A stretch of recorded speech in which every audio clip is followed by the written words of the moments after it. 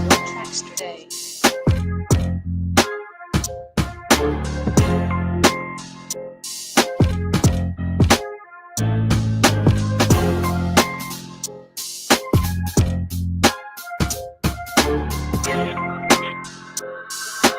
Maestro Kelly.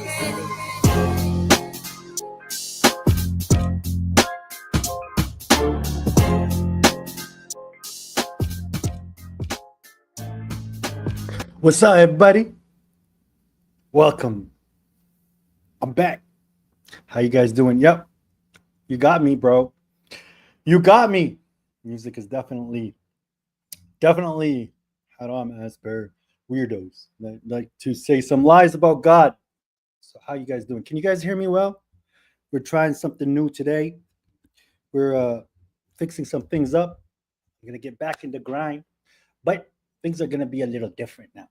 That's all. That's all I can tell you. Can you guys hear me well? Can you comment if the quality is okay? And yeah, so now YouTube algorithm is going to be a pain in the back because I haven't been streaming for a while. I don't know if you guys are aware or not, but I was on the road. I went to Lebanon where we did our last stream together. I mean, in regards to our usual streams where we hang out. And then from Lebanon, I decided to go to Syria because that's where my family's from. I went to help. But then in helping them, as usually as it goes, because people don't believe in God the way that you believe in God, you get backstabbed. Very simple. But the situation in Syria is exactly what the situation in Syria should be, what they deserve. Because unfortunately, just like the majority of the world, but over there, especially in that specific area, lying is extremely rampant, right? So people lie about everything, even if they want to hide, like, I mean, even if it's like something that does not hurt the person, nor does that person make themselves like look bad. They just lie to try to mitigate the person to having some bad feelings, just so that they don't hurt themselves in their minds, from their emotions. If they hear something that they might perceive that the other, or if they're going to tell someone something that they perceive that the other person is not going to like.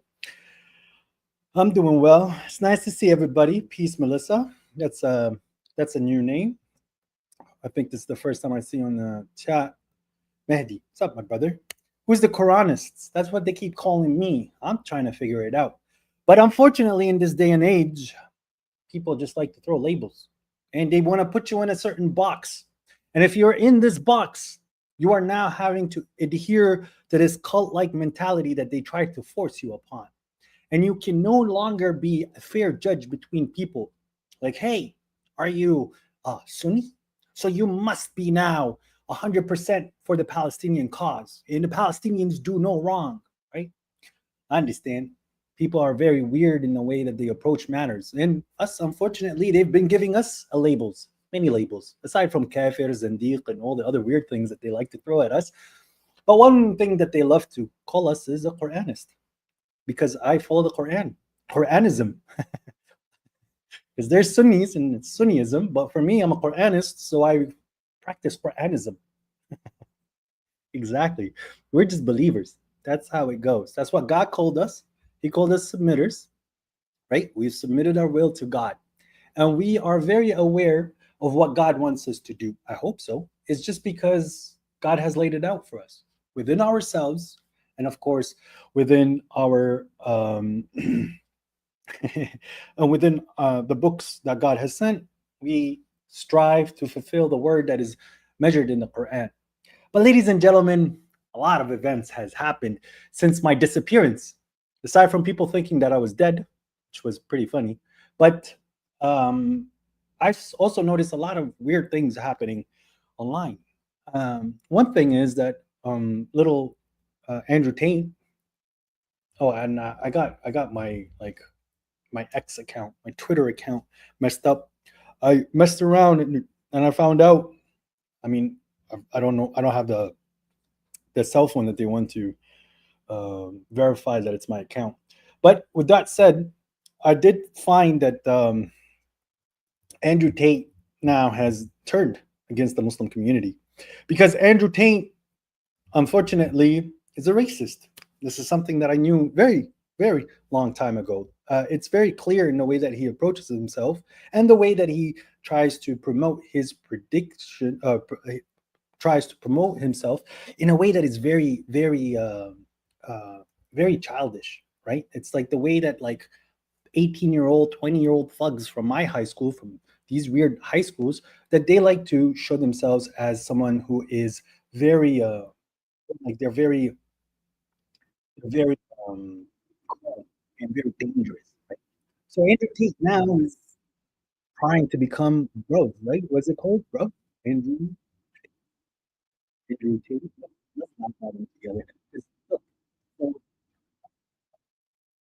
for the longest time, I did say that he is a hypocrite. That he's not somebody that actually embraced the religion of God, nor does he actually care too much about God. He cares about himself. And people always called me out, like, hey, you shouldn't be talking about a fellow Muslim that way. Well, no, because God gave us the book for what? For us to judge with, for me to try to save my community from literally the obvious at this point. It wasn't like, me trying to take stabs at him or being jealous. It's just he literally like reeked of hypocrisy. The way that he expressed himself, the way that he dressed or lack of dressing, and the signs are clear. God told you that their body will impress you, that their words, when they speak, you will listen to them, but they're like wood, and they will entice you into worldly life, and they will even invoke God and say like, I'm so pure and I'm such a good person. Like even God can witness to this. But yet, as soon as they turn around, what do? They break with people's seeds. They cause corruption in the land. They cause a lot of problems in the land. And that's exactly what he did, right? But when you speak upon it, the Sunnis' alternative is like, bro, no, we need to platform this guy. We need to even increase his vision and what he's trying to accomplish because he is our friend in disguise.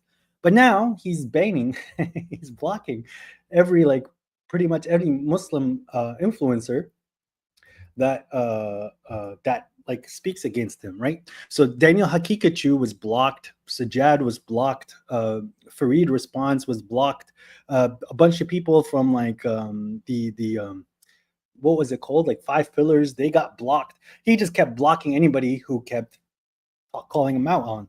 And people are upset. Like, bro, I thought we were friends. Like, hey, I platformed you. Like, why are you now blocking me? And the people who were begging for his attention now are making fun of him. Well, because I guess his true colors are shown. Let me show you this whole bruv movement that he wants to talk about. But before that, actually, yeah. Let me just show you why. It's, to me, it's incredible on how silly they become.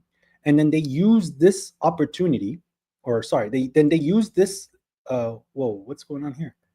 That's interesting. Yeah, so they they first like they put people down, right, for speaking the truth and judging by the Quran. Oh, you don't know what's in his heart. And now they all turned on him and they all want to bring him down the exact same way that they should have done in the first place.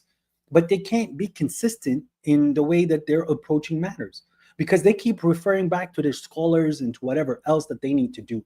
This is pretty much the same throughout the world. Like you could take Sunnism and the way that Sunnis approach their world and their life and the way that they view their religion as a textbook case of people who are deluded in whatever they believe in whatever they're following.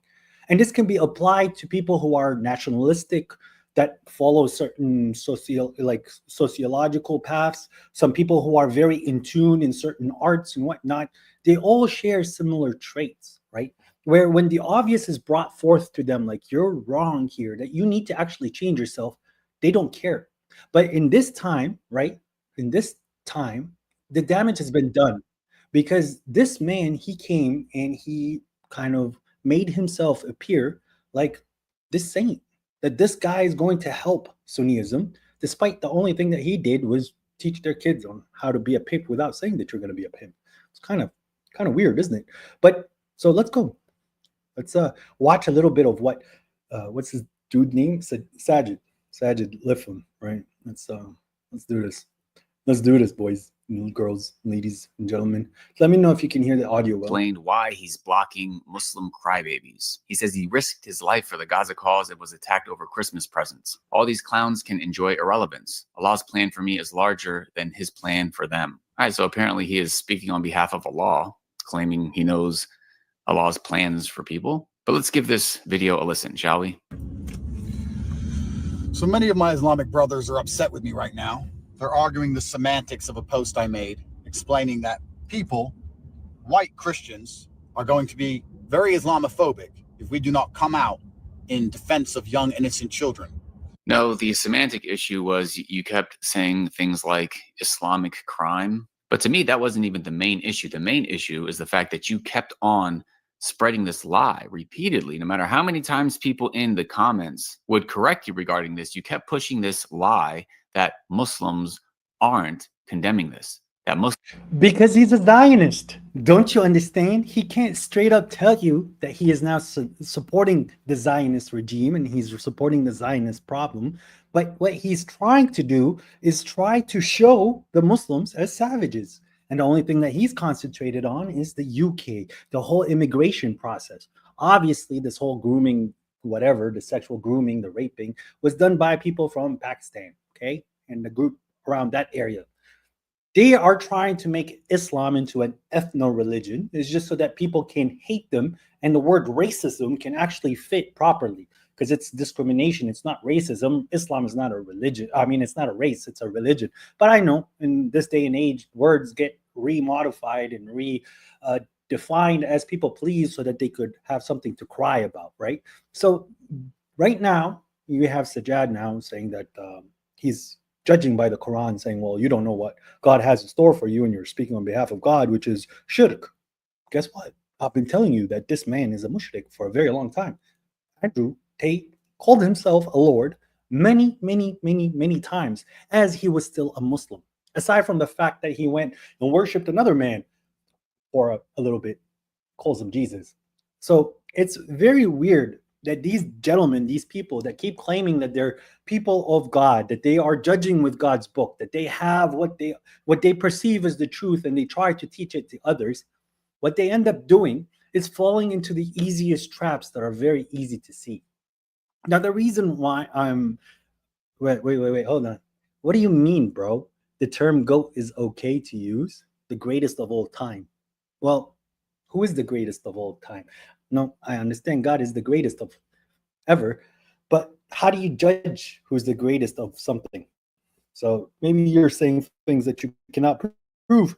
So with that said, we should be very, very careful on how we say certain things. But so aside from that point, what I was trying to say is that like we are supposed to judge with God's book. And these people definitely don't like judging with God's book. And when someone does judge with God's book, they're very hateful to it.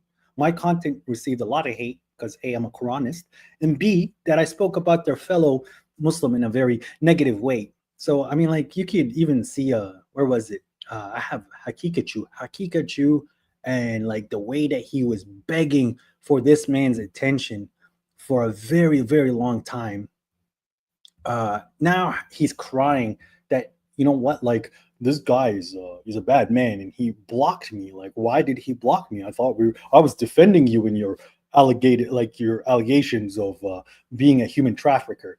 Yep, Andrew Tate definitely didn't use the romance, like the lover boy, what's it called, the Romeo bit where he tries to promise these girls this opportunity of a relationship with him and then bring them in and then seduce their minds into making money. How? By pimping them and making them into webcam girls. This is absolutely normal behaviors for Muslims. This is something that you should defend and say that he did not do so, because Hakikachu had like what, a whole hour and a half, I think, or 3 hours.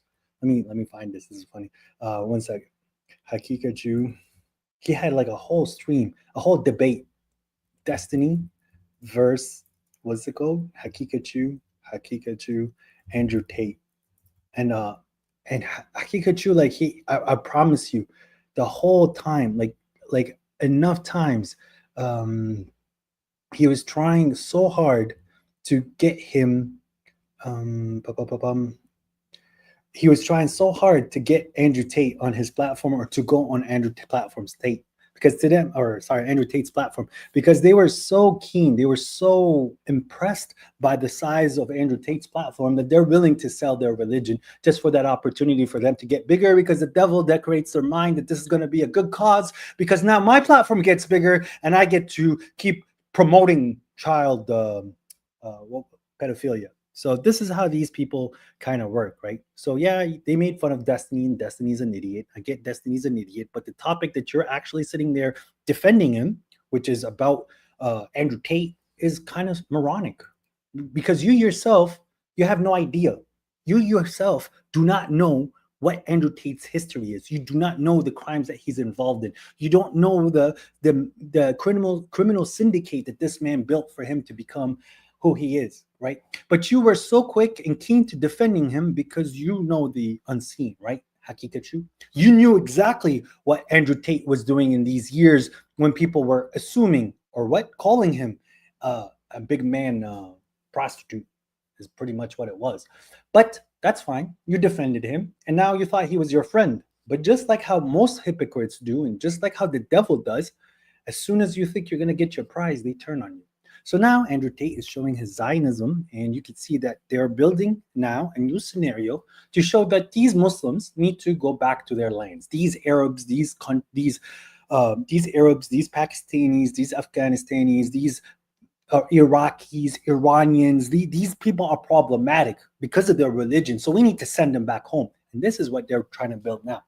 So I had a question.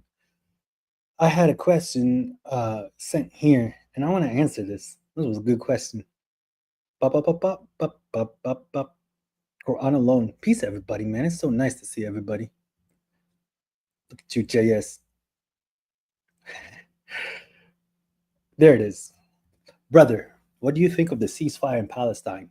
It's a whole sham. This whole thing is a sham. People are so out of tune with the whole Palestinian cause. I'm not mitigating the oppression. I'm not downplaying the severeness of the situation. But even the Palestinians themselves don't understand the political undertone of what actually occurs in Palestine and the fight for Palestine. Yes, they 100% belong in Palestine. 100% it's their land. 100% that they are supposed to live there in peace and have dignity and play what they need to play. But they did miss something out. They just don't understand that their forefathers, I mean, in the last 3 generations before this, their cause was not of a what's it called? It was not a religious purpose to them. It was purely a pan-Arabic movement.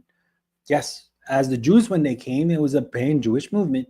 The Zionist state is supposed to set up a state for Jews from all over the world for them to come and live and practice their religion the way that they see fit in the country that they believe is theirs because God gave it to them. Even though God promised this land for the children of Israel, which covers a lot more than just Judaism.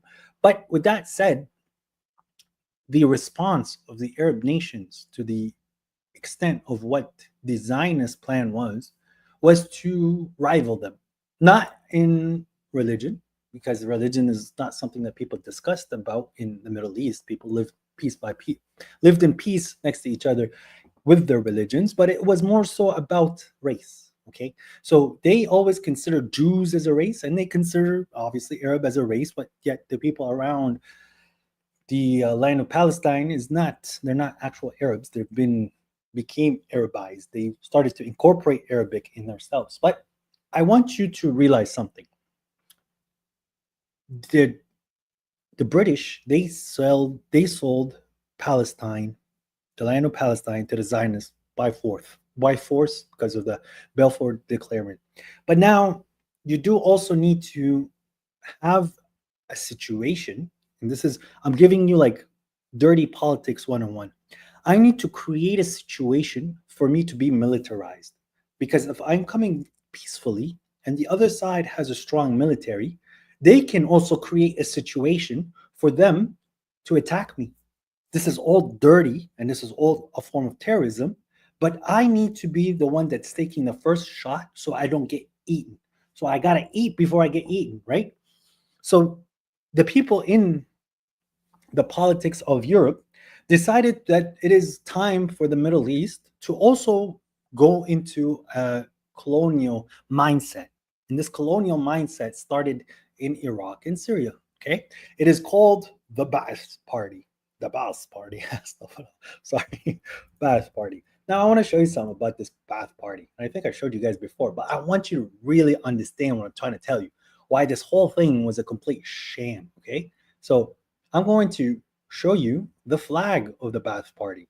They have a few flags, but this is their main flag, especially when it comes down to Syria and Iraq. Okay. So let's share my screen. Stop this screen, present a new screen, share the screen. I am going to go with the Wikipedia article, this one. Do you guys see something? Do you guys see something interesting? I'm waiting for you, chat. Tell me, what is this flag? Ladies and gentlemen, what is this flag? Have you seen this flag before? I'll wait. I'll wait. Bum. Ladies and gentlemen, I've seen this flag before. And I'm pretty sure you guys have seen this flag before. Here, I'll show you where it is. So this right here is the Ba'ath Party flag, right? So the Ba'ath Party, as you could read its history, but it is in Syria and Iraq, and it did go into parts of Saudi, it did go parts of Egypt, it did make its movements around, right? But I want to show you now something here. It's called the what was this called? I think you guys know this. Let me share this screen then. Present, share screen. What is this? All right. Look at that. It's the flag of Palestine. It's the exact same flag as the Ba'ath Party. Interesting, isn't it? See? So we have black, white, green, and then red, whatever, the red triangle. So black, white, green, right? So if we go back to the Ba'ath Party, what is it? Black, white, green with the red. Now, you have to understand, this is not Iraq. That's just not Iraq. This is literally Syria, Iraq, parts of Saudi, and parts of Egypt, and Lebanon was taken over by Syria for a little bit. So this party was also part of it, and Palestine. Okay, but Palestine never called themselves under the flag of Ba'ath Party, from what I'm aware. But they have to sort of adhere to it, because this specific party was set up so that the Palestinians would lose. I'll tell you why. This specific party has been set up for that the Palestinians will lose in the world and the hereafter. Okay, so I want to tell you something about this party in regards to ideology. Stances on religion. Okay, it's a militant secularism was emphasized. Militant secularism. You know what militant secularism is? Was emphasized in the Declarations of Principles manifesto published by the Ba'ath Party in 1960, guys. So the Palestinian cause was quite important back then, which declared that the party's educational policy was to build a new generation of Arabs that believe in the unity of the nation and the eternity of its mission. That manifesto also stated that that this envisaged Ba'ath generation would be committed to scientific thought, freed from the shackles of superstition and backward customs, and replace religion with Arab nationalism as their belief systems. Ladies and gentlemen, you have it right there. This whole process, this whole thing, this whole drive was for people to become Arab. You know what I'm saying? Like cultural identity, which what they're suffering from right now. Everybody in the world are so keen to this box that they want to sit in. And this box is labeled Syrian. This box is labeled Arab. This box is labeled Sunnism. It's all fundamentalism. It's all weird. Okay, so it's all this weirdness that people are saying, like, okay, here, this attribute and this attribute and this attribute makes you Syrian. Okay, so because you're a Syrian, these people you have to hate, and these people are your friends. And you, as a people, this is your history, and this is what you're supposed to be your religion, and that's your box. Okay, And these people here, these Arabs, all of them are also in a box, but there's internal conflicts, right? So this whole concept of the Ba'ath Party was sent just so that it would remove religion. Remember, this is a British system, by the way, to remove religion, to make it all about Arabism, and now this is the new drive to make it into one nation. Didn't go very far because Arabs are crooked, and they need the religion so that they could stay in place. But this belief system obviously failed, right? Now, guess who was the last remaining Ba'ath Party supporter and pushed it everywhere? Bashar al-Assad in Syria.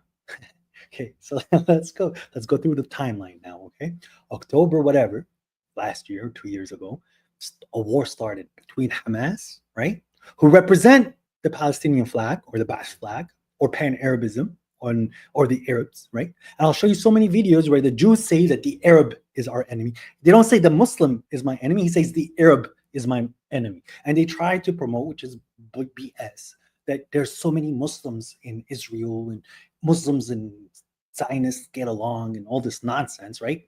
But the Arab is my enemy, is what they're saying. And if my enemy wants to be friends, I'll backstab him and pretend to be he's my friend, whatever. But with that said, right? These people created a war with Lebanon as well. The Zionist state, Hezbollah, started fighting. Hezbollah gets sold out. A bunch of the heads die. And then they get a ceasefire in Lebanon, right? So there was a ceasefire in Lebanon between Hezbollah and the weirdos, the Zionists. And one day later, Syria is undergoing a new civil war where not a single bullet was fired, pretty much. Very little fighting was happening, and Syria was handed over to this new group called HTS. I don't know how you would say it in Arabic, but in English. But it's like the people that are supposed to take over the city, and they are the ones freeing Sham, Levant, from the dictator Bashar al-Assad, who was a total piece of work. He's a criminal. He's an idiot. He's a loser. But what did go with Bashar al-Assad? The Ba'ath Party. The Palestinian flag from Syria has been eradicated. We freed ourselves from the Ba'ath Party in Syria. There is no more Ba'ath Party. There is no more Pan-Arabism. Now it's about what? Communism or community. Sorry, it's not community. It's not communism. That's the two words I was trying to put. But the Ba'ath Party was kind of communist, but they can't say it. But they are secular. And now we have this new system in Syria. What are they supposed to be? Capitalist. And how can we make them capitalist? Now we're going to fake a fake democracy on them. We're going to force a fake democracy on these people because now they're capitalists. Now we're going to be friends with the Zionist people. Why? Because we freed the land of the Palestinian flag in Syria. See, this is what people do not understand. Now, why is there a peace treaty in Palestine? Because the job is done. Do you understand what the job was? I took parts of Syria. I took the south of Lebanon. I've removed Hezbollah as a threat. Do you guys keep hearing about Hezbollah, by the way? When's the last time you heard about Hezbollah in the news? Like really with a very strong message. When was it? They've been defeated. And they're going to say that they won and they're going to let them run with this narrative. And they did. They did kick the living. They beat them pretty good. I mean, the Hezbollah fighters beat the Zionists pretty well, but the Zionists are very good at the politics game because the other side, they're just liars. They lie more than the Zionists lie, by the way. So they got removed. Hezbollah was removed. The Ba'ath Party with the Ba'ath flag and the Palestinian flag, they got removed and they took parts of Syria. But now they have an ally in Syria until, 2-3 years. And then they have the whole Morsi situation that happened in Egypt, where Egypt kind of picked their own president, and then all of a sudden there was a military coup, and then the good president was put to jail, and then he died of a heart attack in jail or something. And then they have this Sisi guy, which is a complete tool bag. And they said that Egypt became too Islamic, right? Now Syria is becoming too Islamic for the West to like, and we'll see how far it goes. But ladies and gentlemen, what I'm trying to show you, it's all a stupid game. Who won? Tell me who won. Okay, the Zionist economy took a huge blow. The people in Zion land, they were unable to go to their gay nightclubs, and they were unable to smoke their weed and have their funds. Okay. And the Palestinians got completely eradicated, the majority of them, their homes, their businesses, their way of living, their universities, their hospitals, their ecosystem, their environment, everything around them just went, okay. And then now you have a whole situation where these generations that are going to come up, they don't have much to do on both sides. One side is just going to really dive deeper into the world because they don't have anything other than to protect themselves from this future generation that's going to come up and try to fight again. So the cycle repeats. Ladies and gentlemen, the reason why I'm telling you all this, starting with Andrew Tate, into how the whole politics with the Zionists and how it's just a big facade. And when someone's actually trying to help, they don't want to listen and they don't want to sit with them. And if they do sit with them, they say, well, he's saying the truth, but what can we do? That's kind of like my favorite thing. It's like, hey guys, you guys are going to be in trouble and say, oh, well, I'm just one man. What should I do? Speak about it. Well, if I spoke about it, what will happen? People will know. That's what God told you to do. Just speak about it. And if you're smart enough, you'll try to figure a way to fight about it. But they don't listen, so we don't need to do anything. And guys, ladies and gentlemen, the reason why I'm telling you this, because you could see how the society is nowadays. Do you understand me? Look at the society that's built around you, built around the dollar bill, built around the capitalist system, built around these universities that sit there to enslave you into this program for you to get this paper, for you to get a job, for you to get paid peanuts, for you to barely afford a house, for you to try to get married if someone's even going to give you the attention, give you the permission to reproduce with them, for you to get divorced, lose half your stuff, and then spend your whole life enslaved to another system that's paying you enough just to pay everybody else, and you have absolutely very little except the phone and the entertainment and the computer in front of you that keeps promising you ways to make millions. How's that situation, guys? Tell me, did I say something off track? That's the system that they built. You're just another slave. You're just another cog in the wheel, and you're not needed because there's thousands of other cogs to replace you. That's what they have been building around you. That's your society. That's why everybody is so keen on holding on to. But why are you playing that game when you know it's dumb? Don't you understand? God gave us something that is much, much better, right? God says in the Quran that he favored people over people, right? So that one people make fun of the other people, and then the other people are making fun of the other people. Like the poor person makes fun of the rich person for being so weird and like out of touch, right? But then the rich person is making fun of the poor person for being such an animal. Like how do these people live? Like, what do you mean they sleep on the street? That's disgusting. You know what I'm saying? But the truth is, God's mercy is better than what they are accumulating. And the system is built around not for you to receive God's mercy. In fact, it's for you to lose God's mercy by pushing you into degeneracy. And you sit in this degeneracy anywhere in the world, guys. This is anywhere in the world. You name me one country where they're actually caring about the individual and not their politics and their cultural identity, and for you to fall into degeneracy. Tell me, come on, I'll wait. Do Quranist recites Fatiha in prayer? I don't know. Ask the Quranists. How to escape the system? Bum, bum, bum. How to escape the system? It's very simple. You beat it. You know how you beat it? By not engaging in it. They're just bullies. They're just idiots. They're just weirdos. From your family to the presidents, they're all part of the system. So why are you engaging, and why are you trying to strive in a system that's built for you to fail? And the only way that you're going to win is either you slave yourself totally to the system and you start climbing the ranks of being a degenerate.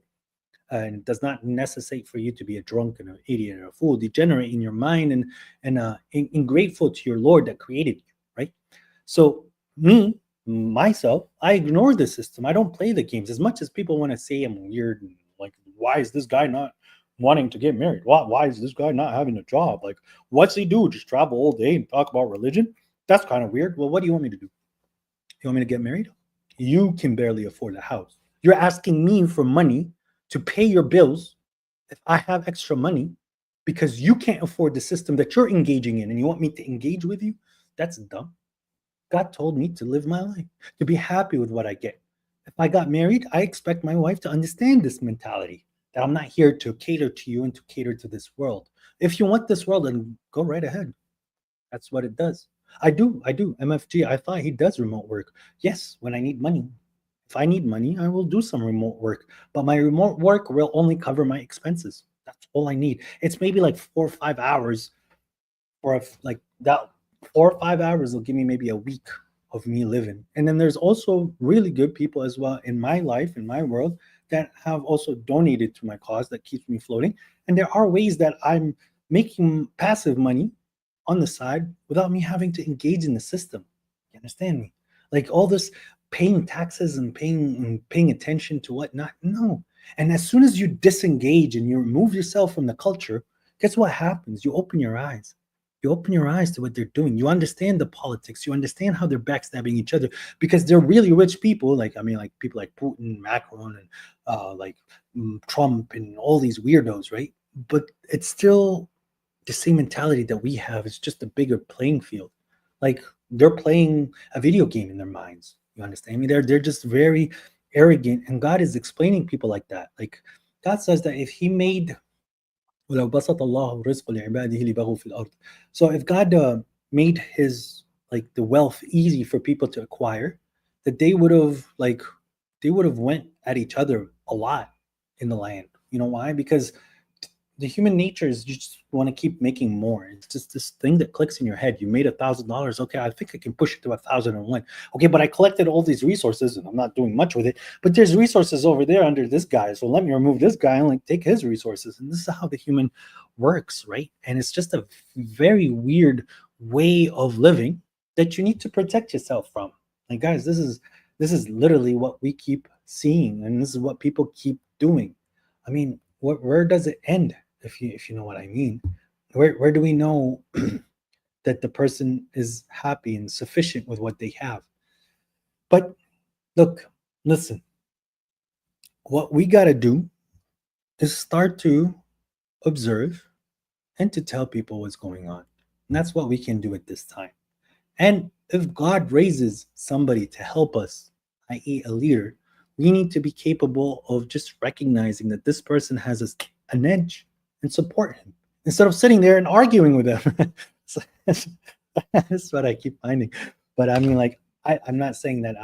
Okay, yes, I am saying God did give me an edge, and God did give me an opportunity for me to push and strive in His name.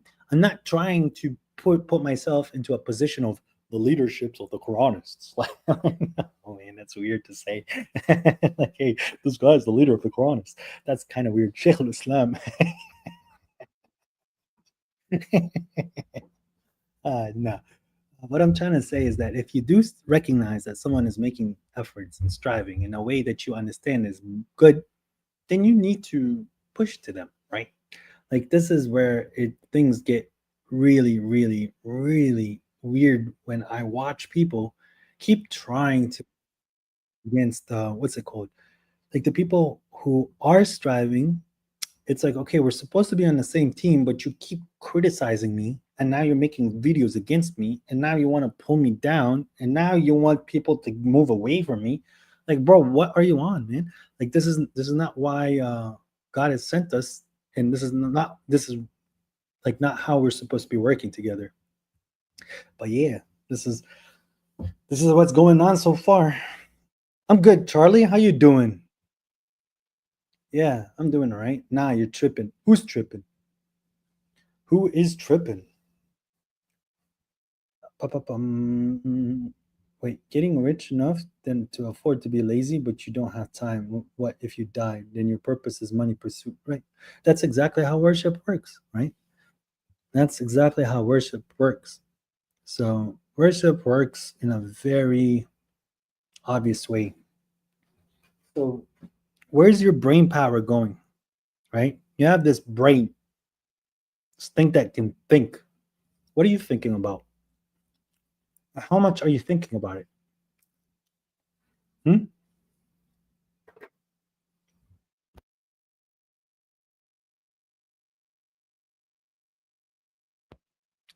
Let's assume that you did think about money. I need this money to help this person for me to get to my hereafter. At this point, I'm still worshiping God. I need to think about this money for me to buy a car because the money is going to help me buy the car. How am I going to make this money? And how much is my money in my bank account now? Because if I don't make money, I'm going to have a terrible life. The money is providing for me. So I need to serve the system that is going to give me this money. So what am I worshiping? Not God. Put it there. That's what Allah says in 63:9. 63:9. It's terrible for Muslims to think money is a bad tool, just like children. What? No, I'm not sure what you're saying there. Like, what do you mean criticizing him? We have to question everything. Yeah, all right. I mean, there is the concept of question everything, right? But sometimes the questioning itself can be solved in a way where you're not criticizing the person that's making headway. Do you understand me? I can sit and question my government, but if my government is actually solving problems, I should still be supporting said government. Okay? Because I'll tell you right now, me and my really good friend Musa. Okay. And by the way, we have a Telegram group. I will. Here's my hey, like and subscribe if you like us. We have a Telegram group that we do a daily Quranic study at 8 a.m. I believe Eastern time, right? Or 4 p.m. Mecca time, Damascus time, or I believe like it would be 6 p.m. Indian time. Not sure. But anyways, we do have a Quranic study that we do daily. And my brother Musa is very in tune in the Quran, but his perspective of the Quran, he's looking at it from an angle that is a little different than mine. So if God permits him to be a community leader, he would be applying the verses to the interpretation that he is allowed to have by God, which still aligns with the Quranic narrative. Me, I see it sometimes in a slightly different way, where it still aligns with the Quranic narrative, but my application would be a little differently, right? So does that mean that he's wrong and I'm right, or I'm right and he's wrong? No. It just means that the way that the leader is going to implement has their special touch and their experiences and their ways and whatever God has blessed that person with. So this is where people fail to understand. People keep saying, well, you guys are like, well, you Quranists, everyone is interpreting whatever they want. You guys are not the same. Well, it's the same with the Sunnis and the same with the Shias. But they try to believe that they're a little bit more uniform when they're not. Because there's a lot of people that interpret things that they just don't say it, but they still believe it. Us, on the other hand, a lot of people talk about it, but it's irrelevant. Because I said this to a good friend today, and I'll repeat it to a lot of you. I don't have time to jump into the fundamentals, the basics, the principles. I don't sit and argue about Mecca. I don't sit and argue about like is the world flat? These are just, to me, these are basic fundamentals. Oh, who's Israel? Well, I know who Israel is. Oh, who's Noah? I know who Noah is. Oh, who's Abraham? I know who Abraham is. It's the Abraham that I understand. Oh, Jesus and Isa is not the same, bro. What are you doing? Like, you're wasting my time. You're wasting your time, and you're playing semantics in things that you shouldn't be focusing on. Because I woke up, somebody said, there's Mecca. I read that. Okay, now I'm talking about Mecca. There's Mecca. It's end of story. Because this is what I'm going to be judged with. But if I wake up and somebody, it's literally like, hey, I woke up, that's a tree. And then I read about a tree. Well, I don't have a picture of a tree. The word shajara is in the same root as fight. So, like, shajara, fighting, and shajara, tree. The translator's trying to get at me. So I need to now say that shajara is not fight and it's not tree, but it's branches. It's branches. God never talks about trees in the Quran. Prove it to me, bro. Like, guys, come on. This is just nonsense. This is useless to me. This does not help me in the pursuit of what? Helping. Yo, bro, Quran alone is truth. Enough. Homie, you're spamming. Stop spamming my chat. Anyways, how long should we pray each prayer, bro? Or is it just a decent amount? I like that question. My Fajr, I try to take the whole dawn time from dawn to sunrise. And then for sunset, again, from the sun setting all the way into when the night is dark. And then my nighttime is a long time, unless if it's less. Bro, I don't have WhatsApp installed. So yeah, well, ladies and gentlemen, that's the Telegram. That's the Telegram. All right. You guys want to suggest something I watch? Tell me. Send me some links for me to watch and react to.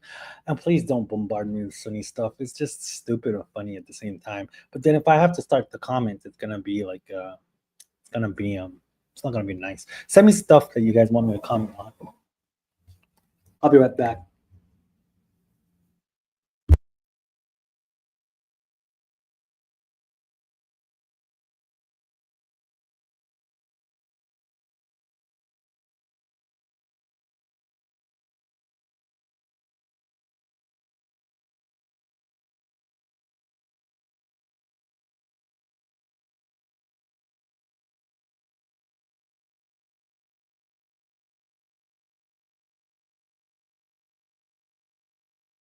Oh, hold on. Shahid Bolson. I did a review on a few things. I thought you deleted Telegram. What happened? I didn't delete Telegram. Who said I deleted Telegram? No, but someone did say something. Let's do this together, okay? I want to do something together. Safe. Whoa. Bum bum bum. All right. The Three Muslims podcast, guys. Come on, let's like. I was hoping for a little bit more.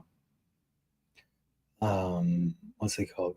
I was hoping for a little bit more worldly event stuff that we can put the Quran into it, so that we could, learn how the Quran is applied to our everyday things, rather than talking to Sunni. Because by the way, unfortunately, YouTube does a very terrible job in showing what Sunniism is either. Because the Sunnis that you get that are the Dawa boys from England and the Dawa boys from the States, despite them not having the very same style, they themselves are promoting a single type of understanding. It's the Saudi Salafism. Okay. That Sunniism that you find online. But when you go to Lebanon, Sunniism is much different. When you go to Syria, Sunniism is much different. You go to Jordan, Sunniism is much different. You go to Egypt, it's a lot more hardcore and it's a lot more different. So it's people are always, how can I tell you, they're always given this presentation of how Sunniism is in Saudi. Okay, but when you come to the Middle East, the people are not like anywhere near to what people are trying to show. Okay, you're gonna get a lot of culture shock when you come, not to Saudi Arabia. Well, actually, to Saudi Arabia, just not Mecca and Medina. Mecca and Medina is different. But if you go to like Jeddah, you go to Riyadh, you go to Khobar, Dammam, Dhahran, that area, you go to the Emirates, obviously, Bahrain, Qatar, Amman and Jordan, Damascus and Syria, Beirut, Cairo. The world is much different. People don't see the world the way that these people trying to push it as it is. And actually, a lot of them, and I mean this, a lot of them are super susceptible to the Quran alone movement. But what ends up happening is they see your worldview, they say this is amazing, and then they go to how do you pray, and then they crash and burn. That's usually how it goes. Sunnis scare me, not gonna lie. Nah, bro, you can't, you can't, you can't. I mean, you can't be scared of anybody. This man's actually an AI. He's not really low. Me? What are you talking about, bro? Old video. Let me see, bro. I swear, if it's, how can I copy this comment? Oh man, let me see.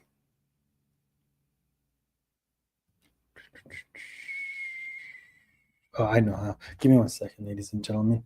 I need to open my studio. From the studio, I can copy it from there. Oh yeah, Baba Schreiber had a pretty cool uh, interview with Grayson, or another Grayson Brock. Yeah, so he made a stream with him. But I came, said hello, gave my compliments, and then Grayson asked to talk to me. And then as I was talking to Grayson, guess who shows up in the chat and wants to make a huge scene? Little Mr. Maverick X. Interesting fellow, Z. Megamind, right? He came and he wanted to try to bash on me, but absolutely nobody gave him any attention. What do you think about Donald Trump and California fire? I'm not sure about what to think about the California fire, other than it's a punishment from God, right? People who want to say that it's like self-made or whatever, I just don't think. I just don't think. What's it called? I don't think people would get to that level. I mean, it would be easier just to make a bomb at that point than to use all that resources in a way to keep a fire going the way it is. I truly believe it is God sent, and there was a video actually. Hold on, there is a video. Let me try to find it. Nah, I'll probably get banned.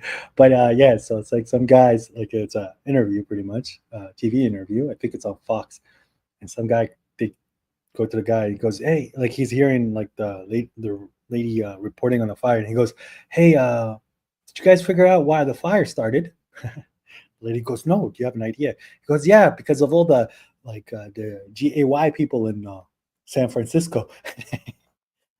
Yeah.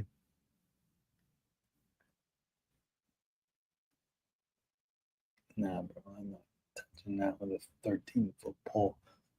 Let me see. Let me see. Content.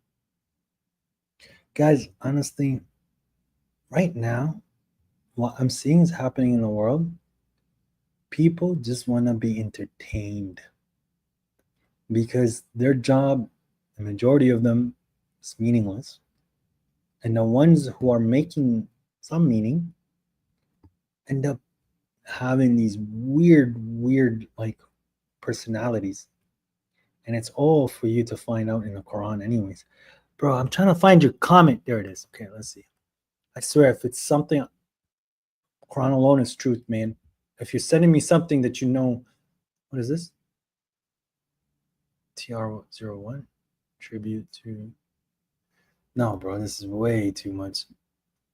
Quran versus Hadith? No, man. No, I'm not watching that. I think I watched it way back, but no, this is not something that's. It's not something that's It's something that I'm gonna watch. See, guys, it's very simple. Things that interest me are things that would make a difference. Oh yeah, here, look. There was this video. We're motivated by pleasure. That's actually a little bit very simplistic. It's because the worldly life is there in front of you. As God says, hayat dunya, which some people, Brother Musa would say, it's like the closer life. Because it's so close to you that you can grab it, God told you what the closer life is, right? It's entertainment and wasting of time and the bragging of things that you have. And it's just so it's like the things that you have curiosity about, you just start to collect it. It's like possessions. But let's analyze something. Let's say that you were given all the riches in the world.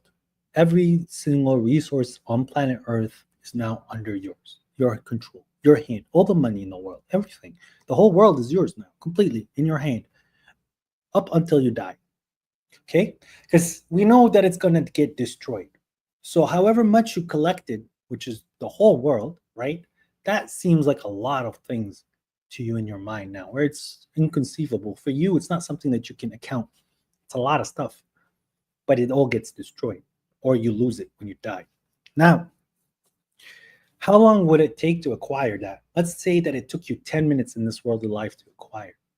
Now, I'm telling you that if you made it to heaven, right? Whatever you acquired on earth is just a drop in a bucket. Because here's why. You're going to be living forever. So it's not 100 years. How much can you collect stuff in 100 years? How much can you collect in 1,000 years? How much would you collect in 1,000,000 years, right? How much would you collect in 1,000,000,000 years? Bro, just to understand the difference between 1,000,000 and 1,000,000,000 is incredible, right? So you would be able to like collect so much stuff, and us as human beings, we like collecting. Like it's just parts of who we are. We like our things organized and we like to collect things. But now you have to, how can I say, now you have forever to keep collecting things that don't get broken and they don't get lost. They don't get destroyed. So whatever you collect on the world is very little. So a lot of people are killing themselves over literally peanuts, like peanuts at the end. It's not worth it. Because I like Bob. You know who Bob is? Bob is a chicken, even though chickens are female. But I have this concept about Bob the chicken. Okay. Imagine I had Bob here in the world. I fed Bob, I raised Bob. Bob is getting fat.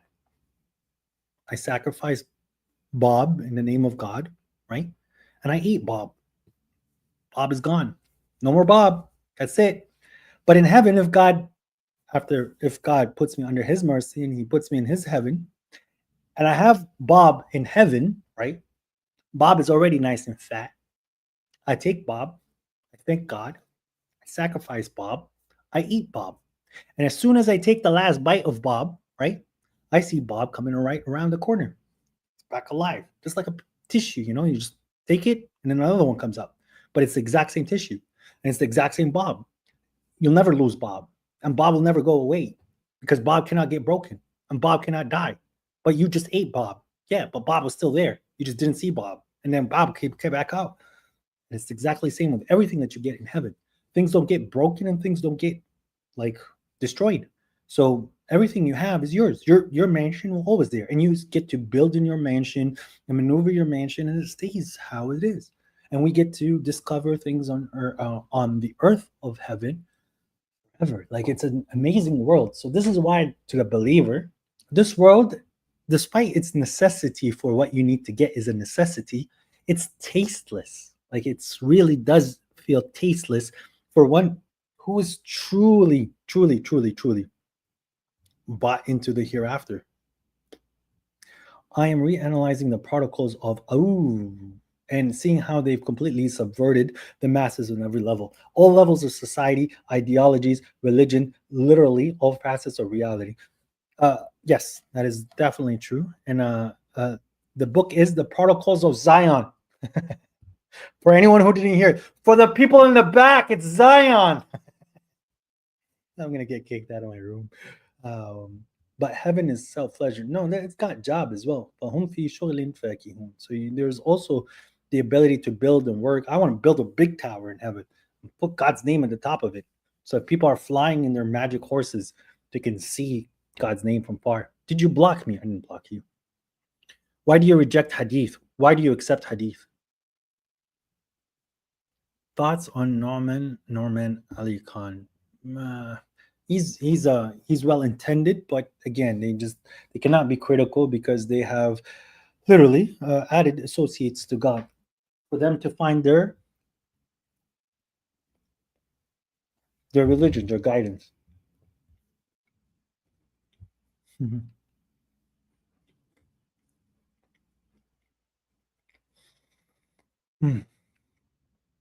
People are incredibly weird, man. People are incredibly weird. Oh yeah. Look at this. This video is pretty cool. It's really true. But you could I just want to show you like a part of it. Let me find the part that I want to show you. Let me see if I can pull it up easily. Pum pum pum. This guy is sadly non-ritual. Bro, you keep trying to push back more. If I'm gonna put like religious content, then I would just talk about religion instead of showing other people's religious content. I would comment on some other like people and what they say, but I'm not gonna sit and watch that kind of stuff here. Can you do a video about Surah 30's verse 2? Can I drive a Lamborghini in heaven if I enter? And you get what you ask for. Hold on, MFG. That's not the point. Who is Gog and Magog? Are these people monsters? People. I believe they're people. Bro, you keep spamming my chat. Hold on. I'm just trying to find you a portion. Okay. Where is this dude? Where is this dude? He got right here. Okay. So not this dude. This dude. So. Cool. Give me 1 second. I'm going to put a video so you guys can see how they treat this world and how much corruption has led into this world. But before I do that, I need to hide my location because despite what people think, people still want to hurt me. And that is the truth. That is the truth that I have found in my trip to Syria. Okay, so here we go. Let me share the screen.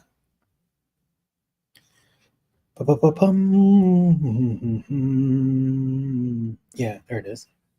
Bruv. Okay. All right, ladies and gentlemen, this video is called The Corporation, okay?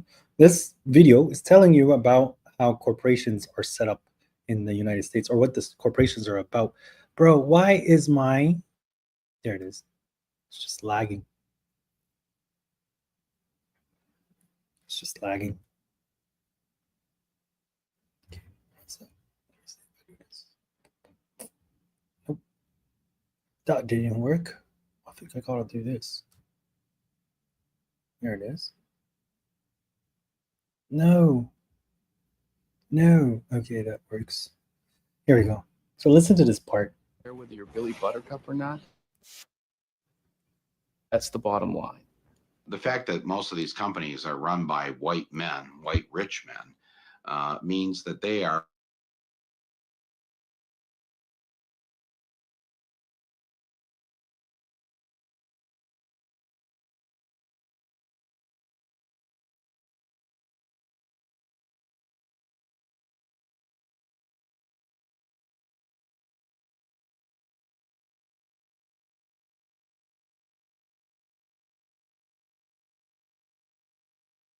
to accomplish so much may bring out the evil as well as the good. Why? the fact that most of these companies are run by white men, white rich men, means that they are out of touch with what the majority of the world is, because the majority of this planet are not a bunch of rich white guys. They're people of other colors. They're the majority. Women are the majority. And the poor and working poor make up the majority of this planet. So the decisions that they make come from not the reality that exists. Bro, what is this comment? Bro, that's hilarious. Don't know. Don't know. Please. Throughout the world. How much is enough? You know, how much is enough? If you are a billionaire, would it be okay just to be a half a billionaire? Wouldn't it be okay for your company to make a little less money if it meant... When I bought those 2 airplane tickets for Phil Knight and myself to fly to Indonesia, I was prepared for him to say, okay, let's go. Sunday.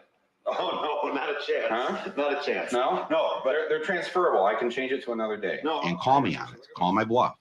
And he's a smart guy. I mean, he's not stupid. And so I thought, okay, get ready for this, especially because, you know, I bought first class tickets. So, you know, it'd be a comfortable ride at least, you know. And of course, he tells me then on camera, I've never been to Indonesia. I'm like taken aback by this. I can't believe that the guy who's the head of the company has never walked through his own factories. Oh, you've got... So you gotta understand, like, this video, obviously it's 2 hours long, but he's trying to show you like how out of touch, how out of reality these CEOs are for these major companies. So this Phil dude is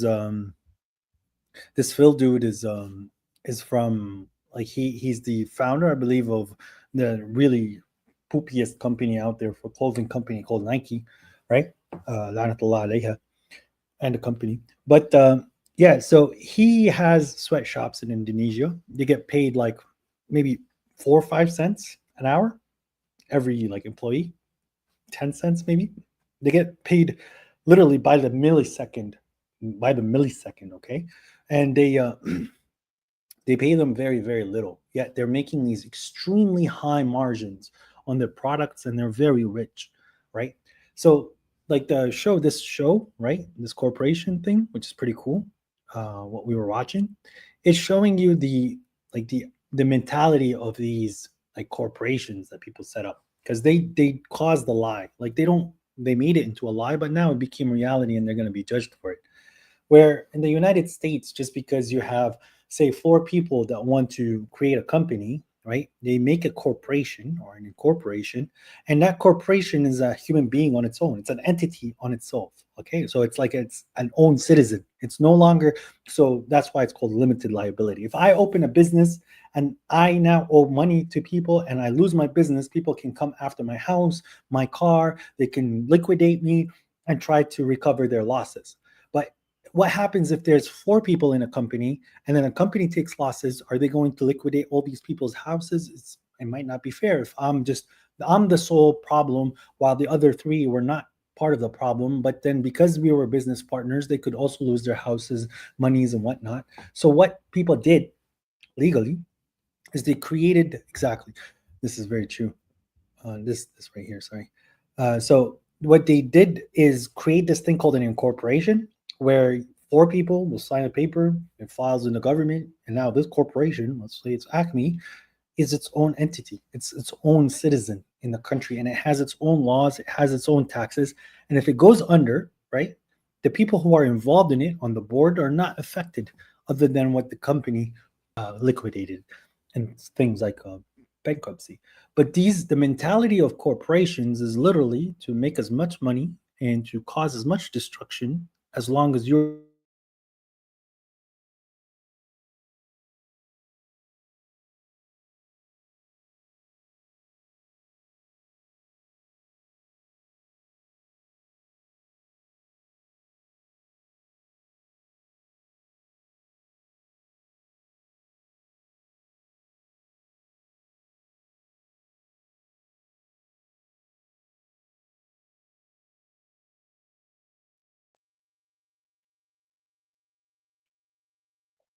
I can fix that. Sorry, guys. I just need to look weird for a little bit. Let me fix this. We lost you for 30 seconds or more. I'm sorry, bro, but my internet is really not the best here. It's not the best. So what I'm going to do is jump on my Wi-Fi. Not my Wi-Fi, but I want to... It's the hotspot. Personal. No. What is going on with this? Cellular. Data options. Bro, why is this not letting me join? There it is. Pum pum pum. Did it pum pum pum? I think it's pum pum pum. It's going. Come on. Come on. Sorry. Sorry, guys. This thing is weird. To connect to USB. I have it USB. There we go. It's connected. Boom. And now, guys, I'll be right back.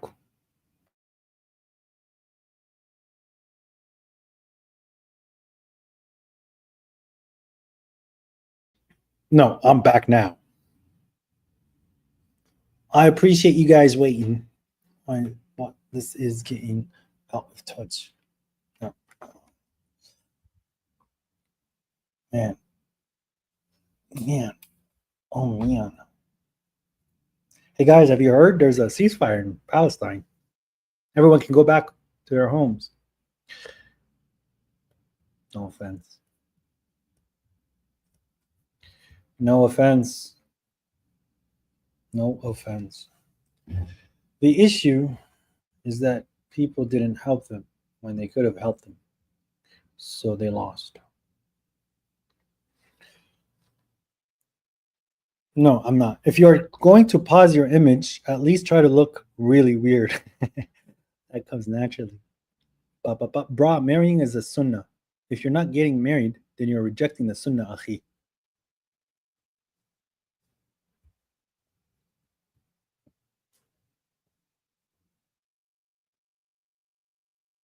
No. That's all I have to say. Shouldn't allow the Jews in Palestine in the first place? Shouldn't allow, bro. What are you doing? What are you doing? Exactly. That's what happens when you trust the Zionists. Don't trust the Zionist. 1 million subscribers to cut the beard? Bro, 1 million subscribers and I'll grow it double. If it can go that long. Do you think Syria is gone and maybe in a continued state of limbo for the next 4 years or so? I think it's okay. So what is occurring, I believe now, is they're transitioning. That Iran is now no longer the threat to the Zionist state, but rather it is the Turk. And the Turk is going to be the one in the crosshair. And the Turk now has a new proxy. The Turkish guy has a proxy, which is Syria. So now they're going to start causing problems in Turkey. That's what I believe it said. Beard is Sunnah. He cannot cut it off. What? Bro, I am not Sunni. The rocks will hell you. Bro. What is your response to how do you know the Quran is the word of God? Because of the context. What's up, Hamza? What's up, homie? How you doing, bro? It has been a while. You guys are not giving me material for me to react to. I do have to find a video, though. Okay, fine. I don't want to do that one. Fine. Hold on. What was it? Dawa Wise or whatever? I sent it to Baba Shrine, so let's just put the Baba Shrine one. Also, the insane. Oh, sorry, guys. Hold on, let me see. Bro, what? Hold on. There it is. Hi. You guys want to see some cringy stuff?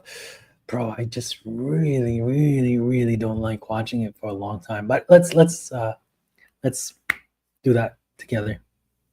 Can you give a short explanation of the context? Yes, I can. Okay, so how do I know the Quran is the word of God? Because now you have to understand when somebody says the word God, okay? The thing that we have to now understand the definition of what the word God is. So if something comes in front of you, you have the capability to say, that's God, okay? All right? And because of said definition, if someone comes and says, hey, that is God, you can say, no, it isn't. Why? Because of said definition. So there are attributes, there are ways of understanding from the lens of a human being of what a deity is, okay? A deity is something that is capable of being all dominant. So it's always winning. I'm going to start saying he now, just because I don't want to disrespect my Lord. To me, I have him personified because he is a person, but he is not a human, okay? So he is an entity. He is real. He has agency. So now I am faced with a problem. I have a finite mind. My mind knows start. My mind knows end. My mind can understand that something can go on without stopping, but my mind cannot conceive it. My mind cannot understand that there's an unlimited.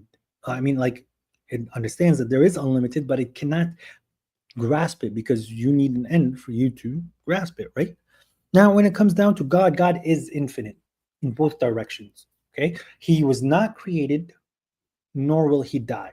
Okay, so he always existed. That is a very difficult concept for a human to understand. And now God can have so many attributes where, again, it's all dominance, it's all infinite, and it's always present in the world that we're in.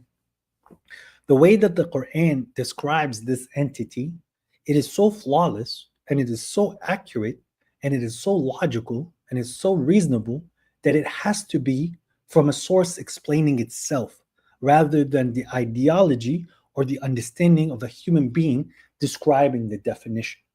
Now, here's why. If I am going without the Quran, because now I would just always refer back to the Quran in my mind, if I am going to describe God to you, because of the problem of infinity, I can fall into many traps where whatever I define is plausible. But if I keep talking about it, I will find myself contradicting an idea that I said earlier. That is the issue with infinity. So let's put the Quran aside. God has to be, how can I say, infinite in both directions, right? in any plane, he has to understand and he has to belong in both directions of said axis. So time going backwards, God is there infinitely. Time going forward, God is there infinitely. Going up in the direction of up, of where I am positioned now, God will be there indefinitely and infinitely. And going down, God will also be there infinitely and indefinitely, because God has out God has outspaced space, if that makes sense. But I believe space and time are infinite, and these are just concepts for us to understand. But now here's the thing: if I didn't have the Quran, I could say that God is the biggest entity infinitely, and God is the smallest entity infinitely. But I would have said a lie about God, because I would have started saying that God is extremely small. But God is not extremely small. God is extremely large. God is encompassed everything, but God understands the smallest entity because he has encompassed it. So there are pairs where they're contradicting. The Quran is telling me on which pair or which side God belongs in, his default position. Because God is the most punishing, if he chooses to be, and God is the most forgiving, if he chooses to be. He told us where he's positioned in this infinite scope that we have as a pair. So the Quran's context is extremely precise in the way that it defines my Lord, that any other idea that comes to me where it diminishes either the dominance of God or the infinite concept of God, then at that point, the Quran can settle that debate very quickly. That is how I know that it is from God. That was a lot of explanation from my end, and I forgot what I wanted to show you guys. But now I remembered. There was some weirdos that want to school Quranists. You Quranists are so weird. I'm here to school you guys. Bum bum bum bum bum bum. But before I do that, I do also need to hide my. Be quiet. Like, just the way that they talk, bro. This is not clickbait. That's what they do. This is not clickbait. This right here is not clickbait. Shut the excuse me. Excuse me. That's what they do. I'll show you what I mean. This is not clickbait. Yeah. Drake, Meta, position. Yeah, that weirdo. Look, guys. Where is it? Videos. look, guys. He's very smart. I wonder what made him very extremely smart. Because this marketing really works. It's very impressive. Weirdos, man. Look at this. Look at he puts a weird face. Hey guys, my last video. My channel is finished. Not clickbait. Guys, I promise you I didn't watch it. But do you know what I did? You know what I did? I did something that's very easy. You just click, right? Today's episode. Just be quiet, man. He's just weirdo. He weirdo that runs away. So if you click show transcripts and you go to the very end, so you don't have to hear his voice, and he goes, "Oh, well, that being said, guys, until next time, not on this channel, but on the new channel. Okay, guys, my channel is finished, not clickbait." What is he trying to tell you? That he is no longer doing videos, right? He's done. He's finished. But not on this channel. On a different channel, I'm all there. So his channel, that was clickbait, because you're messing with people's understandings. You're doing something that's called doublespeak. You're messing with people. You are lying. Essentially, you are lying. This is literally what clickbait is. But guys, it doesn't stop there. If you go to Muhammad Hijab, right there. Well, what he does. Hey guys, I'm in danger. Not clickbait. Hey guys, it's not clickbait. How much do you want to bet that I'm gonna click this and at the end again he's gonna just tell you that, bro, guys? Well, it's not that bad, but it was kind of scary. Let me see. Okay, look, see what I have received, but I have zero tolerance. Okay, let me see. It's a threat. Life, and so conclude the following: that the public knows that people know exactly what I've said to the date. I will keep in my control, and though my discretion. There's Are you looking for me to received. entertain you again? Please stop. received ravaging this man on Twitter, though engagements on his own oh bro, come on. Get me back to the end. What I received, but I have zero tolerance policy to even 1% threat to a possible threat. Yeah, and you will see if that anyone tries to threaten me, especially if they're using other people to threaten me, yeah, that there will be a responses which will be swift and legal. It will be consensual. Consensual. Guys, these people are weird, man. These people are so weird. Like you're sitting here like debating and talking about Elon Musk as if he's gonna actually understand what you're about. Like you're a person who believes in God. Elon Musk thinks he's a god. Okay? Like you have to understand, bro. Why Quran alone is truth, dog. Please, homie, stop spamming the channel. I'm telling you. Anyways, so you're engaging with people that think they're lords, that they think they're in control, and then you get upset by the way that they treat you. Why are you putting yourself out there? I get threatened enough by Sunnis anyway. But this is not clickbait, guys. Okay, let's go watch this weird video that I wanted to show you. This is a really weird video. I can't believe like they still like try. Okay, guys, they got us. They got us. We're clueless. We're interpret clueless. the Arabic for it to mean something else than it actually means in the text. I was making a ritual Okay. prayer when I was a Quranist. I was in the same position as you are, okay? But then what I notice is that the details for the prayer and the rituals that I was doing are not found in the Quran. So what I had to do was I said, well, there must be something wrong. I had to Well, he did not find the details in the Quran, so there must be something wrong. That's why we need these external sources, because I did not find the details of the rituals in the Quran, so now I have to run to other sources. Well, maybe it's because you are trying, right, to define a ritual in the sense of a structure that you're supposed to find, like step by step, like a recipe, like almost this is the ingredients and this is exactly how you need to do it for you to end the prayer. No, God is telling you to pray, and God told you the ingredients. The way that you put it together, that's on you. Because guess what? What did you say? What did you say as a Quranist? What did you do? I was making a ritual prayer when I Okay, so you did make a ritual prayer while you were a Quranist. So you did pray as a Quranist, and you did not have those extra instructions on how to follow the guy next to you and how he prays. was a Quranist. I was in the same position as you are, okay? But then what I notice is that the details for the prayer and the rituals that I was doing are not found in the Quran. So what I had to do was I said, well, there must be something wrong. I had to start reinterpreting what the words actually meant to change them because I knew I didn't have the details for my prayer.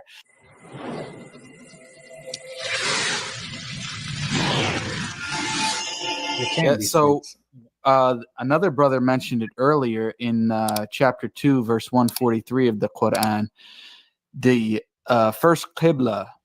Ladies and gentlemen, boys and girls, it is the one and only, the correctional officer. Peace, Baba Shraib. I hope you're doing well. I hope you guys are tuning into Baba Shraib's channel. Yesterday, he had a very good stream.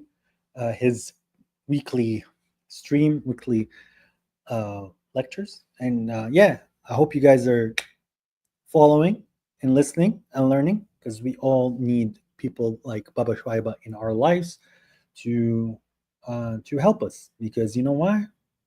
There's too many evil out there. So the more help we get, and the more we are capable of training our minds alongside somebody who is very good at dealing with said monsters, it's always a good feeling. So with that said, let's go back to this weirdos. Is mentioned there, but there's no command for the Prophet, peace be upon him, and his companions to follow that first Qibla. So if you're saying that the Quran is the only thing that we needed, then the claim would be that that's all they needed.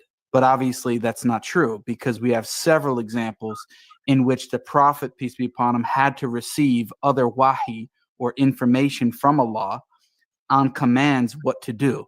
So I'm going to ask you, if you follow only the Quran and the Prophet, peace be upon him, was only following the Quran, how did he know what this first Qibla actually was, and what was it? You see, when they're asking you questions like this, these gentlemen, these people, like, it's just a dumb question. I'll tell you why. Because he's trying to take you into his narrative as if his narrative is the truth.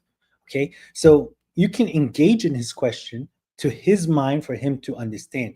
The way I engage with this is by simply saying, well, if something has been abrogated, if you believe in abrogation, then it has either been replaced or God has brought something better. And therefore, like, it has been forgotten or God has brought some. If something has been abrogated or forgotten, God has either replaced it or brought something better. But okay, so if it's abrogated, that means it has been removed. You understand me? So you're trying to make me say to you, where in the Quran the abrogated verses? Well, if it's in the Quran right now, it's not abrogated. Such easy concepts. It's just so straightforward. But the reason why they ask these questions is to downplay your Lord, to downplay the book of God. Okay. So you could see in their mentality, they're so fixated that to them, honestly, that the Quran is irrelevant if you have the Sunnah. Because they tell you themselves that the Sunnah is more the Quran is more dependent on the Sunnah, but the Sunnah is not dependent on the Quran. So there is no Sunnah or Hadith or anything that says that I'm doing this because the Quran said so. You see what I'm saying? But they'll say that the Quran said so because the Hadith did this or said this. So they try to line up the Hadith to the Quran, so the Quran is dependent while it's supposed to be the other way around. Okay, right now they cannot provide me an easy hadith where it says that the Prophet did this in this regards because that's what the Quran said, other than if it's something that is so, like, it's so silly that it's not actually supporting the Quran. It's like the whole concept is like, oh well, like, it does not fit the narrative. The Quran is like, oh, وَاتَّخِذُوا مِن مَقَامِ إِبْرَاهِيمَ مُصَلَّى, and take from the position of Abraham, right, a position of prayer, right? But then to them is like, no, the foot of Abraham, and that's where Abraham stood, and that's why that, because they just went back to Hadith, and the Quran is supporting the Hadith rather than the opposite way.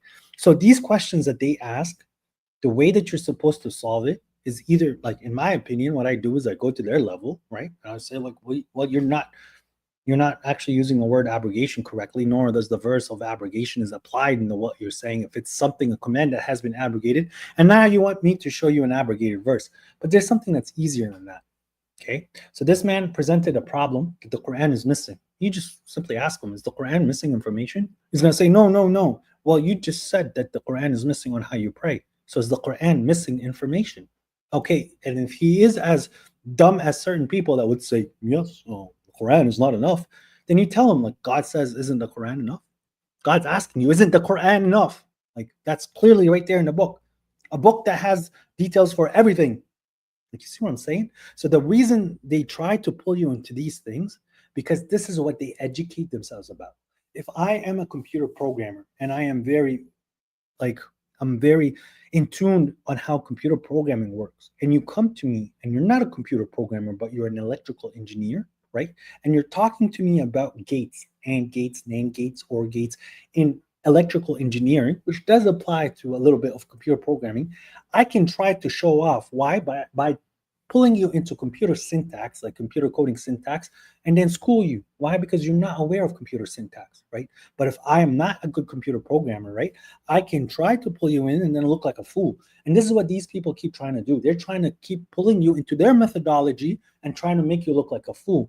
But if you just keep referring back to the Quran and making the Quran verses apparent to the people answering them with the Quran, they crumble. But this is not only with Sunnis, by the way. This is with every type of person in the world.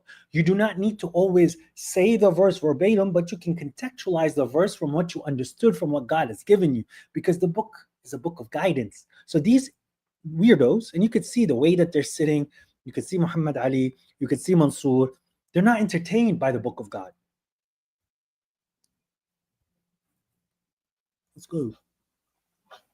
Well, basically, like the Quran tell us about the Prophet alayhi salam and everything that he saw or he had dealt with is. Hey, Ali.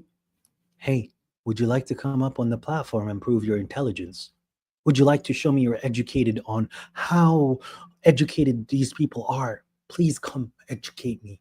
What are they educated on? They're as educated as Christians are educated that Jesus is the Son of God. These people are so educated that when God says to you that the divorce is twice in the Quran, every single person on this panel except Jay will say that it's 3 times. Do you understand me?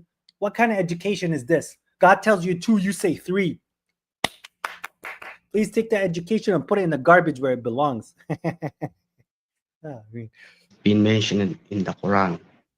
But anything beside that is just fabrication, something that people are saying this is someone said it. Yeah, but it's a verse. It's a verse in the Quran.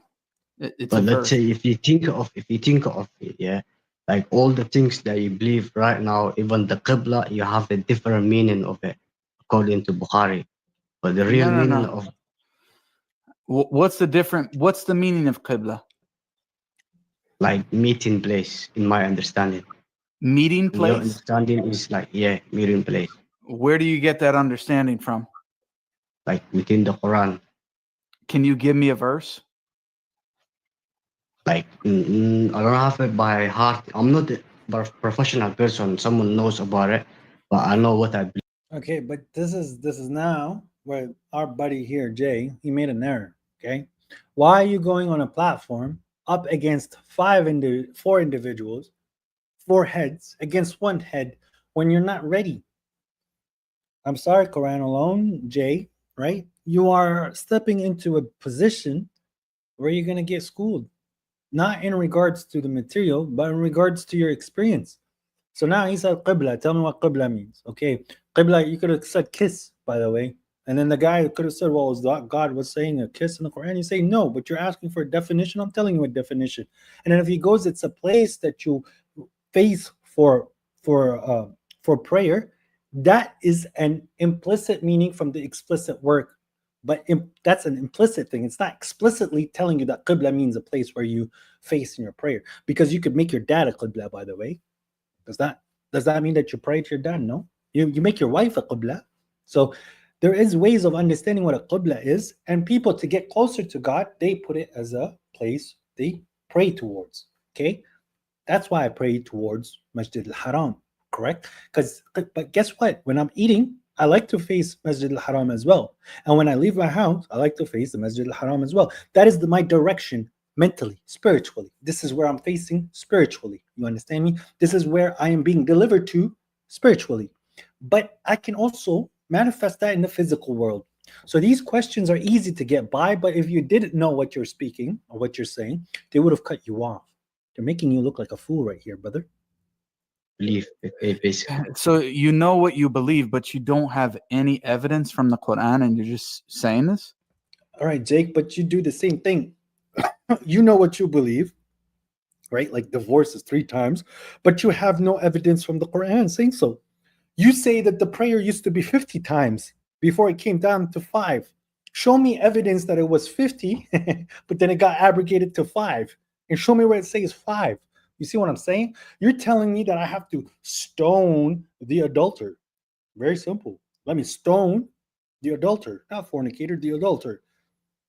Show me the evidence. The evidence is inside a book that is outside of the book. And I am referring back to the book now. And the book tells you to obey the messenger. And that means there's this 15 now volume book that you have to listen. That's how you obey the messenger.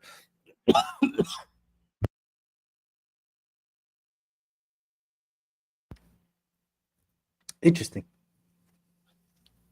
Like that's the Qibla you're talking about. That's a different subject. Right? You made a claim. You made a claim. I responded to your claim by explaining to you that what you're saying is not actually true, and then you gave me a definition of qibla, which you have no reference for in the whole Quran. You the one that brought up the qibla thing. Yes, I brought it up in response to show you that your claim that we should only be following the Quran and that's all the Prophet received is incorrect. If I say like I have a different believing than the way you believe qibla, do I have to have the evidence for it? I know let's go. Now Let's you go. sticking on you trying to like stick on something that I don't have evidence for it. Okay, let's go to the verse because I'm the one who brought it up because of your claim. It says in chapter 2, verse 143, it says, "Thus we made you a moderate community, that you may be witnesses to humanity, and that the messenger may be a witness to you. We only established the Qibla which you used to face, that we may distinguish those who follow the messenger from those who would turn back on their heels. It is indeed difficult, except for those whom Allah has guided, but Allah would never let your faith go to waste. Allah is kind towards the people and merciful." So in this verse, and then the next verse, it mentions the Qibla for us today is Masjid Haram. Now, I'm asking you, what was the direction of prayer for the Prophet, peace be upon him, and his companions, the believers at that time? Guys, again, you see, he asks a question that has no direction. Well, how do you know what the old Qibla is? Oh, well, where's that written? In the Hadith. Do we need the old, like, what do we use that information now for? Other than debating me, telling me the Quran is not enough, that you need this very important piece of information that they used to face Jerusalem before Mecca. Okay, so that has been changed now, has it abrogated, right? So I do not need that piece of information other than for you to debate the word of God. Excellent point. Like, you see, guys, there's just no logic to what they're trying to explain to you on the necessity of a book completely disregarding the word of God. Okay, so as God says, do they have andad? Do they have associates? Do they have people that they run to, that shuraka, associates, where they're telling them other than God? You see what I'm saying? They love to run to their scholars. They love to run to everybody else other than literally what the book of God says. The book of God says it's complete, it's easy. So why are we wasting our time with these dumb questions? It's just literally what these dumb questions are. He himself, and he was reading the Quran from the first time, I promise, I'd like it. It's just okay. Let's just go through the mind of a human being. You have never read the Quran. You were never a Muslim. You were reading the Quran for the first time, right?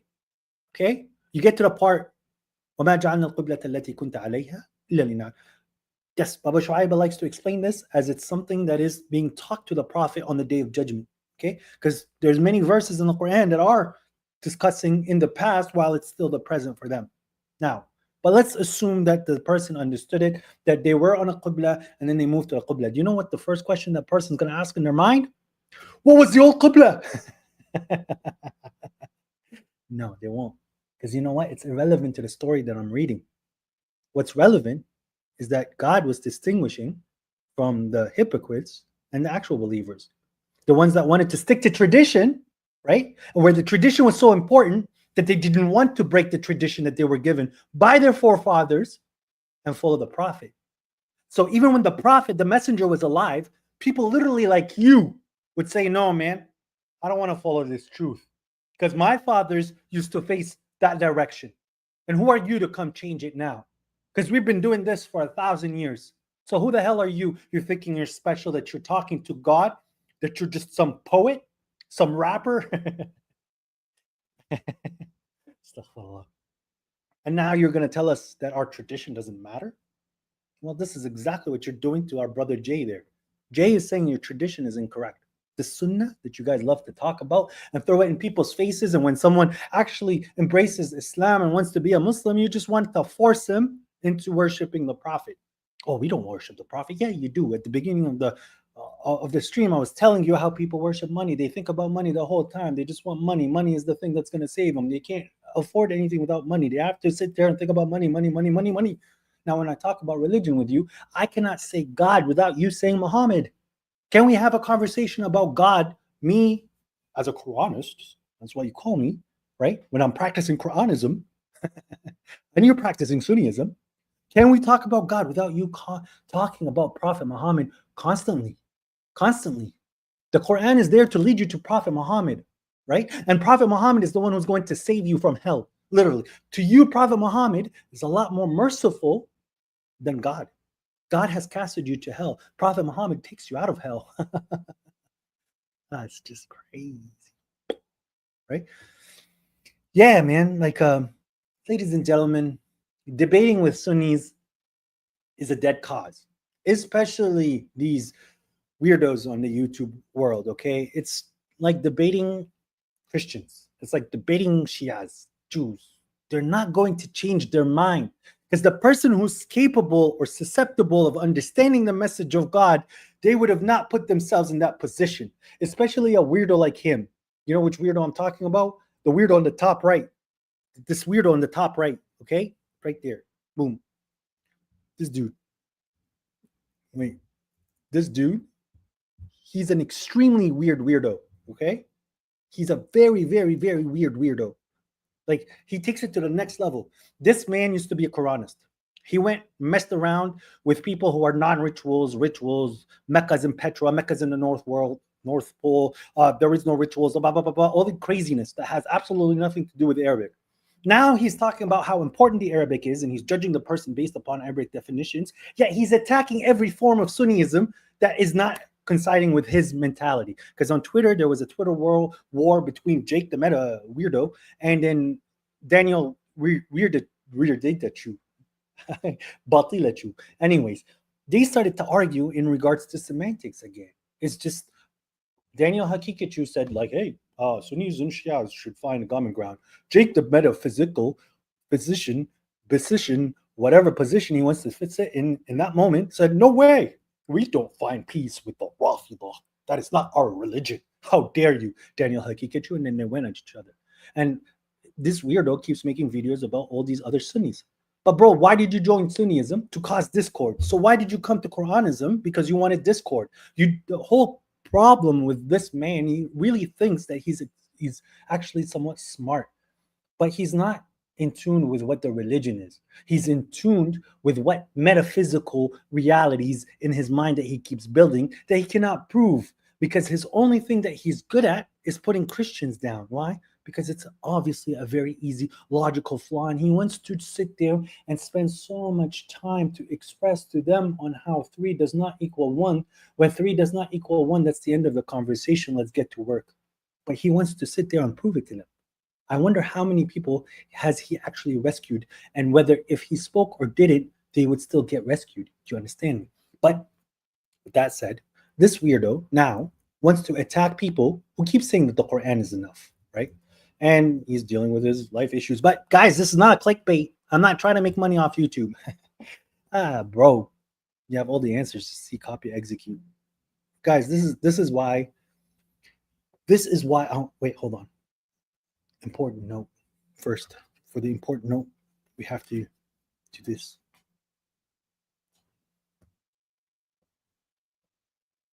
Ladies and gentlemen, the thing that people don't understand is that Sunnism is an echo chamber.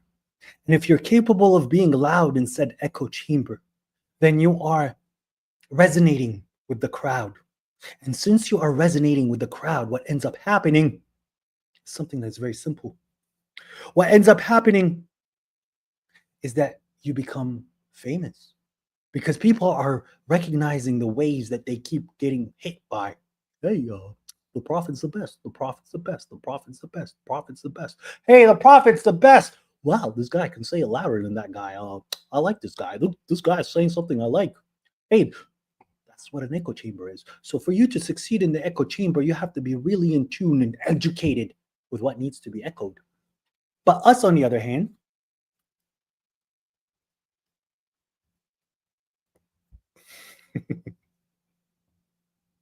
we don't have an echo chamber. So what happens is, if someone is capable of actually breaking through the algorithm, is because they resonated with the truth enough. For the people who recognize the truth, they're going to be like, I mess with this guy. That guy's saying some okay stuff that I like with, that I can understand and I can relate to. They might not fully jump to your side, but they're seeing that you're not resonating with the echo chamber. They're seeing that there is a thought behind what you're saying, and they're liking you.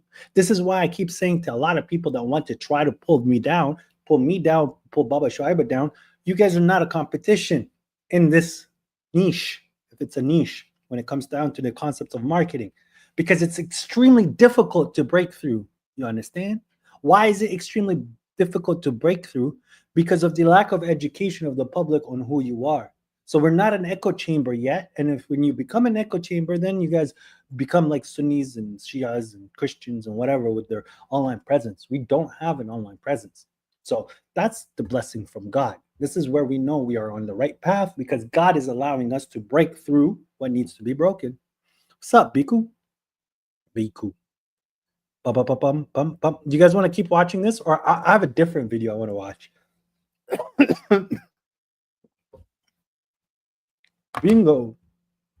It isn't. I don't do it for fame. The fame was a byproduct, by the way. And I'm not saying that I'm famous, but I don't like. I go, for example, I went to Palestine. I didn't go. I did go to Palestine. Okay. Fought back. I went to Lebanon to do a drive to help the people that are living in the street. I ended up in the front of the Ministry of Defense teaching them about Quran alone, right? So I didn't intend for me to sit and warn literally the elites of the Lebanese government. That's not my intention. That's not why I went. But that's what ended up happening. God used me. Okay. So I wasn't there for the fame. I was there for helping people. And I ended up being used as a servant of my Lord for a mission for my Lord. Came out of the blue. I was very upset on how Sunnis approach the Quran. I wanted to make a difference. So I made a short video of what I felt in that moment. And then bingo, I'm there. SubhanAllah. I said that I don't like how people are debating against apostate weirdo or apostate or David weirdo or the other weirdos, okay, on modern day debate. I saw he had an email. I sent him an email. I said, I want to debate. Never debated in my life. I'm on the platform debating people. This is all by the permission of my Lord, guys. This is why I keep ignoring these people that want to lecture me and want to tell me my prayer is important to me. It's not important to you. Well, then you get what you built. We'll see how much God will use you. We'll see how much God will give you and support you in your mission. But to convince me now that I'm doing wrong, no, God has been helping me so much that whatever you're trying to offer me is less. Will Allah judge you based on hadith or Quran, Ali? Muhammad, I'm struggling to understand why you feel so comfortable in your position, although you will burn in hell forever if you die while rejecting hadith. I'm so scared of what you associated to God, yet you're not scared that I'm telling you you're associating things to God. He's saying like, bro, you're going to hell for not being a mushrik. Bro, you're going to hell for not associating doing shirk with hadith to God, okay? You're going to go to hell. But me telling you you're going to be in trouble. Like, how are you not scared that you're actually associating things to God? Like, bro, I'm telling you, you're a mushrik, and you're saying that I'm going to hell. I don't know how that works. All right, guys, should I keep going with that video, or can I put something where we can make fun of Elon Musk? I want to make fun of Elon Musk. I like making fun of Elon Musk because the guy thinks he's a deity in his head. Muhammad, you still can't explain different qira'at. I do have a whole video in regards to the qira'at. Elon. All right, sweet. I'm going to go with what my brother Mehdi said. Elon Musk is an idiot, okay? Ladies and gentlemen, this man, okay, gotta do something real quick. I've got to do something. It's right there. Gotta remove this. Here we go. Okay, ladies and gentlemen, Elon Musk is an individual who is so self-conceited within himself, that he cannot even understand or accept any form of criticism. And he thinks that he is under this certain pressure that he needs to operate at this very high level for him to seem like a genius and someone who is capable of achieving what others cannot achieve, to the point where he's the richest man in the world and he has to lie. Like, he has to lie. But what is he lying about now? Wait till you catch this. Let me show you what I mean. So this, ladies and gentlemen, is a game. This game is called Path of Exile, okay? I played Path of Exile 1 back in 2015, okay? 1 second. 1 second. All right.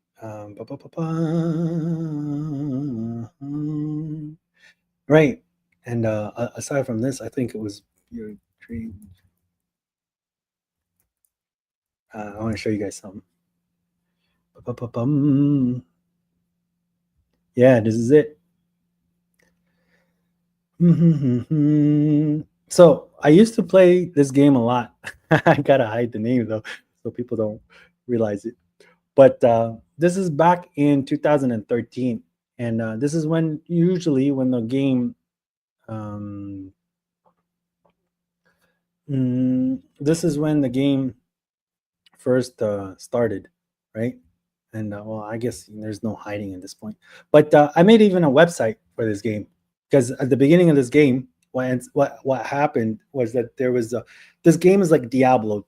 It's a game where I hate that name now, but where it's like a action RPG. So you're role playing. You kill these monsters. You get items. It improves your character. You put skill based things. You add some gems, and these gems now improve your skills, and you are capable of clearing faster. You get a higher level, and you build all this system to be this warrior, right? But this game has a niche. If you die, you're dead. That's it. That's the hardcore of this game, right? So when it's in the hardcore game, if you die, you lose all your stuff, you're back into standard, and you pretty much lost the game. The game is built around being in a race. So whoever gets the highest levels in the shortest time, whatever, Path of Exile, right? But when Path of Exile first launched, the game was very heavily built around people trading equipment. So I have this shield. This shield increases, for example, defends, like helps you defend from spells, magic spells, right? Energy shield. But you're a character that's built around armor, not energy shield. So I will need to trade my chest that I found that is really good for something that is good for me. So there's a lot of trading, but there was no trading platform in the game. So I actually made a website, and it was pretty cool, like where people could sit and see the whole trade of many servers into one thing. And it was it was pretty cool. But it's yeah, it was interesting, and it was a pretty successful website at the time that I was capable of launching it while dealing with a lot of things at the same time. But anyways, now they made Path of Exile 2, so I haven't played video games in a while. But Elon Musk has been going on a rampage because Path of Exile 2 just launched, and there's a leaderboard on like whoever like can be the leader in hardcore, and he's been promoting himself as like he's the top 7th in the world, right? And at the same time, so he's promoting himself as this top 7 player in the world, and he's building this streaming platform on X for people to stream their video games. So he wanted to stream himself playing Path of Exile. Guys, this is the richest man in the world, okay? This guy does not need any more like in the world. But yet the way that people have viewed him is very important to him, to the point where he ended up looking like a complete idiot. I just want to see what level is this guy, and what league is he playing? Is he actually playing hardcore? All right, okay, scrolling around. All right, ooh, big juice, huge juice. 2 T15 maps, an ID gear in his bag. Oh, he's going.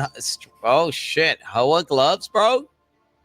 He must be Trade League, right? Elon's maps. What about the maps in the inventory, bro? Wait, what? What? What about the maps in his inventory? He's trying to click. Let's grayed out. He's not played this before, has he? Bro, he's not played this game before, has he? He's 100% getting piloted. He has what? He's got the maps in his inventory. He went out and grabbed the map. All right, ladies and gentlemen, what ended up happening where he's caught. So for him to reach level 97 in this game, okay, or whatever, like to be the top 7, 90 plus, you would have had to put 16 hours a day for weeks, okay, for weeks at a time. 16 to 18 hours in the time period that this game was open for this leaderboard, and you had to put in so much time, okay? Like an exceptional, crazy amount of time. But now he's streaming to show how good he is at the game. Yet the complete basics, like the simplest things about this game, he doesn't know, right? So, and this individual, I think his name, yeah, Quinn, he's like one of the really good players that understands this. And now, like, people are picking up, like, bro, what are you doing? Like, what do you mean? What do you mean? Someone at level 96 has died at position 20 on the ladder, so it's really tough. That would have taken a long time to get to level 96, and that player would have been very good. Someone like the game actually mentions, like, when people die on the hardcore ladder. That's gonna or Wait, what the hell? Wait, there's no. He was just clicking a map repeatedly trying to access it. And it was clearly not like he was not eligible to enter that map. Wait, what? And he's going into the map with a full inventory right now. Nah, dude, that was giga sus. And he's got this map tab called Elon's Maps. Who refers to their maps in third person? So yeah, so what he's trying to explain is that there's so many suspicious things about this person's account, and like he's doing something where he's cheating. Okay, so he's playing a video game that's a free video game, and he's cheating inside the video game for him to feel like he's someone who's very important. Do you understand what I'm saying? So he could say to the world, I'm very good at this video game. But what he's doing is there's some other man in the background that's playing the game for him 16, 17, 18 hours a day. And now Elon Musk wanted to show the world that it's his character. So the guy who's boosting his account, he made a tab in his inventory and he said Elon's maps. But it's like me like putting my name. It's like, hey, like MFG's like maps. Like, it's my account. Why would I put my name? You understand me? So that's the first one that is weird. And at the same thing is like now this whole map device and whatever he's explaining here. Listen. This is like the end game of the thing. He would have had to run thousands of maps at this point to get to level whatever 92, 93 that he's at. But he's talking like he never ran maybe like more than one. Oh my god, dude. Every time I shoot on a stream, he just sits there FK with loads of background noise, talks about AI and then Dogecoin, and then he logs out. make sure I'm paying attention here. Hard level. He's going to level. He's calling it a level.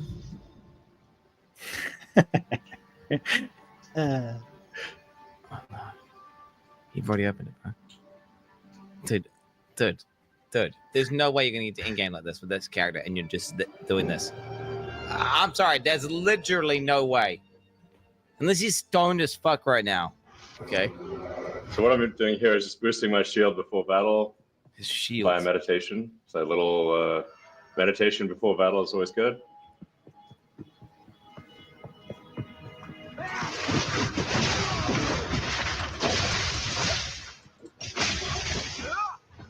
He's in that bag space, bro. Even into your bags. Okay, so the whole point of the game is like for you to kill these monsters that he's killing, and then you pick up like the items that they're dropping, and you have a certain bag limit that you're supposed to have. But Elon went into this map for him to kill these monsters to take some loot, but his bag was already full. This is like elementary mistake. But he's the highest level. He's top 7, right? He's one of the most important people in this game. Like, ladies and gentlemen, the reason why I'm showing you this, by the way, okay, this has to do a lot with what the Quran is explaining to us about the mutrafin, the people or the elites of our society that disbelieve in God. Like, do you see how important he is for him to feel powerful and important and strong, that he will go to a point where he's lying at a video game and cheating in a video game, a free video game with kids that are 10 years old, all the way to 20, 25, 26, 30-year-olds, right? Whoever plays the game, they're playing a game, but he's competing against all of them just for him to feel more special about himself when he's the richest man in the world. Like, do you understand why God talks about these people in the way that he does? The bell out. I like dropping the bell. That's a nice sound. That's a nice ring to it.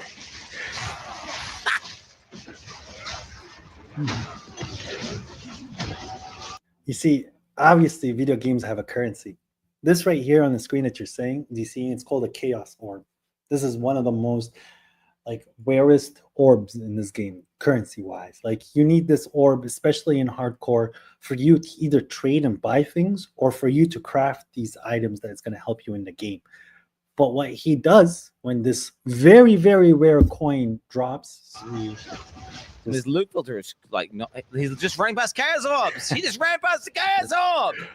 Dude, you are not this far in the game and you're running past chaos orbs. You are not no, I'm sorry, bro. Bro, there's no way. You are not leaving chaos orbs on AC Trade. AC Trade chaos orbs are valuable. Nah. But yeah, so like it came to a point where the guy even started talking about his own gear. Yes. Let me see if it's here. Yeah, so like and again, guys, I played this game extensively 10 years ago. Path of Exile 1. It's the same look, it's the same feel, and you could see here like this is his staff. This is the thing that he's using to cause damage, right? So this is his weapon, and his weapon, the way that this is, remember this guy's like 90 something, okay? So it's out of 100, and each level is exception. It goes up by exponentially, not exceptional, sorry, exponential, right? So it takes like it can take like 22 hours, 25 hours of grinding something over and over and over and over again for you to get one level. But if you die once, it's game over, right? So what happens here, I wish I can change the quality for you guys to see like what it's written. Like this staff is like, it's exceptional. Like this is one of the best staffs that you can like land on in the game. But you have to make this staff. So that chaos orb you throw on it, you throw a bunch of orbs on it to try to make this. And this is extremely rare for it to come up with the statistics that it has, right? And it has a level here, level 62. But this is one of the like the lowest things that someone pays attention to in this game, because like you could have a level 1 item, but it's one of the most important things in your build because of all the other stats that it gives you to your build, right? But this guy, because he has absolutely no idea what this game is about, he just talks about the level of the item, and he just keeps saying like, oh, well, I should find a better one. This is one of the best freaking items in the game. There we go. Okay. With the tank speed, crit damage, crit bonus. Okay. Yeah, just 200 divided with 2 points. Okay. All right. So you can see like this is a great staff, but it's only a level 62 staff. Like it's actually very hard to get equipment in hardcore. So Why did you make like TTS level 95? But my staff is only level 62. So I haven't been able to find a better staff. Okay, dude. I'm level 95. The star was only 62. I mean, he should say it's an advanced one. Why isn't he saying it's advanced, bro? What is he saying? What is he? In over 30 levels. Oh my god, bro! Stop!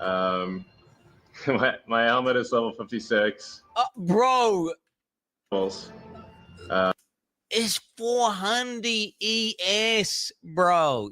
So the thing here is called Energy Shield, and he's got like 400 points in Energy Shield. And it's this like blue thing that you see on the side right here. This like helps him in defense against the monsters and whatnot. Like 400 is a crazy amount. Like most people find 100, 200 like that. Like this guy like pretty much capped it. And he's complaining that it's level 56. He's got a 400 ES with Chaos Riz and Lightning Riz helmet, bro. I've been playing this game just fucking giga hard at minus 342, bro. What is he even talking about? That's an insanely good helmet. No magic point though, bro. What's up? This isn't the magic point because he's actually loot stuff. My helmet is level 56.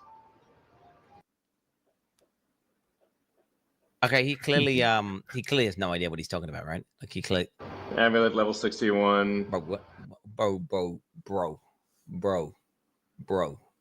Bro.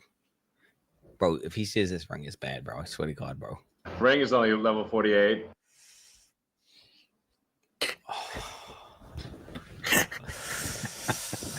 It's a rarity in this one. Okay. All right. 49.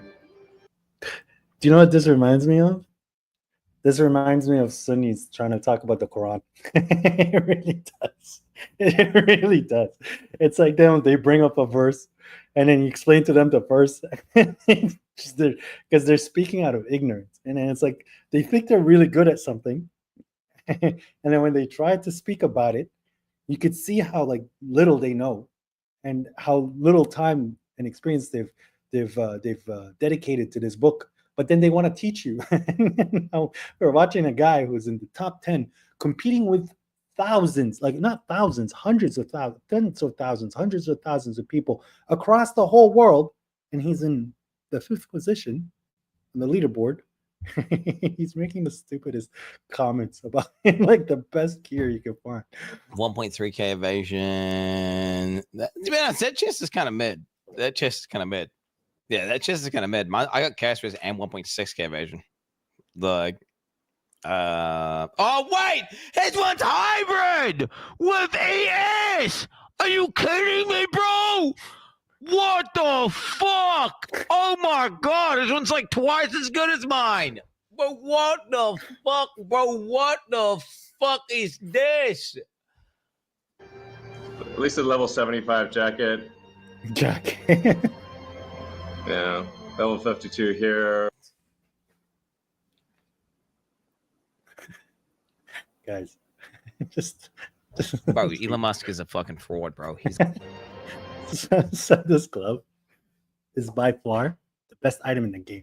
Like this item, he's saying he's complaining that it's 52, but this item alone is allowing him to reach 92.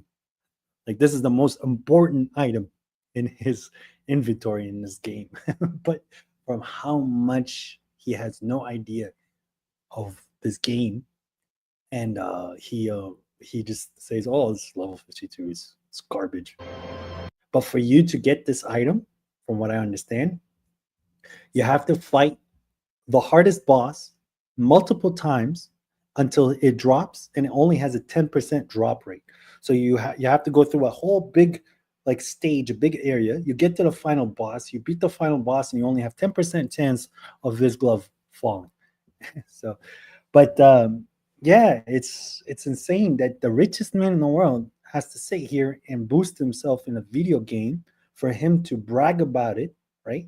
To the rest of the world, for him to feel special about himself. But guess what God says about the worldly life, right? It's for you to boast about it, boast about what you have in front of each other. So now when he did not have the ability to boost about it, he felt like an idiot.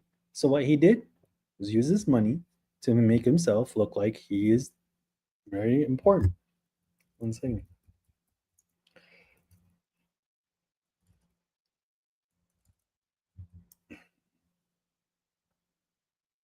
Let me see if I can find it.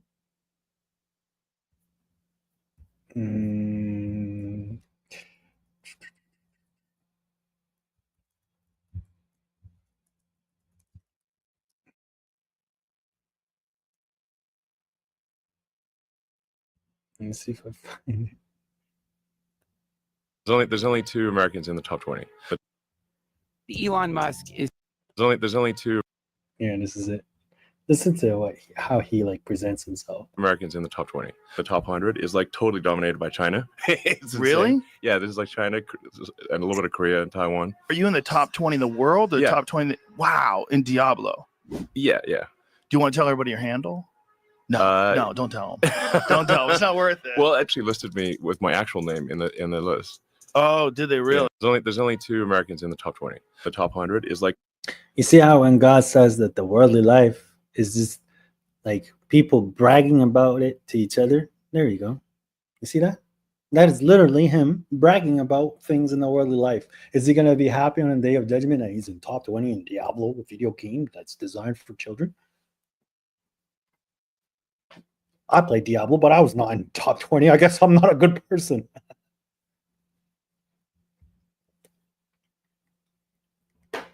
Right?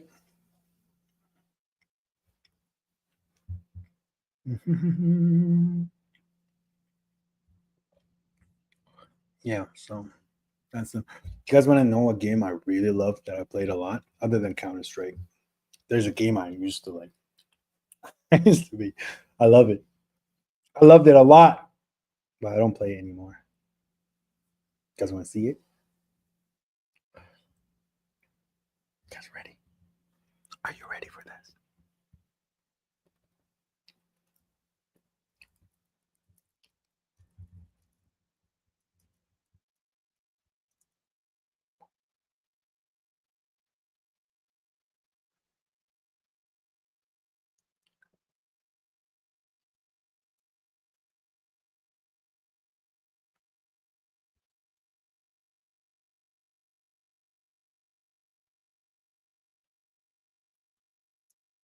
Mm-mm-mm. Are you ready for this?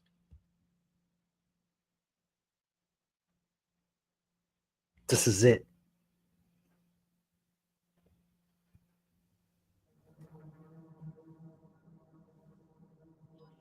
Let me know if you guys recognize this game. Oh, I think it's right there. The name is right there.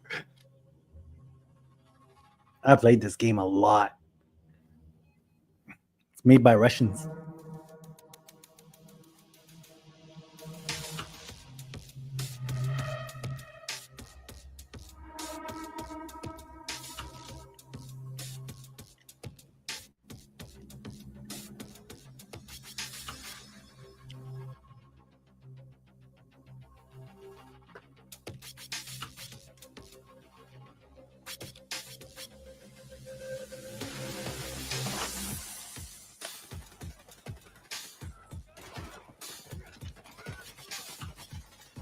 Yeah, I don't. There was a lot of hackers back in the day too.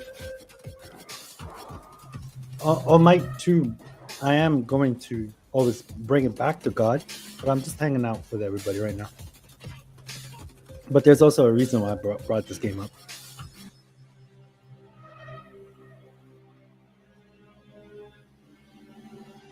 Boom.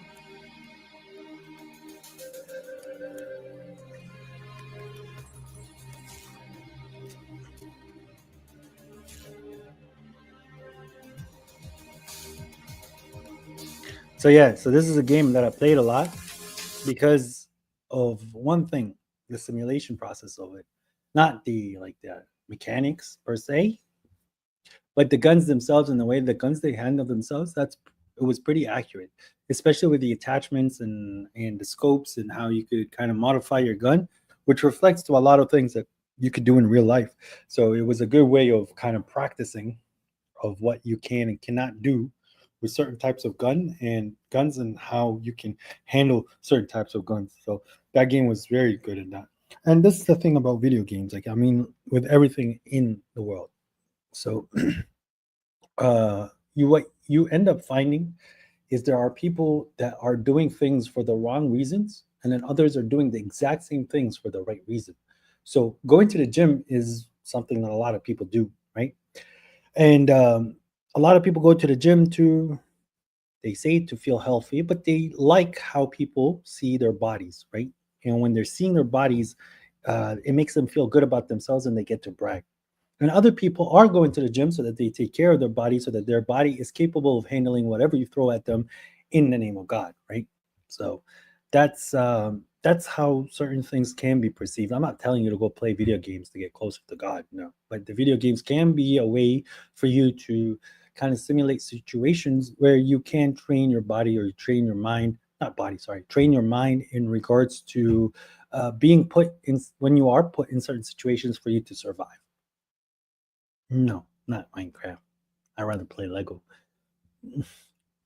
But yeah, so that's what's going on now, and that's what I keep finding. So I think this is the first time I talked about video games on my stream. But yeah, that was something that I engaged with. But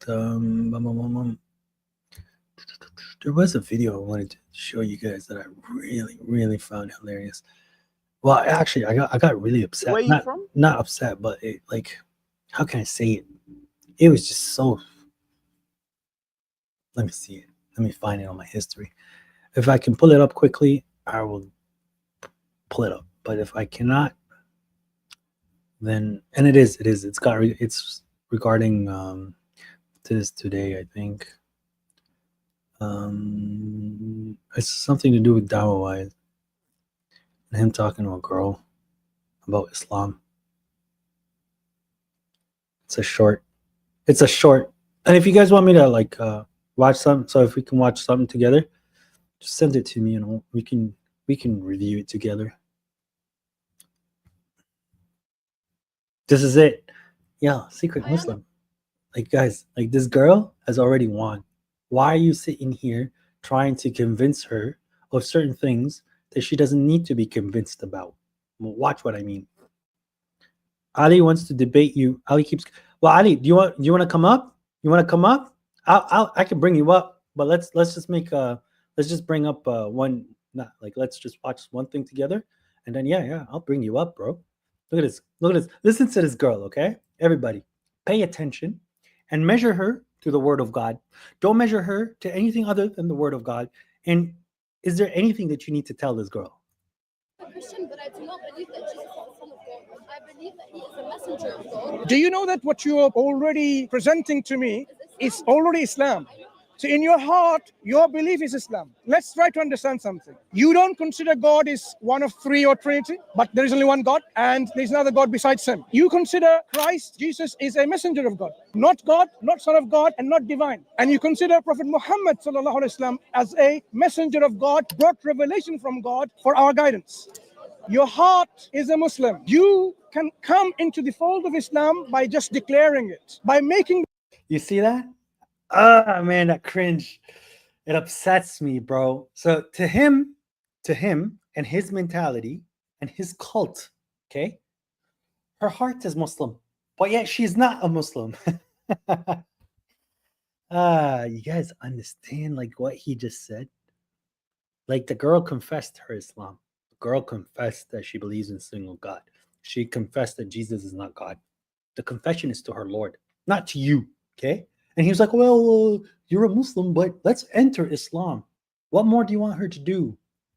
What more do you want her to That do? commitment that, yes, I want to live myself as a Muslim, not just believe myself as a Muslim. I am a Christian, but I do not believe. So he wants her to say the Shahada and to follow the Sunnah.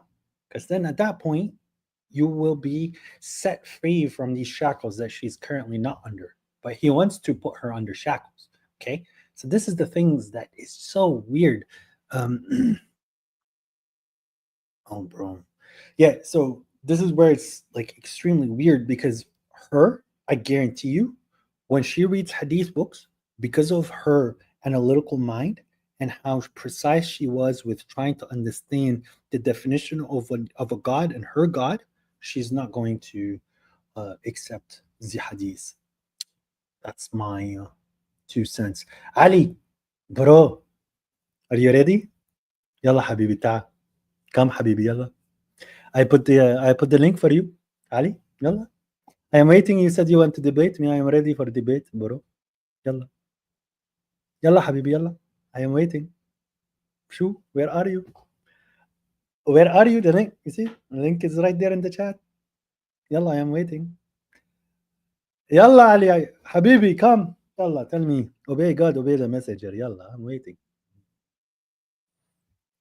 Bro, like, isn't it? I believe that he is a messenger of God. Do you know that what you are already presenting to me is already Islam? Okay, so what do you want from her? Like, please, like, just end the clip there.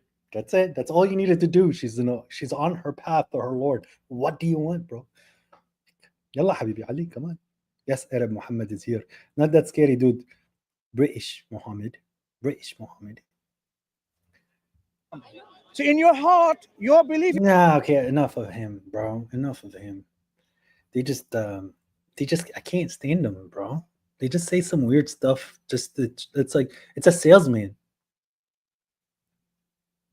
It's a salesman. Oh, bro, look at this. They're like salespeople. They are salespeople trying to sell you into their little thing. Ali Habibi, where are you, bro? Ali Habibi, I am waiting for you. I am waiting for you, Ali. I posted, yalla. Shu, are you coming? Are you coming? Inshallah. Thank you, bro. Bro, please answer my questions. Comment when I did. Icon flex. What? Did you comment something? Like, no, personally. I know the claims that Sunnis, bro, I don't know. Oh, you mean the comments on my videos? What is there to play? I don't know, bro. But I did, bro. It's there. I swear it's there. Well, I put it. I just don't want everybody to come. But here you go, Muhammad. Like I did at Muhammad on this live chat. Oh, I see it, bro. Please answer my previous questions when I did at Muhammad. Let's see where you put at Muhammad. That's Ali. Hey, brother, can you answer my other comments, please? I don't see it. But yes, Muhammad's advised against making video games because, well, that's, if not video games, what else would I do? Programming and design. I need your advice, brother. Oh, bro, look, I'm not the one who's going. Look, this is a difficult question. I would advise against making video games is just because now you're calling people towards wasting their time. But you can use your programming skills and you can use your gaming skills to do things that are beneficial, like simulations and simulators. That's something good. Yes, unfortunately, a lot of things end up being a video game or being gamified. Like this dude, bro. You guys want to get cringed while Ali comes? Like, bro, do you guys want to? Like, while I'm waiting for Ali, after I call this bluff out, I want to show you something. I want to show you something weird. Like, bro, how do you do this to yourself? Like, 1 second.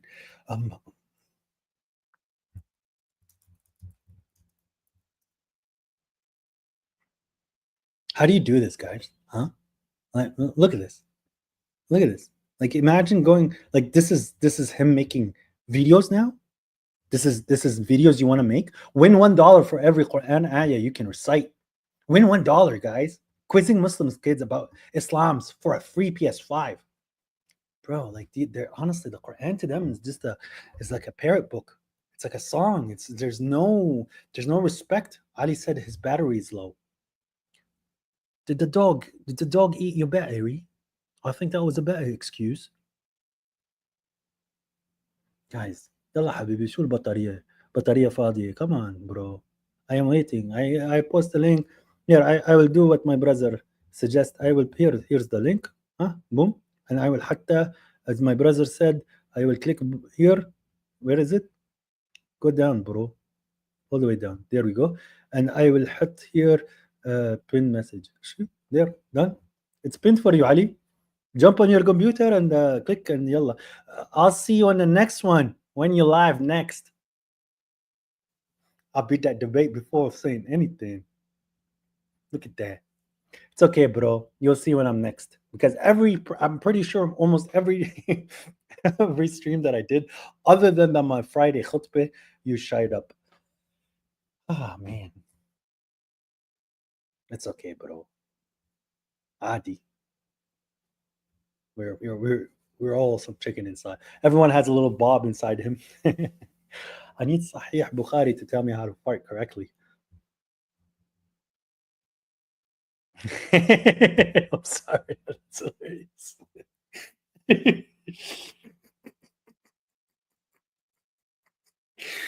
Oh, man. Guys, that's hilarious.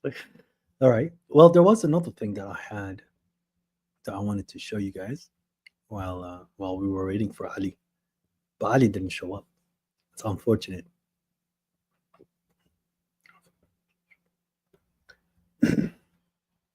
Ali. Why are you doing this to yourself?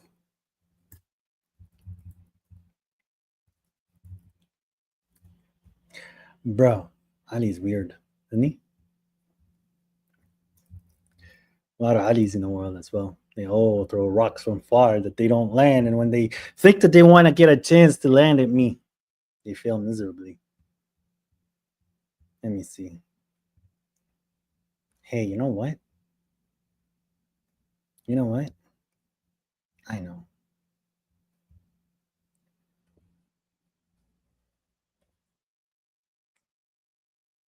Yo, can you guys unfortunately hear this? Let me know if you hear it. Yes or no. Anytime, brother.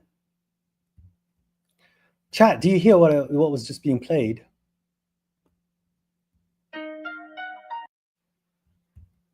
Yes, loud and clear. I see. Cool.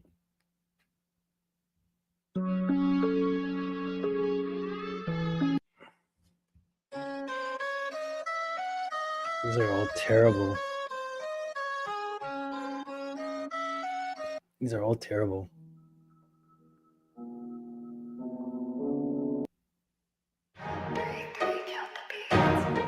Yeah, these are all terrible.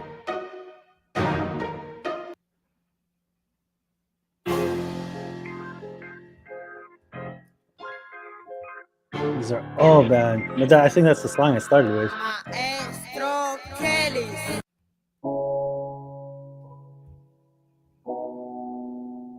Mm-hmm. Mm-hmm.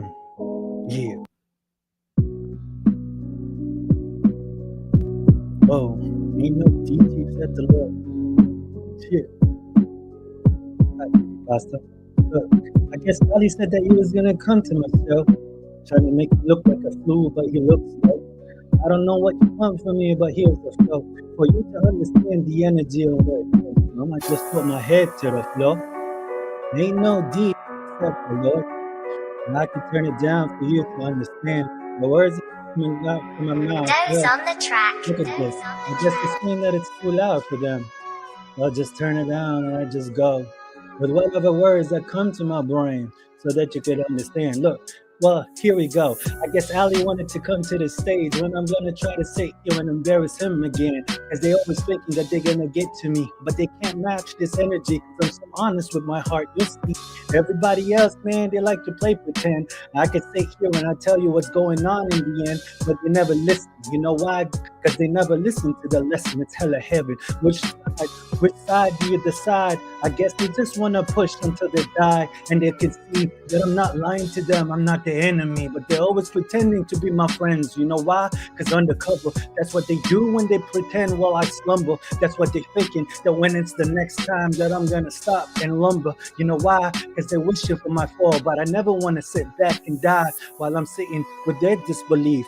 So how you gonna tell me that I need to sit here and do what you're doing when I see that the society in front of me is crumbling? Me, man, I'd rather take my own place, my own position, and everybody else, man, they trying to put me under pressure just so that they can see why I'm not depressing in the way that they're doing, because I'm not impressing anybody else with the system that they keep pushing on me. I'm not buying, because you can see what the world is doing, man. They trying. I'm not doing any degeneracy. I'm just doing music from my chest, boy. You'll see eventually infinity is coming your way. So why you sitting there telling me that I can't be the Mr. Speaker when I'm sitting here, dog? You better believe me, because I'm not telling you about anything except the children. You can see the orphans, man, they homeless. Everybody else, dog, they talking about these noises. For me, it's useless, so I just put it to the side. Or a metaphysician, boy, it seems like you need to die with these energies, these words that come from my mouth. Because this armory, you can see, dog, it's a lyrical factory. Just what you see, that you can't match this energy. It's saying that I shouldn't be doing this. Well, please, I just put my head down to the ground and I say thank God for everything that he's been giving me, because I feel like I could program a whole century, a generation under me, because you can see that everybody around me, they end up in defeat. I've been telling them, but they never listen to me. But it's okay, Ali. Your time is next. You can stay on the stage and see what you do, but you got to bring the energy. Don't pretend with me. You don't want to be my enemy. I'm telling you about the Quran and what you want to do. You want to run around telling me there's another book that's going to give me a better sound when I look at you. You look shook because you're coming around. You're acting like a crook. It takes me about a week to show how you look weak in front of them. I'll make a mistake. I just did, because I'm a human being. What you're thinking in your head, I just, you know what, man? They telling me I'm just doing haram, that I'm doing the music and I'm sounding dumb. But I don't care, dog, because you know what? The beat is done. But I got so much words in front of me. I'm like a gun. You know, DJ except the God. All right, Ali, what's up?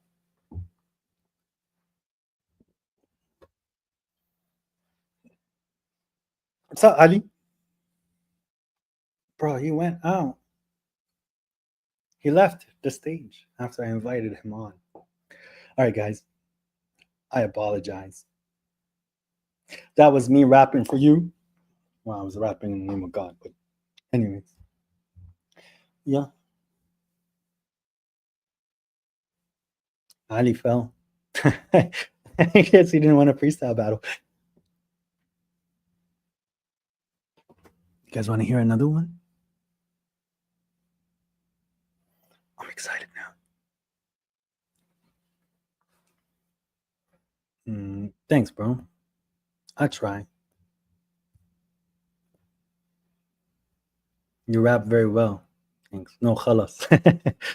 Spit bars for Ali. Sure. I'll do one more. Just because I feel like doing one more. I want to see Ali rap too. Ali dipped.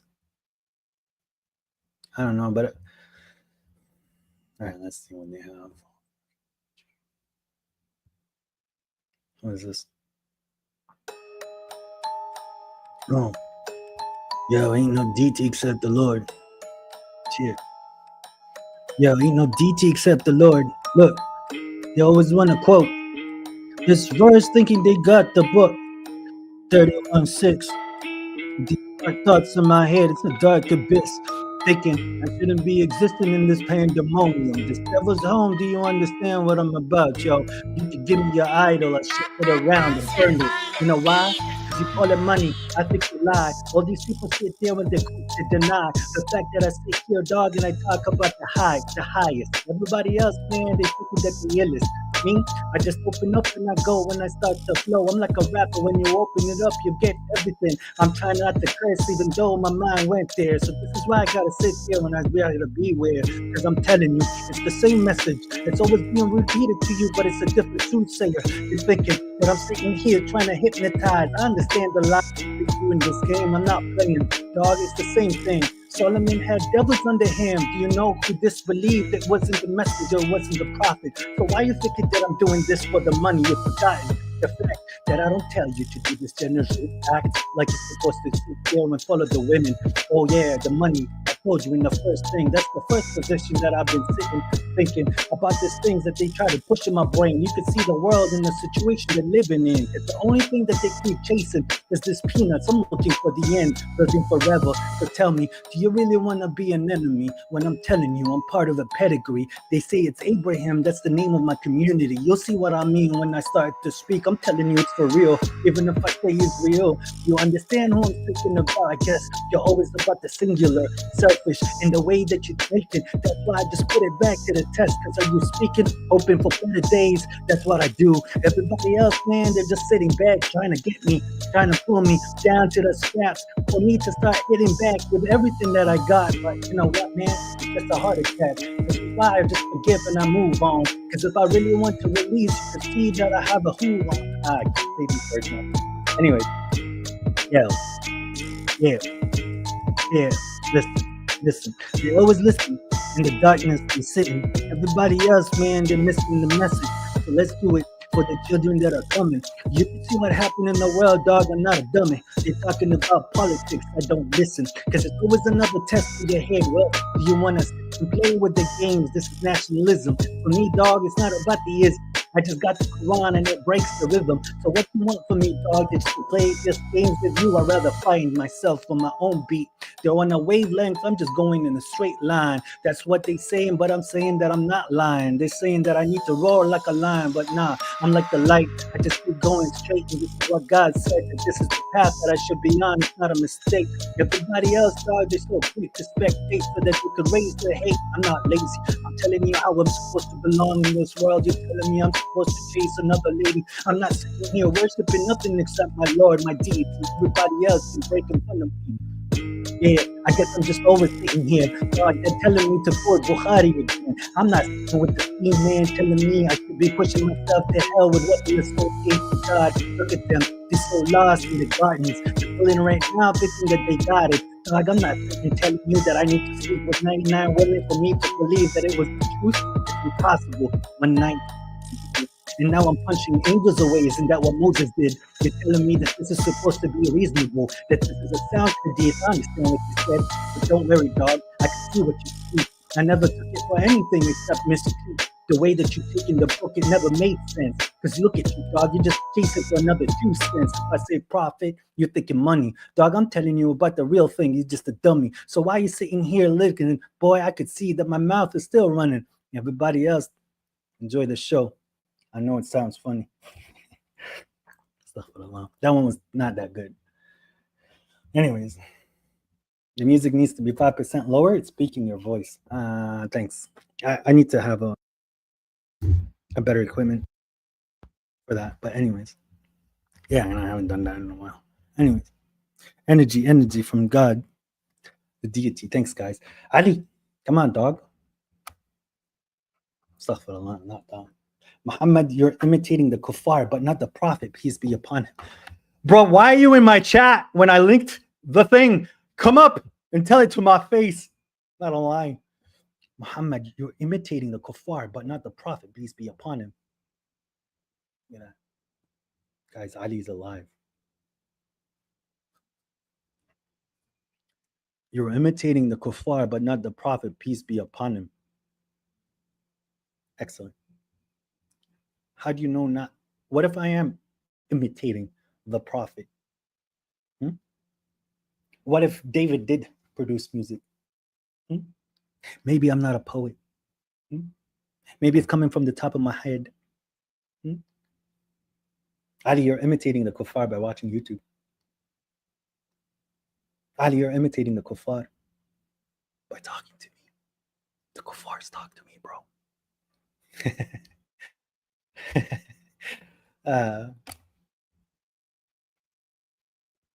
Anyways. Well, that was interesting to say the least. Ladies and gentlemen, boys and girls, give me more things to react to. I have half an hour before I go. It was an interesting time, and I appreciate you guys coming. It's been a while.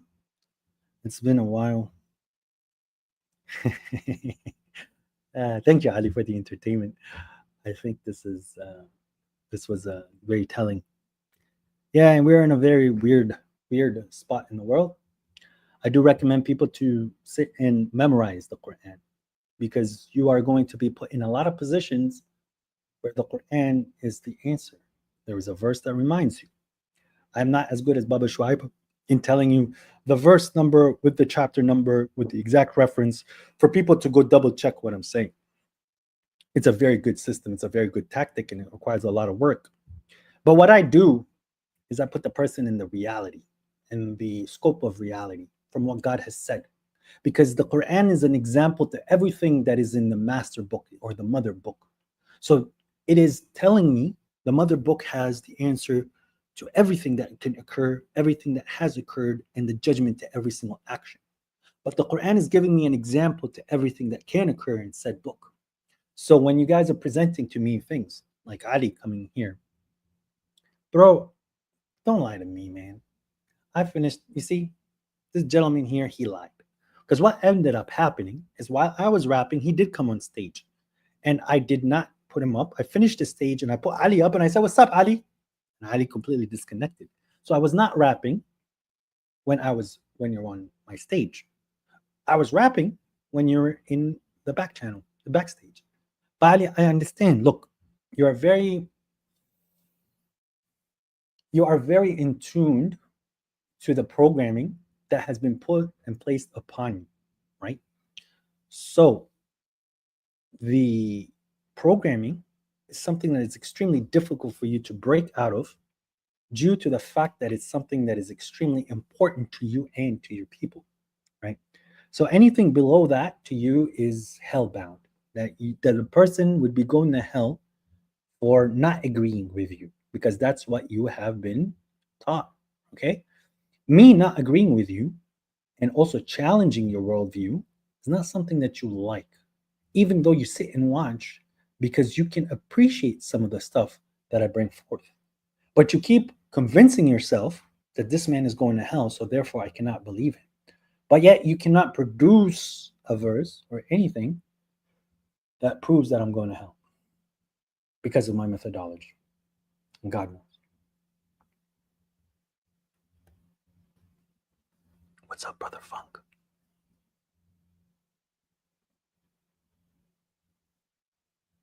What's up, Brother Funk? Salam alaikum. Walaikum salam. Peace, Aleph. How are you? I just realized something. Give me 1 second. If I settings, not settings. I'm just compiling some code, so I thought I would Are you? entertain you with What some code wisdom, are you? inshallah. Inshallah. What code are you? No, that's not Ali, guys. Ali has yet to come to the stage again. Yeah, and he's Ali, welcome to bump me if he wants. I'm working so- on a finance protocol, and I'm finance trying protocols. to Smart contract. Am I correct? something like that. Yeah, Mm-hmm. Which we'll blockchain? divulge more details. As I'm not really coming here to promote that. That's kind of a separate compartment of my life. So on So what do you Solana? think about? No, it's on Solana or proof Ethereum? of work Ethereum. blockchains. Ethereum, then. So it's something more connected to the physical reality. So that, for instance, we could unify the Ummah, we could unify the Middle East in a jihad of economic strategy and have everybody mining these blockchains with the solar power that's plentiful in the desert using solar thermal, so just reflective mirrors instead of Chinese supply chain for PV. And we could make the Ummah a part of the world financial system instead of a victim of it. That's ultimately where I'm trying to go with this. And I've been, If my I had the heart has power- been challenged by Sadaqat for the Gazans, and I've been questioning the jihad of Hamas. Not that their struggle is utterly futile. Well, it's not strategically very effective, but there may be spiritual value in it. But I question the wisdom of bringing all the women and children into it because the Quran does exempt them from jihad. So the total war vibe of Gaza may not be appropriate, right? Like the amount of child wouldn't- casualties and so on. What do you think about that?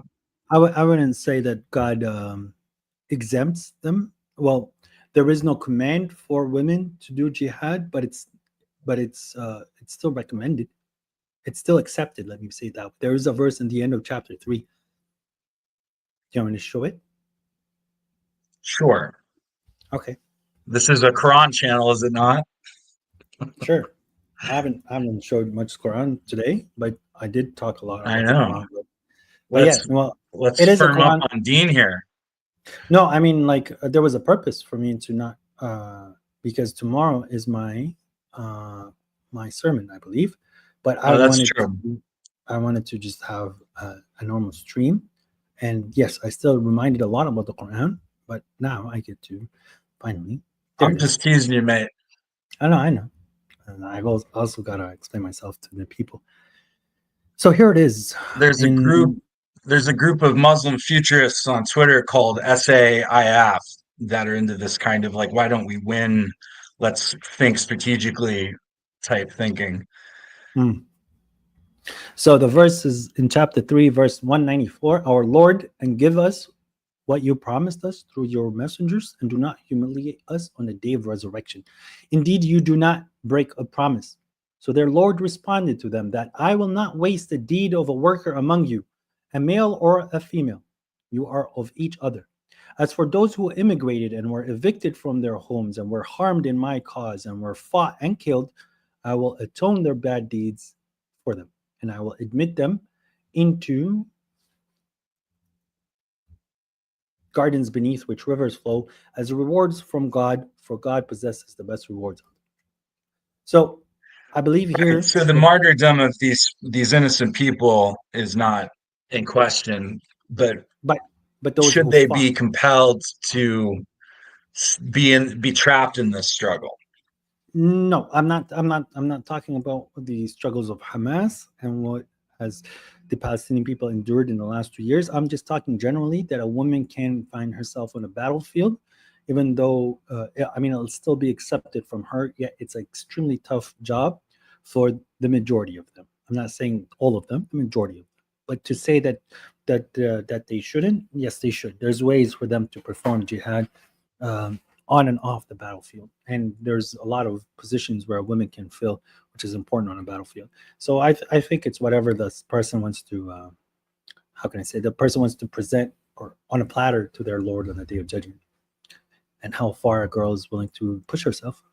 But your crypto But I idea, think, I would have, I would have done exact. I would, if I was a community leader where I was capable of making said protocols or rules and laws, I would transfer all finances into a blockchain, and on said blockchain, the coin, not token, the coin that would be used would be staked by gold. So for a coin to be mined and to be available on, like, to circulate, there has to be an ounce of gold put into the central system, the central bank. So at that point, it's 100%. It's hard to do because of you've got to have like tungsten X-ray scanning and in real time, and it's possible.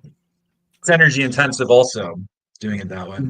You do it one time. So it's like, instead of having to deal with all these currencies that are around the world, all you have to do is switch your currency into gold, give it to us, and you get its value in crypto.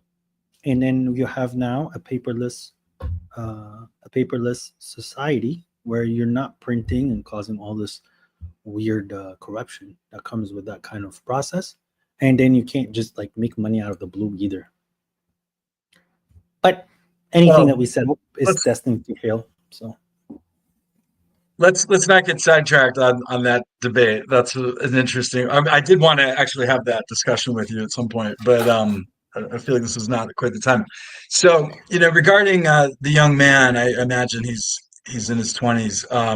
But if he's not, then pardon me for being patronizing. But I see this a lot in the discourse, and this is something that I was writing about in my first book on Islam, is how in modernity all the Muslims are decentralizing epistemology. So instead of it being 5% of the people are literate and 0.1% are literate and read in these texts, but they're not read in as many texts as we can have today. We can read the Bible, we can read the Dead Sea Scrolls, we can read philosophy, etc. There's a lot more stuff there's science, there's a lot more ayati to try to sift out of the reality. So there's room for more scholarship. And one thing I've been interested in since writing that is examining what you might call comparative religious scholarship, because that's an under specialized niche. And one thing I've been contemplating lately is that it's not just shirk. Typically the discourse here is that, oh, these people are mushriks, they're putting too much on things that aren't authorized, like too much on the prophet, for example, alayhi salam. But what I've been thinking lately is that there's a lot of kufr, not in the sense of wholesale disbelief, but in the sense of covering the truth, making kufr on particular verses in the tafsir tradition. For instance, in Surah 90, there are very harsh words about those who do not free slaves, yet this is taken as an eternal justification of slavery, and they didn't get around to abolishing slavery until the UN made it,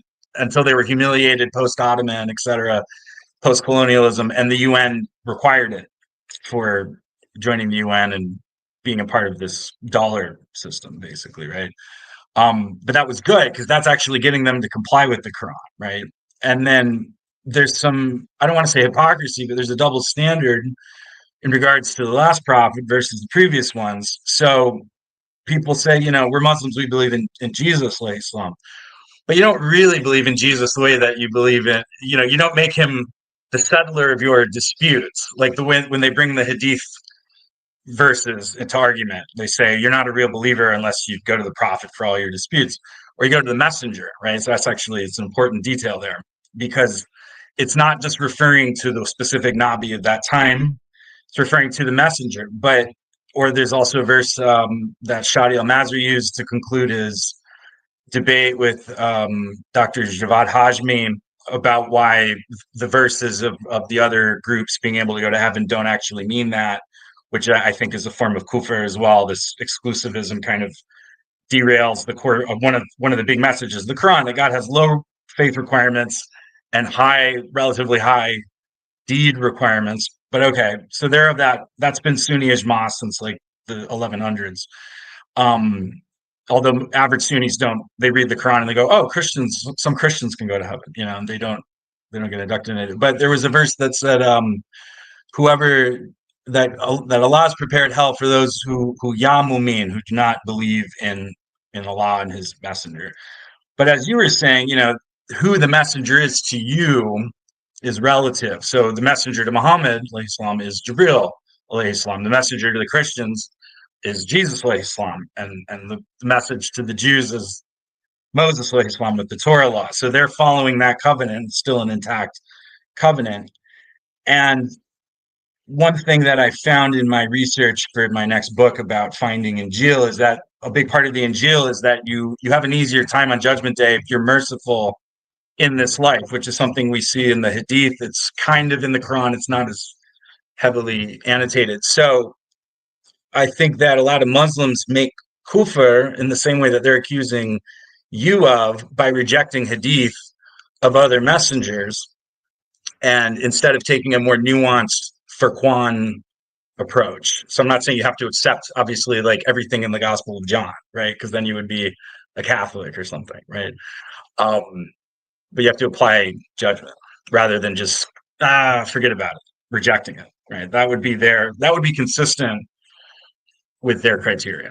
So that's what I wanted to say.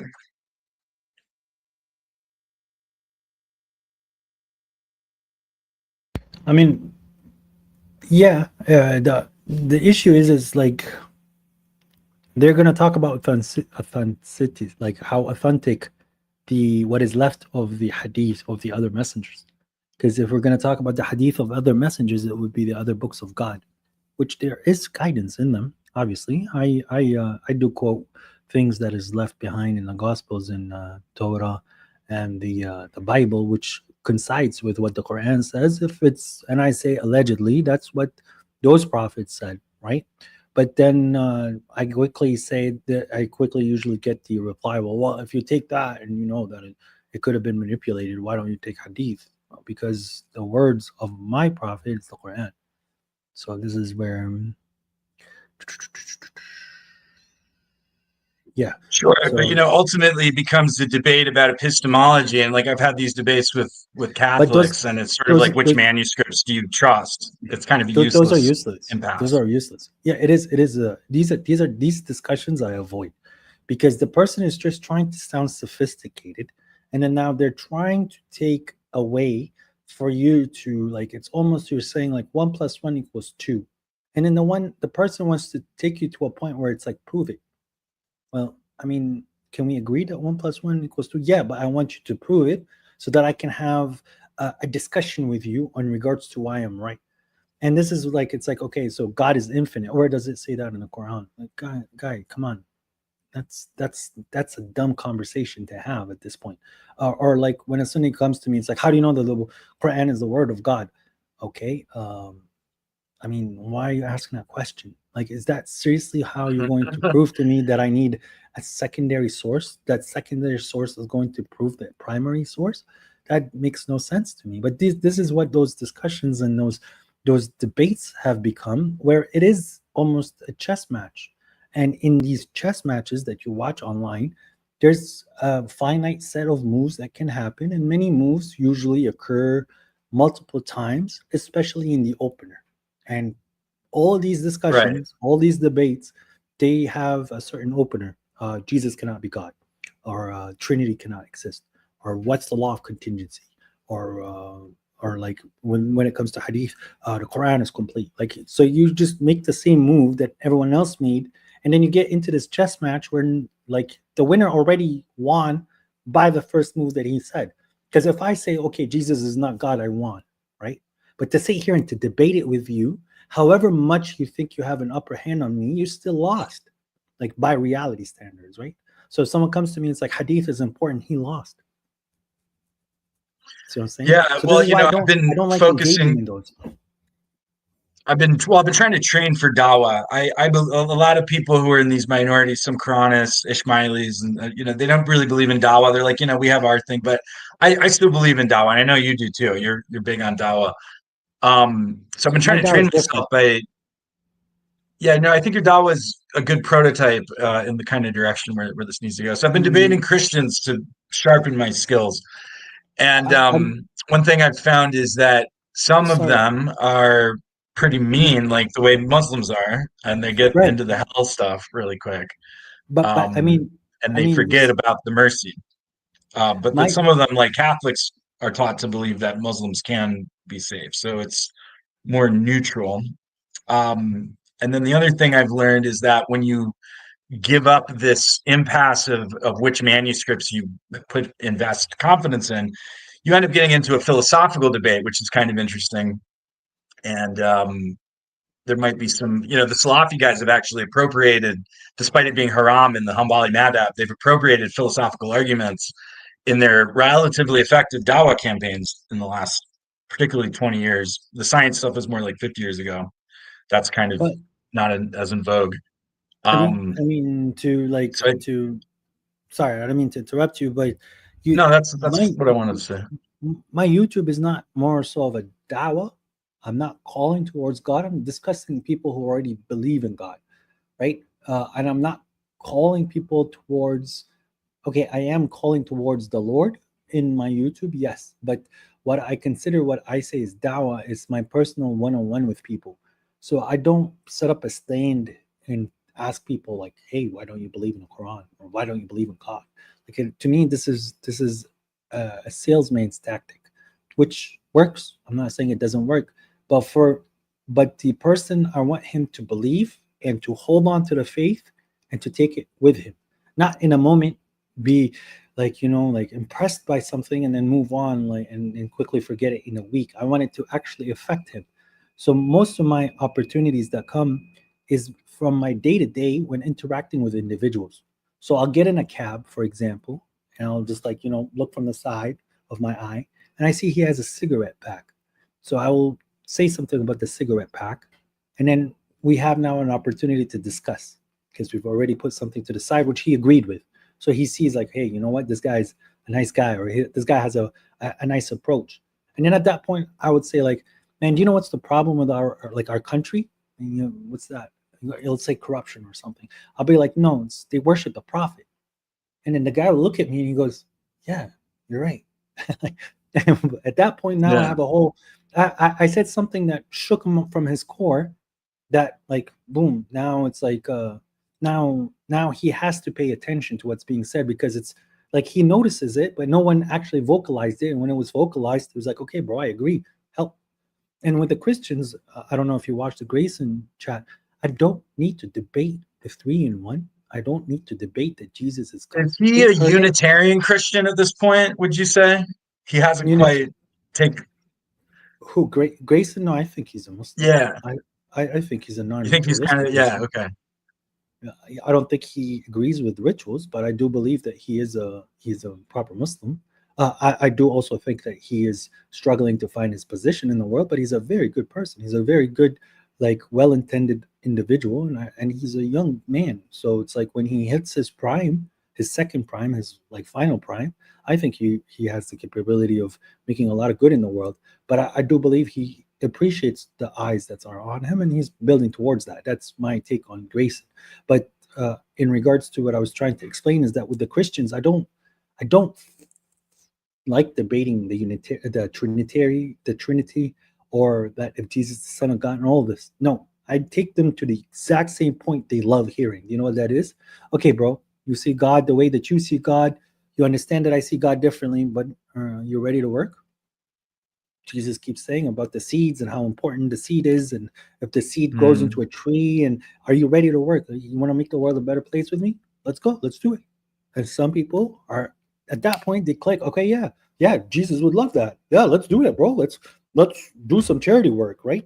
And they're on board. And then the people who are like your typical Salafi Sunnis that just want to debate about nonsense and have it external, and there's no internal gratitude to God, then that's the rest of the Christians that want to be like God Logic or Avery. Yeah, the Deus Vult neo-crusader types. Yeah, and the internet brings this out more than in the common. Bingo. Bingo. parlance. That's Yeah. yeah, you're 100% right. Like the internet to me is like I just now it's like when you zombie scroll, it's the same type of content. It is fake entertainment that for a trained eye, it's a lie, it's a fake, it's a situation that's not occurring, but the majority of the people consuming believe it. But isn't that the same with sorry, can you guys hear me? I think I messed up there. Yeah, but it's the Yeah, my same with theory is that the social media algorithms are intentionally showing you the most virulent Salafist or revanchist Sunni types and the anti-Shia or the Shia guys who are the most anti-Sunni, so that it fills you with this hate, and then it makes you either want to leave the deen or it makes you become more extreme, and it keeps the Muslims divided, and bro, that's the you biggest obstacle. you're looking at the English content that is triggering or that is tailored towards the West of what they perceive as Islam is, which is the image that the majority of them being Pakistani and Egyptians, that they like to show this image to the West because of cultural identity and fundamentalism. But in the Middle East, it's non-existent, bro. Even if you come to Saudi Arabia, that mentality is not existent. Yes, you have the scholar levels, but what people usually do is they listen to them and do absolutely nothing from what they heard. They just entertainment. But you should see the Arab religious like thing and the consumption of what they watch is it's not what the West is being presented. So you're Like telling the me the West, average Sunni in Saudi or Syria is less hateful towards Shia than oh yeah, these keyboard warrior guys? oh yeah, bro. Like especially in Syria, yeah, like they pride themselves. They pride themselves that like, hey, like a Shia came and we had dinner, so why are you upset at the Shia now? Like you see, they'll say things like that. Hmm. Like a Shia came and we prayed together. I knew a guy 15 years. I didn't know he was a Shia. We were very good friends. Yeah, they pride Yeah, themselves this on idea that you can get Salah aids by praying behind the wrong people this is is really nonsense. They don't antiquated. they don't know it. You're talking to a like especially Syria, especially Lebanon, Jordan. They don't have many Shias. Iraq as well. They just don't know this stuff we debate. Like they don't know it. They don't care for it. They don't believe. Like I'll tell somebody like, "Hey, bro, like, do you believe in Sahih Bukhari?" He goes, "Yeah, obviously I have to. Sahih Bukhari." Do you know about the hadith where like Moses punched an angel away, broke his eye? He goes, "That's not right." I go, "It's Sahih Bukhari." Is it? Yeah. Well, I don't believe it. And then that's the end of the discussion. Like Right. that's the majority of No, Sunnis. Like, and the implication is that most people, and also generally, I think with Christians, that most Christians are not really ideating about Trinity very much. They're mostly thinking about Jesus, alayhi salam, as an example. He's this very like pacific guy. He's very loving. He's not very sexual. So there's a different tone than the Prophet Muhammad, alayhi salam, which obviously gets distorted.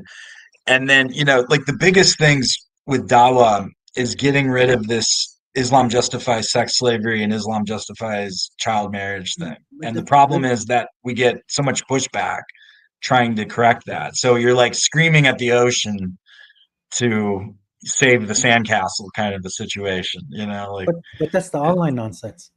It's not reflective of the reality or what's actually happening in the Middle East. This is just propaganda that people keep buying into. That's why I might drop one video about it and just move on, because the majority of Arabs don't buy it. They know it's not like, they just know it's retarded, but they can't speak about it and they don't.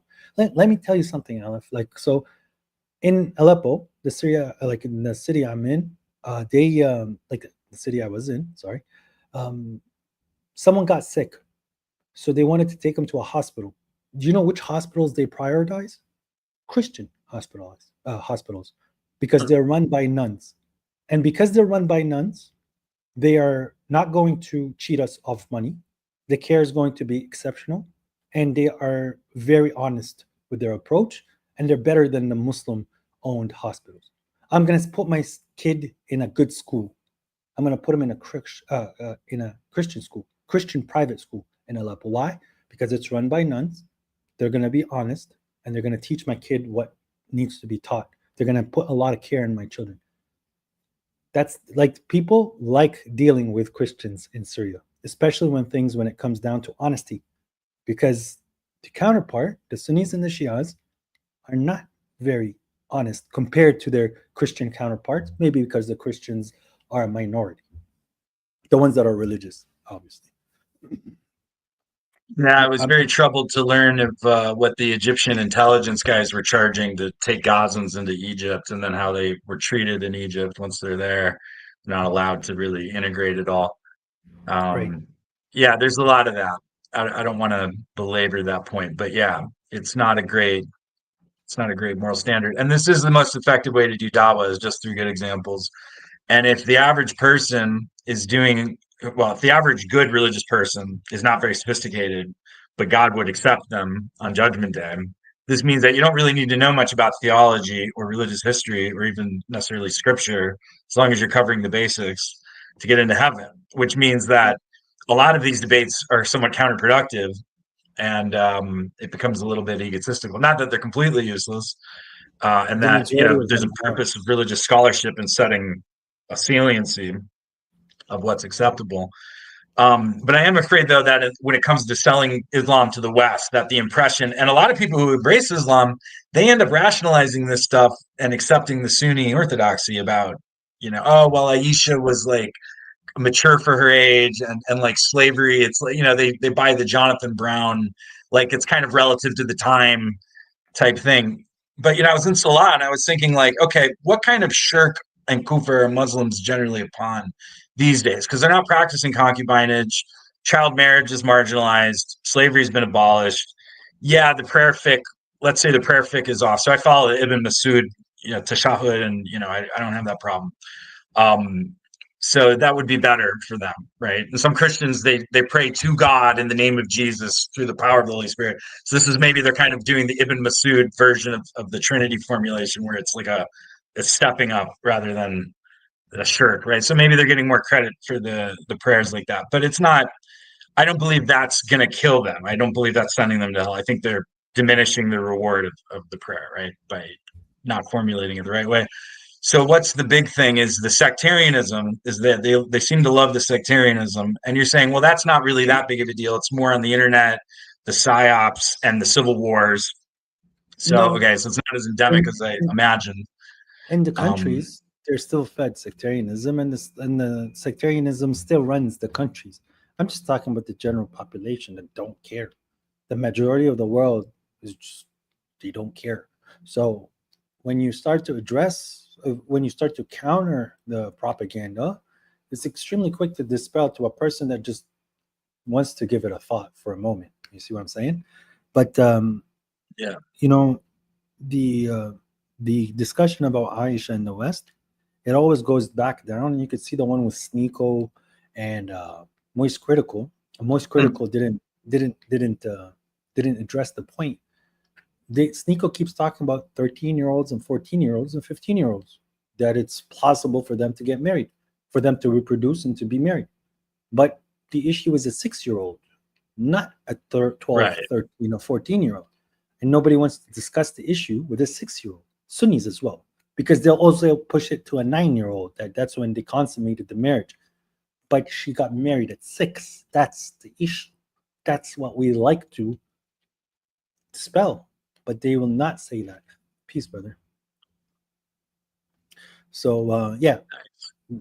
You see what I'm saying? So there's a lot of issues that, like, it's online nonsense.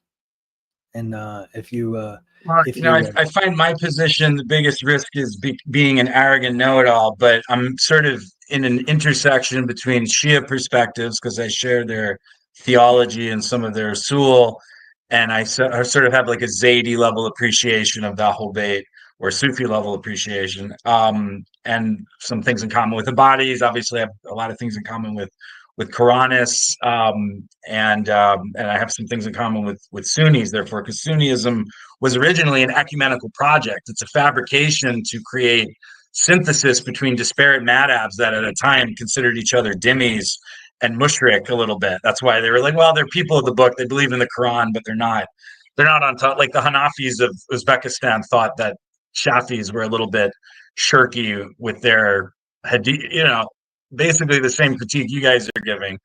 And then later it was like, well, we're all ala sunnah wa jama'ah. That was like a later confabulation. And sadly, Mutazilism got shunted out of it, and Hanbalism tinged. Hanafi did a ton of taqlid with Hanbali, which is why you have Deobandis the way they are, and so on. So I don't have to repeat that history to you. But the point is that it was originally an attempt to create bridges and reduce sectarianism between all these madhabs, which were almost like distinct sects for a time. And it was only with the Seljuks taking over Turkey. So they were from Turkmenistan, and then they took Turkey. Asia Minor became Turkey through their conquest. That Sunnism really got its second wind, because it was the Ismaili Shia and the Karmatians and the Buyid Twelvers were actually dominant for the Shia century. So like when Hazali was writing, this was when proto-Sunnism, or it was like Sunnism 1.5, you might say, before the Mamluks kind of codified it. It was kind of on the back foot, right? And then guys like Ibn Taymiyyah are then coming in the wake of that codification and challenging it with like more proto-Wahhabi critique and slightly Hajrite, you're all mushriks type stuff. But anyways, I'm gonna go pray, and I just fixed a bug, so that's cool. I've been trying to puzzle lockpick that for about 3 hours. So it's been great talking to you, mate. Do you have any further thoughts on the situation in Gaza? Yeah. Close out. So okay, just to say something really quick, the whole concept of sectarianism, I don't answer from what I perceive as arrogance. I'm not arrogant in my position. I'm just extremely confident because of how my life is unfolding. I believe that if I accept a concept that is lower from what I perceive as logical, then I feel like I would be punished. So I don't speak from a position of arrogance, despite my opponent is having the same worldview or the same approach to his beliefs. But for me, and you're a computer programmer, something can be dispelled in binary logic extremely easy, because it will not compile. It's very simple.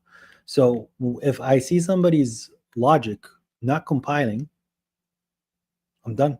I don't need to sit here and prove it to them. I don't need to sit here and fix them. I've tried that for a very long time, where I realized that it's a waste of time, waste of energy. So then it's exactly what's going on with Palestine right now. If I tell you what's truly inside my heart in regards to that situation, the majority of the people will say it's true, but you're heartless. No, I'm not heartless. It's the reality, and you guys are hateful to the truth. It is not a concept driven by God or God's mission or God's book. It's a fight over property. One side is actually invoking God more in their mission than the other. And then the other one is using God, invoking God, due to the oppression. So who's right? Who's wrong? You're both wrong. Who's oppressive? The Zionists. Who's self-oppressive? The Palestinians. Well, that was the opinion that got everyone hating on Sheikh Hamza Yusuf, and something to that effect got Mufti Abu Layth's house broken into after years of controversial hot takes. That was the thing that tipped off a couple of Birmingham bruvs. Yeah, I mean, I think it's almost like a sacred cow to not criticize Hamas in the Ummah. No. It's Hamas label themselves as Islamic. Their jihad is Islamic, and the way they're moving forward is correct. I'll tell you right now. Hamas's steps forward is extremely correct. And one of them is taking two of the Zionists despite the lack of equipment. It's proven. It's completely easy. I'm not talking about a plane coming and destroying a building and killing 10 Hamas people. No. But their thick is wrong. I mean, they killed non-combatants and all the rest. This does not matter to me, because this is them applying the way they're going through what they're doing. But what Hamas is doing incorrectly, which is very clear, it's not the fiqh that's wrong. It's the attachment to the land that's wrong. Mm-hmm. Because I don't want to take It over does say Israel. you can't kill non-combatants. That's in the Hadith Yeah. and in the Quran. Yeah. I get it. But those are errors they're going to answer for. But it does not necessitate Right. now that the whole movement On an individual basis, not necessarily. Bingo. Although the problem with modern warfare is you're using all these missiles. That's the only way to really do anything is with air power. Right. Since World War II, they destroyed North Korea without even using one nuke, just bombing it to, like they did to Gaza. We didn't see it on TikTok. But that's not a fight. so you're going to kill innocent people, and people go, well, there's a collateral damage. We try to the intelligence is very good. They've killed this is the apologetics for this genocide. That's right? the oppression and nonsense. That's the coward way of approach. Because when it comes down to the actual field of them fighting, Hezbollah was more of a strong opponent, and Hamas was a stronger opponent than their Zionist counterpart, despite the differences of technology. So one had the fighter spirit more than the other one, despite them both being warriors, if that makes sense. So Hamas and Hezbollah won that fight. But when you're just going to come bring a bomb and drop a bomb, there's no fight there. So it just creates an attrition situation where you don't really have the foot personnel to occupy the territory. All you can do is kill lots of innocent people and valuable infrastructure and destroy lives and livelihoods and homes and wealth. And it's like, do you want Hamas to be correct? Ugly. You don't stop at Palestine. You don't stop at Israel. If Hamas wants to be correct, they have to carry on, take Lebanon, take Syria, take Jordan. Unite. We're just one community. The community didn't help you. So what's your plan? Why are you going to sit here and that's the other thing is you're going to take the land and then sit around your neighbors that hate you?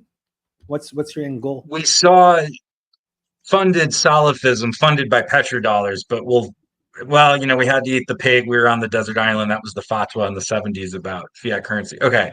So we've got two funded forms of Salafism, Ikhwanism and Madkalism. Madkalism is like, don't even boycott Starbucks.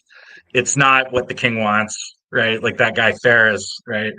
And then Ikhwanism is like Muslim Brotherhood. Qatar are the bank of Ikhwan. And it's like Ikhwana Safa is the brotherhood of purity, and this is the brotherhood of bloodshed. But maybe they believe there's purity in it. I just don't think that. So I cannot disagree with the premise of struggle against oppression as a Muslim, or really even as a sort of a secular liberal, right? Everyone has to. I would, I get these like lefty kids protesting, but I can disagree with the strategy as both being ineffective and as having too much haram killing of innocents in it, right? So that's something I've been contemplating, and I haven't gotten the full picture yet, but I have a few pieces. I can help you with that. Someone came and killed my mother. Okay? Someone killed my mother. And then one of my people killed somebody else's mother who's also innocent. Well, the Quran says it should be limited to 1 for 1 to limit the chaos that used to happen. Eye for an eye. Yeah. Okay. So right, but it's better if you forget. It is 100% better. But what you said, there's a lot more owing blood to the Palestinians than it is for the Zionists. So if 800 people died in a single day, there's still a lot more that needs to die for it to be equal. Not with this war. I'm talking about in the history. So that's why it's very important to forgive, because there's literally tens of thousands, if not hundreds of thousands of people that died innocently that Hamas has the right to go take. Does that make sense? Well, I'm working very hard to try and at least help one family get a new lease on life, and it's not cheap. It's not going to be. And that motivates me a lot. I can't be comfortable eating dates at home while they're, suffering in the tents. But there's only so much we can do. So we should all strive to do our best to do sadaqah. That is also perhaps a form of jihad to alleviate the suffering of the Palestinians. Now that it's safer, go take a look at Syria. Go drive around Syria. Just look at the amount of destruction that happened. And this is not even like close to what Palestine went through. But for Syria to Oh, get it's over. rebirth, I mean, they basically have no, to no, no. leave in the south. There's some buildings left. They can, and a few in the north, maybe they can go occupy ruins. But it's not But over. yeah, well, The war's not there's going to over. be a lot of emigration. If they're permitted to emigrate, then they're going to choose to emigrate, right? Like a lot of them. No, you just gotta wait till Trump sits. The war is not over. Man, don't tell me that. Oh, The my heart war is can't not take it. over. I'm telling you. Yeah. No, stage 3 isn't going to happen. Stage 2 might happen though. So that might be a window to get some people out. They're playing a game. It's a very dirty game. I can't get in details, but it's quite clear what they're doing. If they really wanted a ceasefire, they wouldn't have killed 60 people yesterday, 80 people. I mean, absolutely. They killed like 100 people. Right. Yesterday. So everybody who's going to be released from jail, they just signed a death sentence. Yeah. They're going to get released and then take a bullet a few days later, a few weeks later. Well, yeah, they just keep bombing them. Well, yeah, I mean, they don't have to honor the ceasefire once they get the hostages. Assassinate. Right? Yeah, they're going to get part of the hostages because it's 3 phases. But when they get part of the hostages, whoever they release from prison as a collateral, they all die. They get hunted and they get killed. Yeah, I mean, that part, yeah, even if it's in Jordan or something. Yeah, I mean, that part doesn't bother me as much as just continuing to blow up children and, families, right? It's okay. I can't. Yeah, I It's think they're brutal. gonna force them out. There's a reason why Egypt right now also broke the truce, and they started to put a lot of military in the Sinai Peninsula over the quota that is allowed. So they have an agreement where they have a certain set amount of tanks that they're allowed to put in the Sinai, the Egyptian army, and they exceeded that quota by a lot on purpose. And Sisi's in trouble, by the way. Sisi has been in trouble since Assad fell because he knows he's next on the list. Right. So he's doing this as a wag the dog type thing. Like when It's Bill Clinton blew up that Sudan pharmaceutical factory because Hillary gave him a phone call.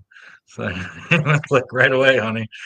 Yeah, so the thing is, like, everyone's been talking about the culpability or the nifaq even. Obviously with UAE, they're funding RSF and we haven't even started to pay attention to that genocide because it's probably substantially worse, and at least in the number of people who are affected. Maybe the suffering per individual is lower on average, but it's a lot more people. And that's Muslims doing that to Muslims funded by Muslims, right? So that's like looking in the mirror a little bit harder. But let's factor out UAE for a second, because we know UAE is not very pious. But Qatar is reasonably pious. Saudi has a weird piety, and now they're kind of swinging. And I don't think that's all bad, because in a way it's more Quranist to like let people choose to go dancing, and then maybe they don't do zina and whatever. The Shakira concerts I do not consider to be kufr. Okay, so I take a more nuanced stance on MBS's thing, and obviously his hands are not completely clean. But the thing is, they've been completely apathetic. Qatar is taking the opposite position, but they've been like losing confidence in the ability of Hamas to execute. Obviously, they've been losing very badly, and they're like, okay, we're gonna kick you out of this HQ and just get a deal done, because we owe rahmah to these people, right? Their better judgment kind of took over, and then the thing is, there's just complete lack of vision in the ummah among the ummah that has money and power. And the vision is ultimately that they don't have any air power. So there are a few airstrikes on power plants or desalination plants away from complete collapse themselves. They're completely dependent on U.S. weaponry and U.S. alliance. Or in the case of Iran, trying to opt out of that, they get into bed with Russia and China, who are arguably worse in kufr than the United States, which has some Islamic and Christian elements in it. It's maybe more in theory than in practice, but it's a freer place. It's got more good values, I would say, than China. So this is the dilemma everyone finds themselves in. Indonesia's just doing their own thing. I think they still have an East Timor genocide going on, just low key for like 50 years. But Malaysia's cool. they don't have any blood in their hands. So, But Brother Aleph, anyway, so I do have. We need a new vision. It's in the works. I think we need a new generation. But God, it's in God's hands, and we got God's promises. So I think we will be okay.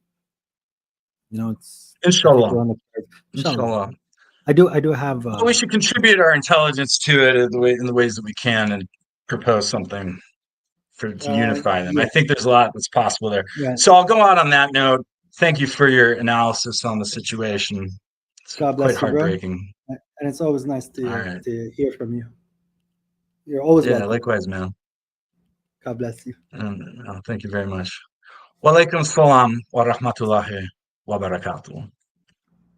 God bless you. All right, bro. You know what? I have a bone to pick with you.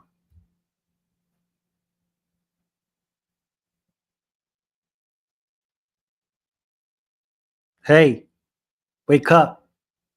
Unmute yourself. I'll say your name, bro. I can't hear you. Speak. Salam. How are you? Peace. I'm all right. How are you? I'm doing good, alhamdulillah, alhamdulillah. But I'm busy driving, so that's why. Where? To the North Pole?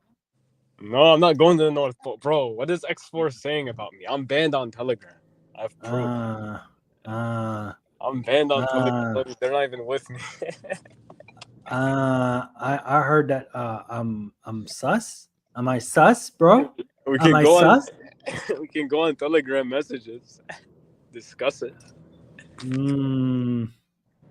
Was it like what? Where was it? Was it on Discord? Was it on WhatsApp? No. You're on on Telegram when you joined a certain group. Yeah, I was there. No, I was there, but they banned me. They banned you after you freaking threw everybody down under the bus, bro. What are we to you, huh? Okay, no. They banned. Ladies and gentlemen, this gentleman here. What? He's no, the he's a North good Pole friend is of mine. Look. He's a good friend of mine that decided to. I can show you what? I can show you the text of. Didn't I show you the other day? He said I was in their PSYOP list now. You are in the PSYOP. You said I was a PSYOP. You said everybody's a PSYOP. When did I say you were a PSYOP? You said I was pretty sus because I'm a computer programmer. Computer programmer? Mm-hmm. Well, no, but you and didn't.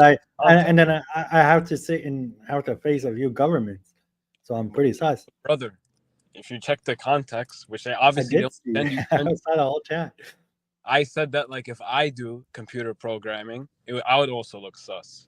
So I look sus. Saying, Muhammad should expect people to, be like, he should expect people. One second, bro. Us. I'm speaking. Just give me a second. Look, I'm just Bill. I'm just giving my brother here, Armor Wolf, a rough time. Me and him, we know each other for like 2 years, and he's very active. He's very active in the online community. He used to be, I don't know how often now. He used to be on Discord a lot and a few Telegram groups, and he tries to go he's a butterfly. He's a social butterfly. But recently, he's been trying to tell people that maybe that Mecca is in the North Pole, so I'm making fun of him. That's all. I said maybe, but in the same time, that was because you know how open I am to every view. You know me. But I would tell them good points. So the other day, someone made a video about North Pole, and they said in the Quran it says that Mecca will be protected and no one will no mushriks will have it or something. So they were using that as a point. Please. I told them, that's just the silliest point that people say. Oh well, there's no mushriks that are supposed to be in Mecca. Yeah. Mushriks are not allowed in Mecca, but they were there when the Prophet was there before, and then they got banned. I know, but I'm saying because they said no people will be after this year, they took that as a point to say that it's not in Saudi. But I actually told them that that was at least a good argument, even though I don't think it's right. I told them right Quran after. alone is truth, bro. God said that it's forbidden for you to eat pig. People still eat pig. God said it's forbidden for mushriks to. God said forbidden for But you you know, to so I go told to them. Mecca if you're a mushrik. Yeah, People but still listen. I told them that if you read chapter Noah, pray to Allah that all the disbelievers get drowned and there will be no disbelievers on the earth. But obviously, after the reset, there was more disbelievers. So it's not like something that's, ongoing. It's not an ongoing thing that there will be no mushriks. Right now, if someone who has a good leader, right, he will not allow mushriks in Mecca because it's our responsibility. You understand? Yeah, me? but our ancestors failed, and I'm gonna be honest. I'm answering the point of the argument. You're saying, oh, well, mushriks are not allowed, therefore God is disallowing them, like literally by a miracle. But no, it's our responsibility because God said, do not allow the mushriks to be there anymore. Right.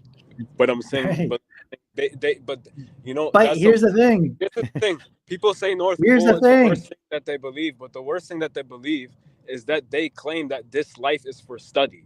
So wisdom, striving with wealth, throw that out the window. We're just caring about knowledge now. Don't do anything good. Don't strive with wealth. That's what they're promoting. But that's to me is the worst thing. Not even like, I'm gonna be honest. Hey, why are you turning left? You're supposed to keep going straight. I'm turning right. You got it wrong. I was gonna say right. Beep, boop, beep, boop. 1 second. I had to use VPN. Anyways, there's bound to be a good pizza somewhere in Syria, bro. I don't know what you're talking about. God bless you, bro. I'm not just banned on there. I'm banned on Telegram completely. So if you see Why? it's deleted completely. So why?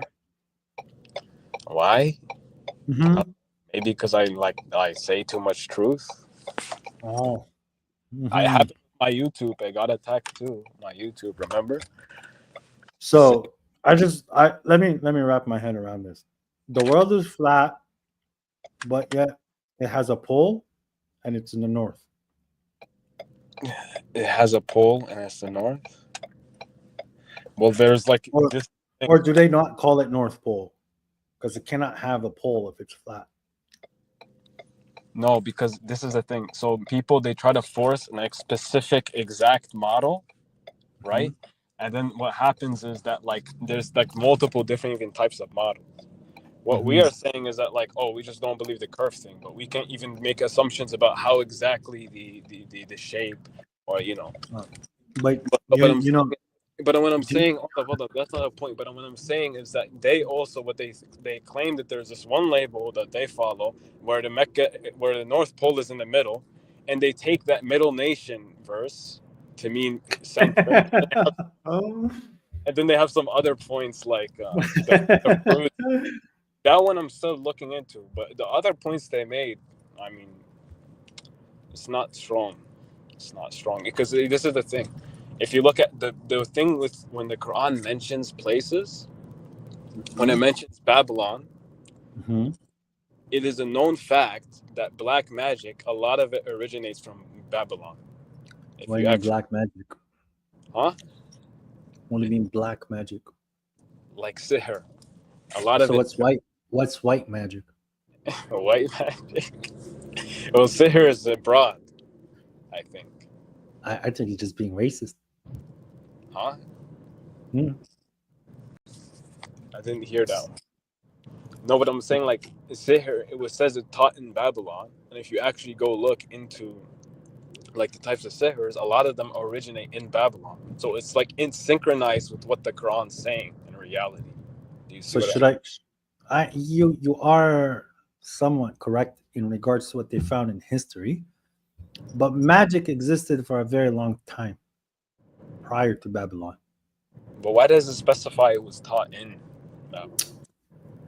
Nope, it didn't say that the magic was being taught in Babylon.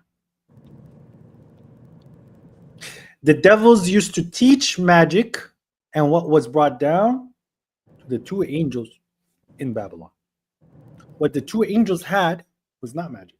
Oh, separate. Yes. The devils taught magic, and they taught what was brought down to the two angels, and they did not teach someone, the two angels, except they said that whatever we're going to sell you, right, is a fitna. فلا تكفر. Why can't we see Polaris from Australia? Like the Northern Lights? Northern Lights? Are you talking about like distance view? Why did you change the topic from Babylon to this? No, because someone asked the question. I'm not sure. I'm not sure what Polaris is. Polaris isn't that star? Polaris star. Oh yeah, that's true. That's I was also thinking. I was also thinking about the whole thing. They love the whole like the green lights, those northern lights that people call them northern lights. I mean, don't you think that cannot occur other than if there's a curve. other than if there no, but I'm saying like, oh no, but I do think there is some kind of implication to the Northern Lights, like the source material of it. What is it? It's like flames, and I remember I've seen the verse. I forgot. Bro, what causes northern lights? The aurora borealis. Aurora Borealis, Ramanubi when it comes to these. It's the magnetism. It's the magnetic field of Earth.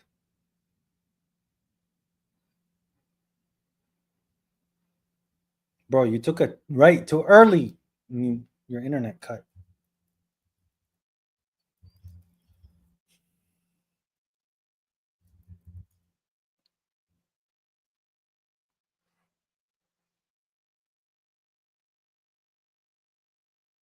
I guess he dropped. So, anyways, there are a group of individuals that big honking space magnet. Back, how are you? Finally, bro. The phone like shuts, like when the screen shuts, because with the StreamYard Yes. on my phone, it messes up. So Right. Maybe you're getting close to the magnetic field of Central Earth. look, so you're saying Harut and Marut, were they Are more angels. specified with the dissension of the Swatch? Yeah, Was it- okay. I mean, they were teaching people a concept that if they bought it, they're capable of seducing other people's wives or husbands. Specifically, Harut and Marut could do that. Harut and Marut didn't do that. Harut and Marut taught something to the human. I see what you mean. Yeah. Bro, how long is this turn? It's a red light, man. There's like 4 cars ahead. Are you turning right? Yeah. Then honk. Right is open. It's not open.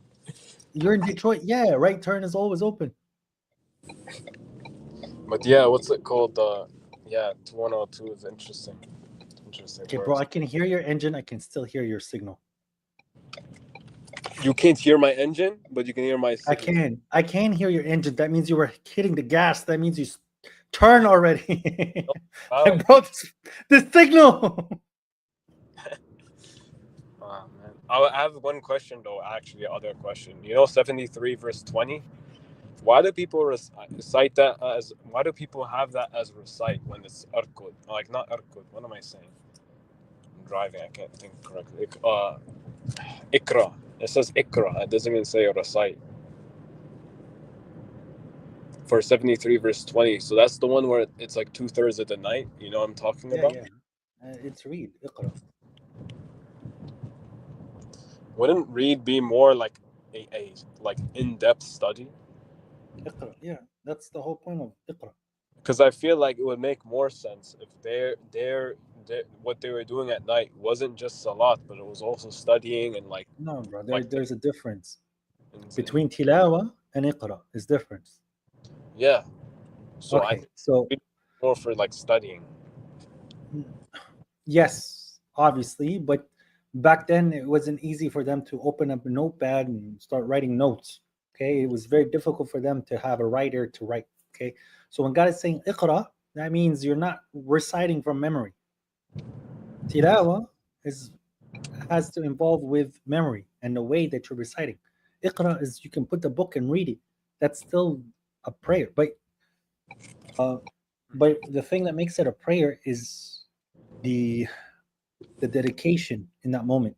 So you can't just sit on a table, have a pizza, have a drink, and read the Quran and study it in that form. No, you need to be dedicated in that moment, giving itself giving itself its due diligence.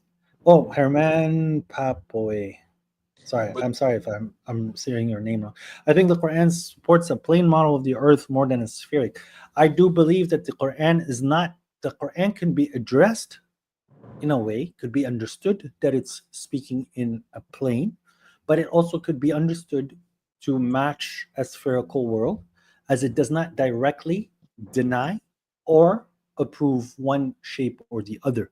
All the verses that speak of a flat earth can be understood and can be applied to a very big spherical shape.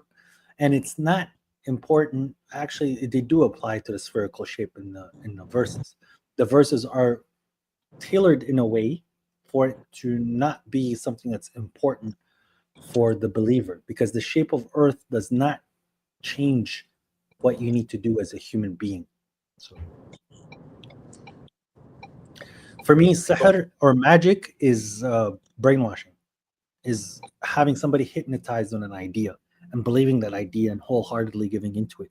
You get hypnotized. So it's like يريد أن يسحرنا عن ما كان يعبد آباؤنا. He wants to mesmerize us. He wants to hypnotize us. He wants to brainwash us away from what our parents used to worship. So, But yeah, the Quran does not address the shape of the earth. Sorry, you had a question. Yeah, the Iqra. yeah. So I was thinking, like, since it wasn't just because like Salat is very associated with like Utlu, like in Homie, 29. how many right turns But are you gonna have? Because these car signals noises is just a little too much, bro. Stop signaling. I'll talk to the cop if you get pulled over. because I'm in the left lane with the arrow symbol, so it's like I don't even need to do Okay, it. they know you're gonna take a left. They know you're gonna take a left. You don't need to signal, and I don't need to hear that tick tick tick tick tick tick tick tick. Okay, but like I'm saying, like Tick tock, tick tock, tick tock. Go because ahead. it says Ikra and because it says establish salat after the end conjunction, and then it says like purification. I feel like they were like cycling through like things, like not just like salat itself, but they were like doing tasbih. They were like asking questions. They were studying. Like there was like a deep connection with Allah. They had like it was like just cycling through things. Yes, but that's what I do in Salah. So in Salah, I have the time. I'll spend a good portion reading a big portion of the Quran, and then when I'm prostrating, I would spend a good time doing tasbih, pondering, talking to God, having some more of my dua, and then I will keep going through that. But again, as I said, it's the intention and the way that you are presenting it. It doesn't mean that you sit in your bed and at that point now, or like you're just not sitting on the couch and talking to your wife about God. And now that's me staying up the night for God. So what I'm doing right now, let's assume it's in the middle of the night. Is this me now staying up for God? Is this me fulfilling those verses? He's gonna say yes. Really? You count this? Are you gonna say yes? Well, it's not nighttime for me. For me, it is, bro. For me, it is. Yeah. So am I fulfilling the verse now? Wouldn't you think it would be? It's better if it's just you and Allah directly, or like. Well, the verse like, also says qiyaman wa sujudan. So standing and prostrating. There's no sitting on a chair and you just talking about God makes it a prayer. Following closely. Right. But So are the people in my chat doing prayers with me right now? Are we following closely? Nah. It's a form of prayer, so you feel there. But not the following closely. Yeah. The last thing, yeah, I was just But asking. are we doing iqamat as-salah now? No. No. Hmm. But the last thing I was gonna say, like, cause the reason I asked that was because like it was interesting how everyone put it as recite. I actually looked into the Arabic and I was like ikra.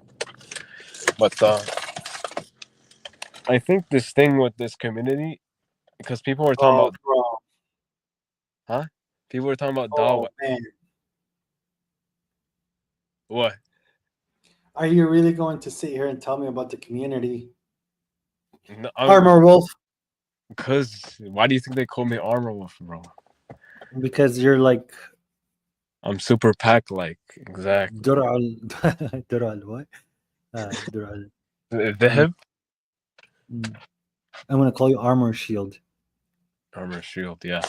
So like the code, like, I think like people are too like what if like a retail store, there's like a cashier and then there's stock room and then the sales floor.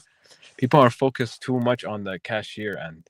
So this is like the dawa and debating and like talking about our group and stuff, but we have to like maintain our own people, honestly. I can't like say the details because I'm not fully aware of the full details, but I don't worry about this because I believe that we have a promise from God, and that promise is going to be fulfilled.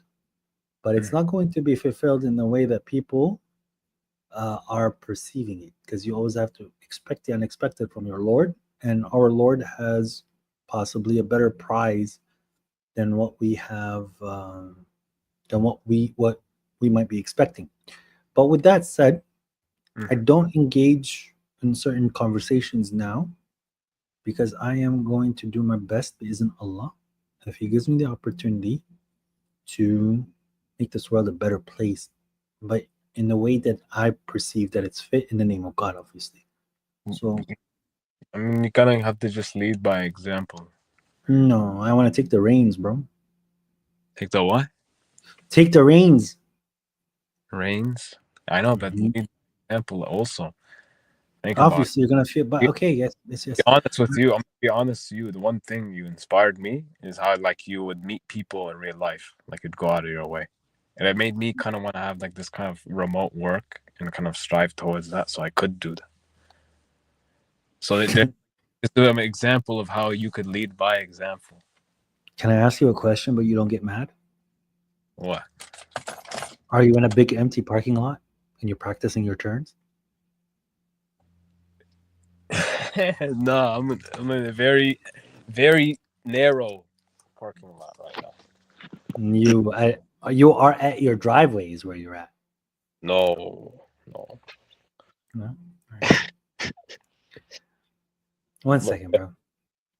Brother Malih is saying salam, brother. I have a question for you.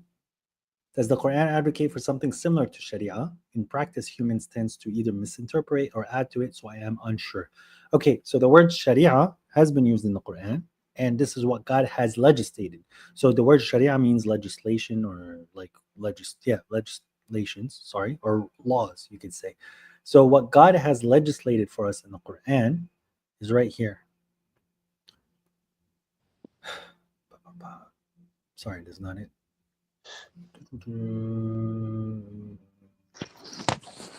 There it is. So, shara, that's the word that you're interested in, sharia. Shara'a lakum min ad-dini ma wassa bihi Nuhan والذي أوحينا إليك وما وصينا به إبراهيم وموسى وعيسى أن أقيموا الدين ولا تتفرقوا فيه كبر على المشركين ما تدعوهم إليه الله يجتبي إليه من يشاء ويهدي إليه من ينيب. He has legislated for you of the religion which he advised to Noah, which we have inspired to you, and which we have advised to Abraham, Moses, and Jesus. Establish the religion and do not be separated therein. So that is the basis of what Sharia is to have one religion, that you should not separate in said religion. Okay? So whoever wants to separate, that's on them. You still try to unite, you still try to go. So it's like when you are making progress and your own community starts throwing at you rocks from behind you, want to backstab you, you say, hey, like, bro, you're acting like a weirdo, a hypocrite. Do you want to come back to the community, or should I just allow you to be a hypocrite? And if they want to be a hypocrite, they're being a hypocrite. But who's the problem? is the ones that say like, oh yeah, we believe in the Quran, and then the other group says, yeah, we believe in the Quran. Okay, let's work together. And one group says, no, you guys are going to hell. Okay, so now you're dividing the religion, you're in trouble. So that's the word legislation, shara, in the Quran that was used. And there's another verse where it says that this is also to understand how Sharia works, and which what you said, it's in the exact same, right? Which is in the same verse that we were quoting. This is in chapter 42. من كان يريد حرث الآخرة نزد له في حرثه ومن كان يريد حرث الدنيا نؤتيه منها وما له في الآخرة من نصيب. Whoever desires the cultivation of the hereafter, we increase for him in his cultivation. And whoever desires the cultivation of the world, we give him thereof, but he will have no share in the hereafter. أم لهم شركاء شرعوا لهم من الدين ما لم يأذن به الله ولولا كلمة الفصل لقضي بينهم وإن الظالمين لهم عذاب أليم. Or do they have associates who have legislated for them of a religion to which God has not authorized? And if it was not for the decisive word, he would have judged between them.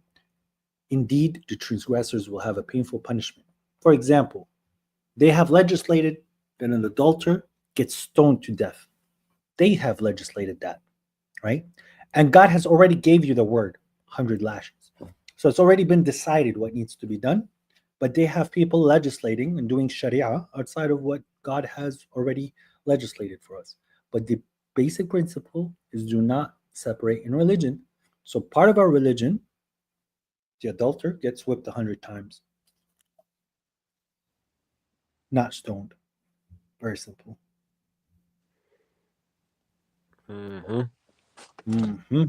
Exactly. But Thank you. yeah, I was gonna also say, like, I noticed, like, I think there's like more hope. I know this is gonna sound harsh.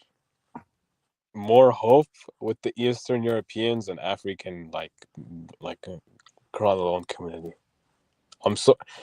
Think about where all the misinterpretations and all the fitna comes from. It's from Where? UK, it's from Canada, it's from US. It's always those places.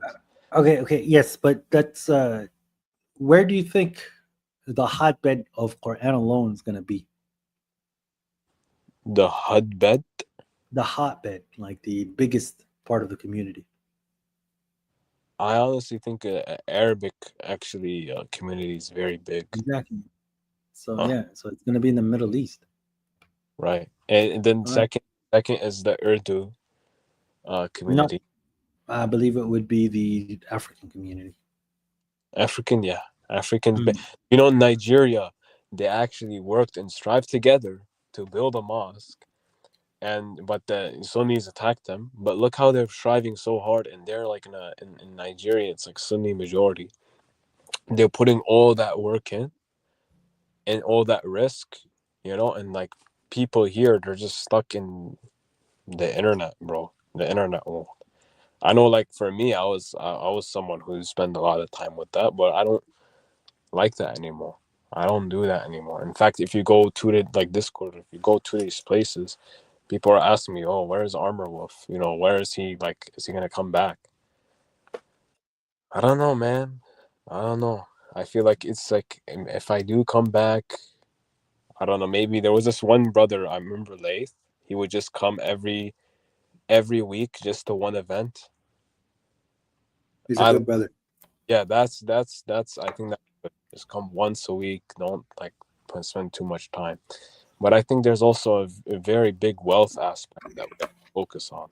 And people they might think wealth is like bad and all this, but like children could be bad too, you know, because it's you're playing with fire. It can be bad or it can be good, right? So if you do it the right way, you can strive well with, you know, having children. And if you do it the right way, you can strive well with you know, wealth. Did you find a wife? Huh? Did you find a wife? No, not yet. Are you working on your money? Why do you have to mention that? Now I have like eyes on me, bro. Because I know how you think, brother. I've known you for a while. No, bro, I'm focused on money. I want to build a mosque, man. Where would you build a mosque?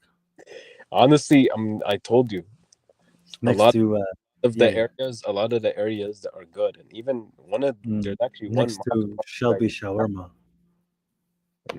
near Shelby Shawarma. Who knows? Next to Shelby Shawarma. Yeah, but I'm saying like in the there is actually one in Turkey that people are like working on.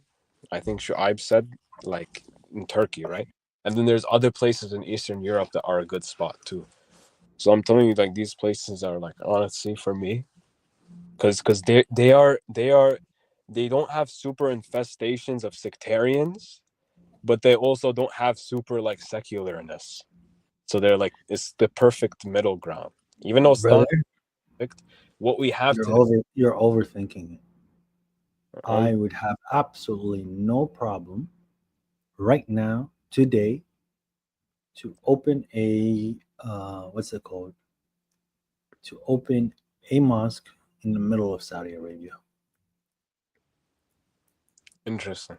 And have like no Muhammad's name all over, no hadiths, like these kind of things. Well, in Saudi they don't do that. Yeah, but I'm saying like if you want to not have that, or like to them kind of force you to have that. They don't have that. So in Saudi Arabia you could open it and they would have no idea that you're a Quran alone. Yeah, but I want something that's like open too, you know what I'm saying? Like it's It is like open. no, but I'm saying like openly, Mhm. like not in secret. It's not about being in secret. So you're People will know. You Like, would be open, like 100%. Okay. You would straight up say that no, we don't discuss hadith. Yeah, and it's also another thing. You know what the Sunnis do a lot? They do like GoFundMe's for mosque. So all we need to really do is have one area location, and then have a bunch of people like put money into that with the GoFundMe. Brother, there's a concept that you're missing that's very important about the mosque. Okay, when you're establishing the mosque, it's the person that's opening it that's very important.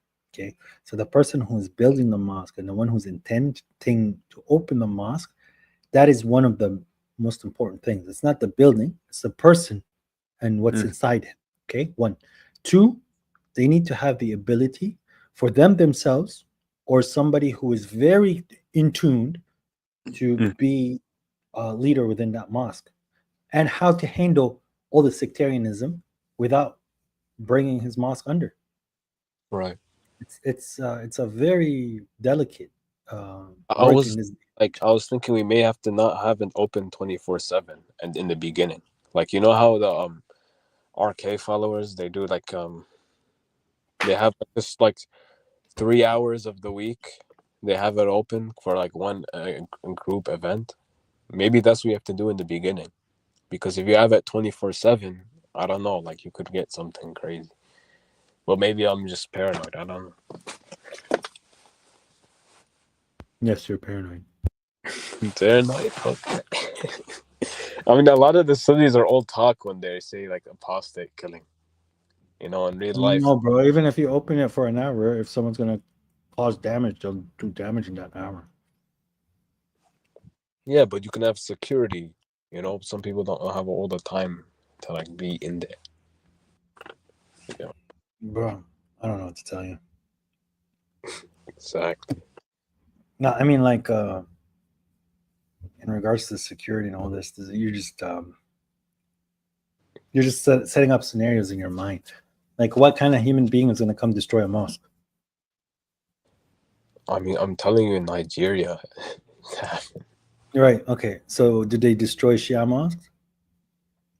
No, they did it to first the Quran alone people who try to like, you know. Okay, so they destroyed the mosque, and then what? It was messed up now. Like they had to like, I don't know, maybe rebuild it. Mm-hmm. I mean, look, to be fair, I just heard someone telling Shu'aib this on his live stream. So I don't know. So this is what I mean, bro. Like people talk, but when it comes down to the reality, it's a But mosque. they did it to the guy's school in Bangladesh. Okay, and then there's some mosques that are Sunnis that take a bomb once in a while. Yeah, but you Somebody know, walk in. You can go to Christchurch in New Zealand or Christtown, whatever, and you get shot up in a mosque. Mm-hmm. So what's my point? Yeah. Okay. So It's that's just, not something that we're gonna like have to there, say. there's Yeah. there is a verse. Don't fight them in the mosque unless they fight you there. So That's Masjid al-Haram, bro. would you apply it to other mosques? No, if they come to the mosque and they have a bomb on, I'm gonna fight them. Yeah. You apply the same thing with Masjid al-Haram. No, there's a difference. I can kick your ass in my mosque before you even hitting me. Oh, okay. I Sorry for I like just like them showing a threat, and you can that's good. most of it, more of it. Even if they caused the crime last week and then they came and showed up, I can fight them. Mhm. But in Masjid al-Haram, I wouldn't be allowed to. Right. Right. Masjid al-Haram is much different, bro. But like as God says, like who is more unjust than those that go into or they like strive to stop the mentioning of God in his mosques. So you see why I didn't even engage with your conversation, because those people are going to hell. What am I going to sit here and stop the person from going to hell because he wants to destroy the mosque of God? No, let him have at it, bro. Because those rocks I can fix. And the people you killed, you'll answer for, and I'm just gonna keep going with my mission. You're just gonna damn yourself. So yeah, go ahead, attack the mosque. Mm-hmm. All right, bro. That's You've reached your destination. I can no longer hear your right signals. So my right signals, yes, alhamdulillah, like you don't hear it anymore. Yeah, all I'm saying though, dude, though, is like if you're gonna invite people like Grace and Rock here, we gotta also have some maintenance work in like inside the community. I don't know. what do you mean, bro? Please stop talking to me about a community, okay, where the community itself is lacking. There is no, for us to be a community, there needs to be a physical location. Mhm. Until then, don't tell me how I should and shouldn't do and invite Grayson and not Grayson. Grayson is, we're all, yes, a part of a community that we talk about the same topic, but I don't need like pointers on how I should maneuver the community. We're gonna make it a physical one, inshallah. Mm-hmm. How are you working on that? Me? Yeah, you specifically, every single one of you. How are you working towards our community? Me, I'm trying to honestly work, and I'm trying to get this IT degree. And then honestly, I might aim for more than just being some employee. So I honestly do something bigger. So then maybe like a fusion of IT with like I don't want to get into it, but I'm saying like we should always try to aim for more. Because like we have too much people in power who are corrupted. Like we don't have enough good people. So why don't you compete with those people then? Yes, that's what I'm trying to do, inshallah. Inshallah. All right, bro. Peace, man. Good talking to you. Take care. Peace. Salam. Salam.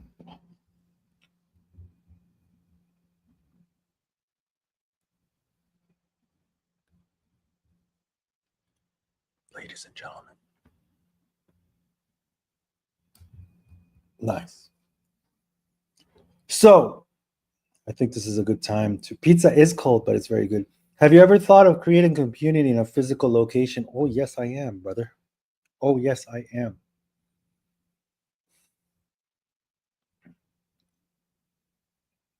Yes, I am. That's all I'm going to say.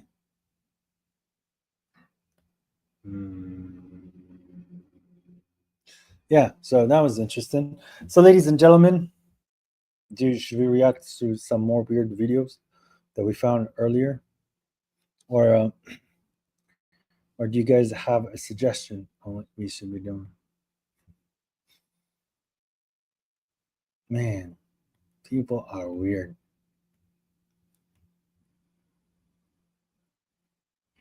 In Hadith, Prophet Muhammad from Saudi, but in the Quran, he is from the east of the world. Mosque's word come from Moscow. No, bro. Bro, the lashing of adulterer is half. The fornicators, no, that's not true either. That's not true. Salam, brother Muhammad. Salam, dude. Oh, I thought it would be after 2. Nope, Shorlini. I just joined. I missed it, but it's good to see you back. Thanks, bro. I appreciate it. It's been a weird trip for the last 2 months. The more you help family, if that family does not like God, they keep thinking that you're crazy. What is your view on circumcision? Is it obligatory? I do believe that it's not obligatory because it is not mentioned in the Quran.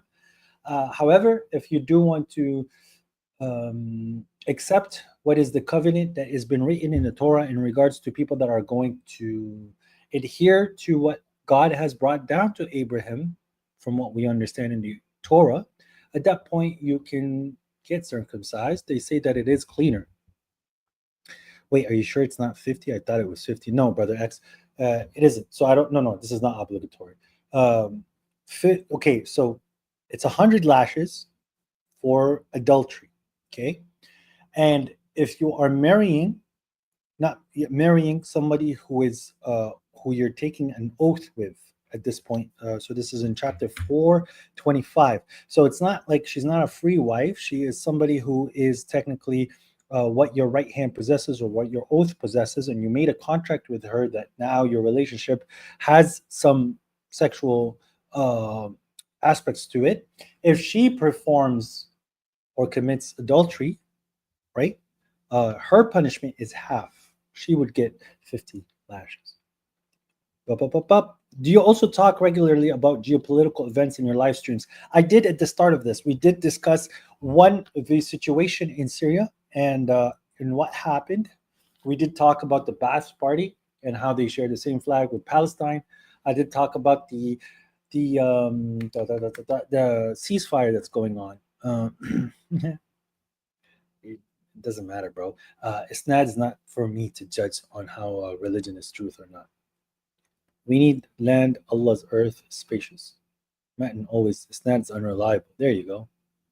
What are your thoughts on Super Mario? Bro, I don't get it.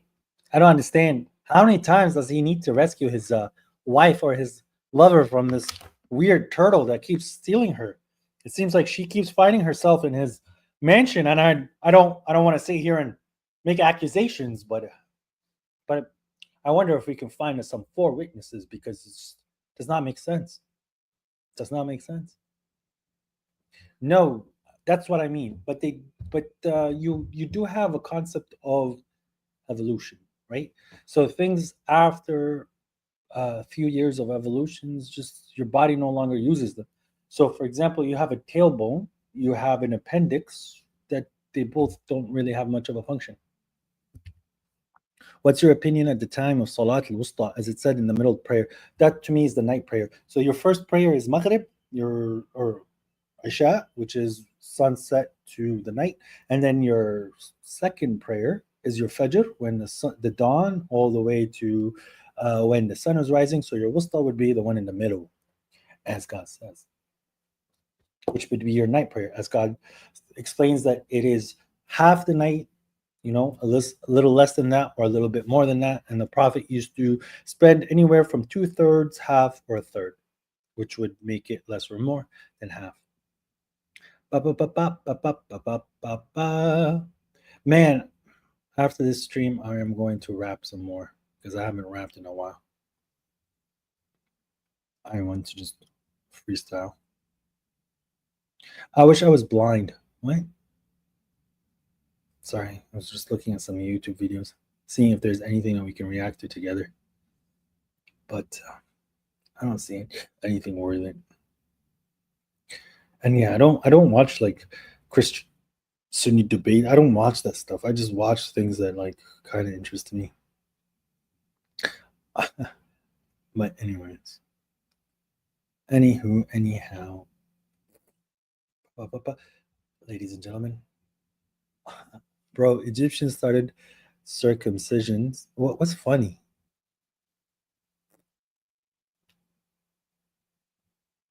Please watch this. What's that? Who are the children of Israel? The seeds of Israel.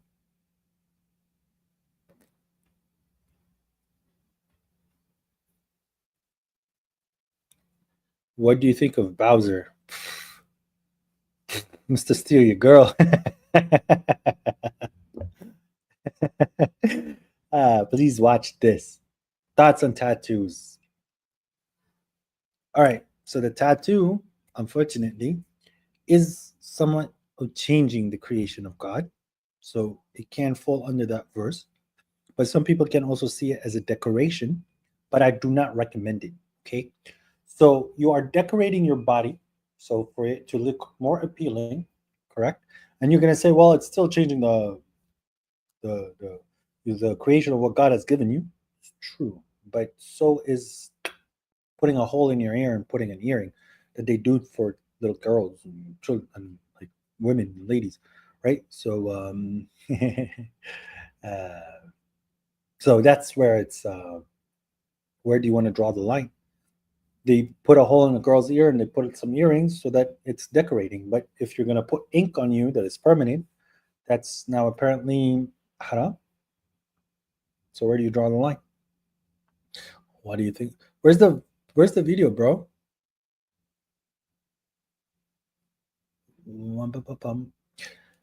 We gave Moses the book and made it a guidance for the children of Israel that you do not take representatives beside me.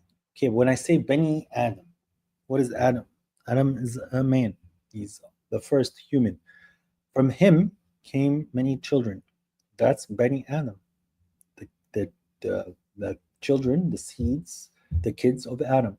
So Beni Israel. Okay, so that means Israel is an individual, right? And he had kids. And that seed, that line is Bani Israel. Simple.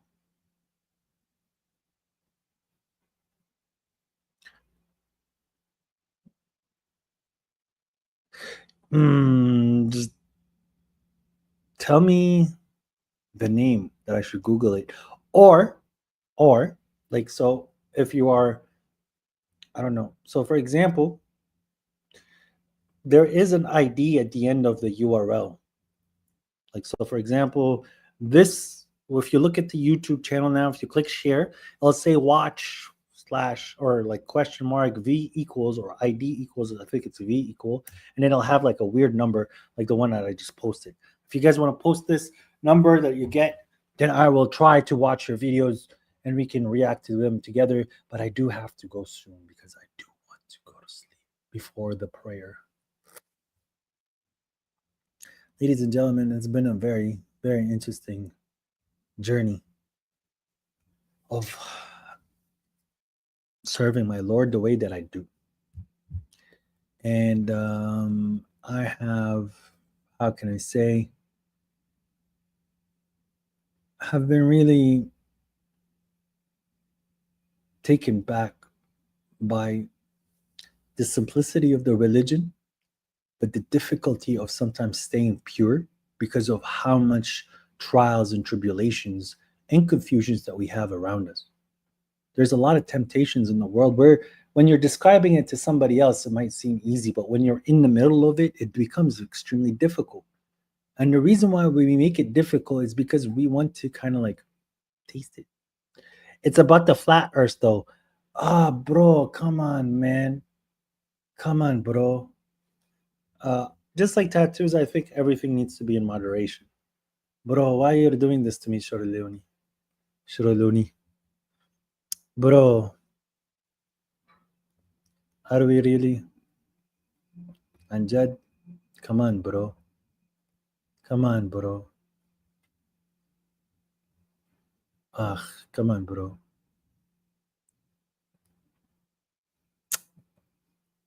Ah, come on, bro. Let me see.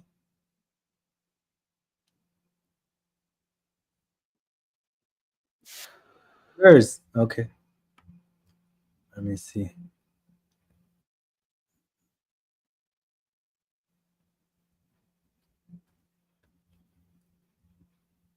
Hey.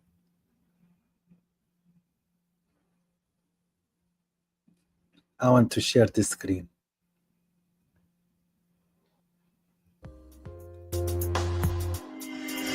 Can you guys hear it? It would seem there is a proper war raging in the flat earth community. And this is happening after the final experiment. If you don't know what the final experiment is, it was basically a trip organized by a man who paid for other participants who wished to visit Antarctica. People from the globe Earth community as well as the flat Earth community. And some from the flat Earth community accepted that. Some of those were also quite famous. Let's call them influencers on YouTube and Twitch and social media like that in the flat Earth community. One of those was Jaren, known from his channel Jarenism. And he went there to the Antarctica because, as did almost all flat Earth influencers or YouTubers claim, there could be no 24-hour sun in Antarctica.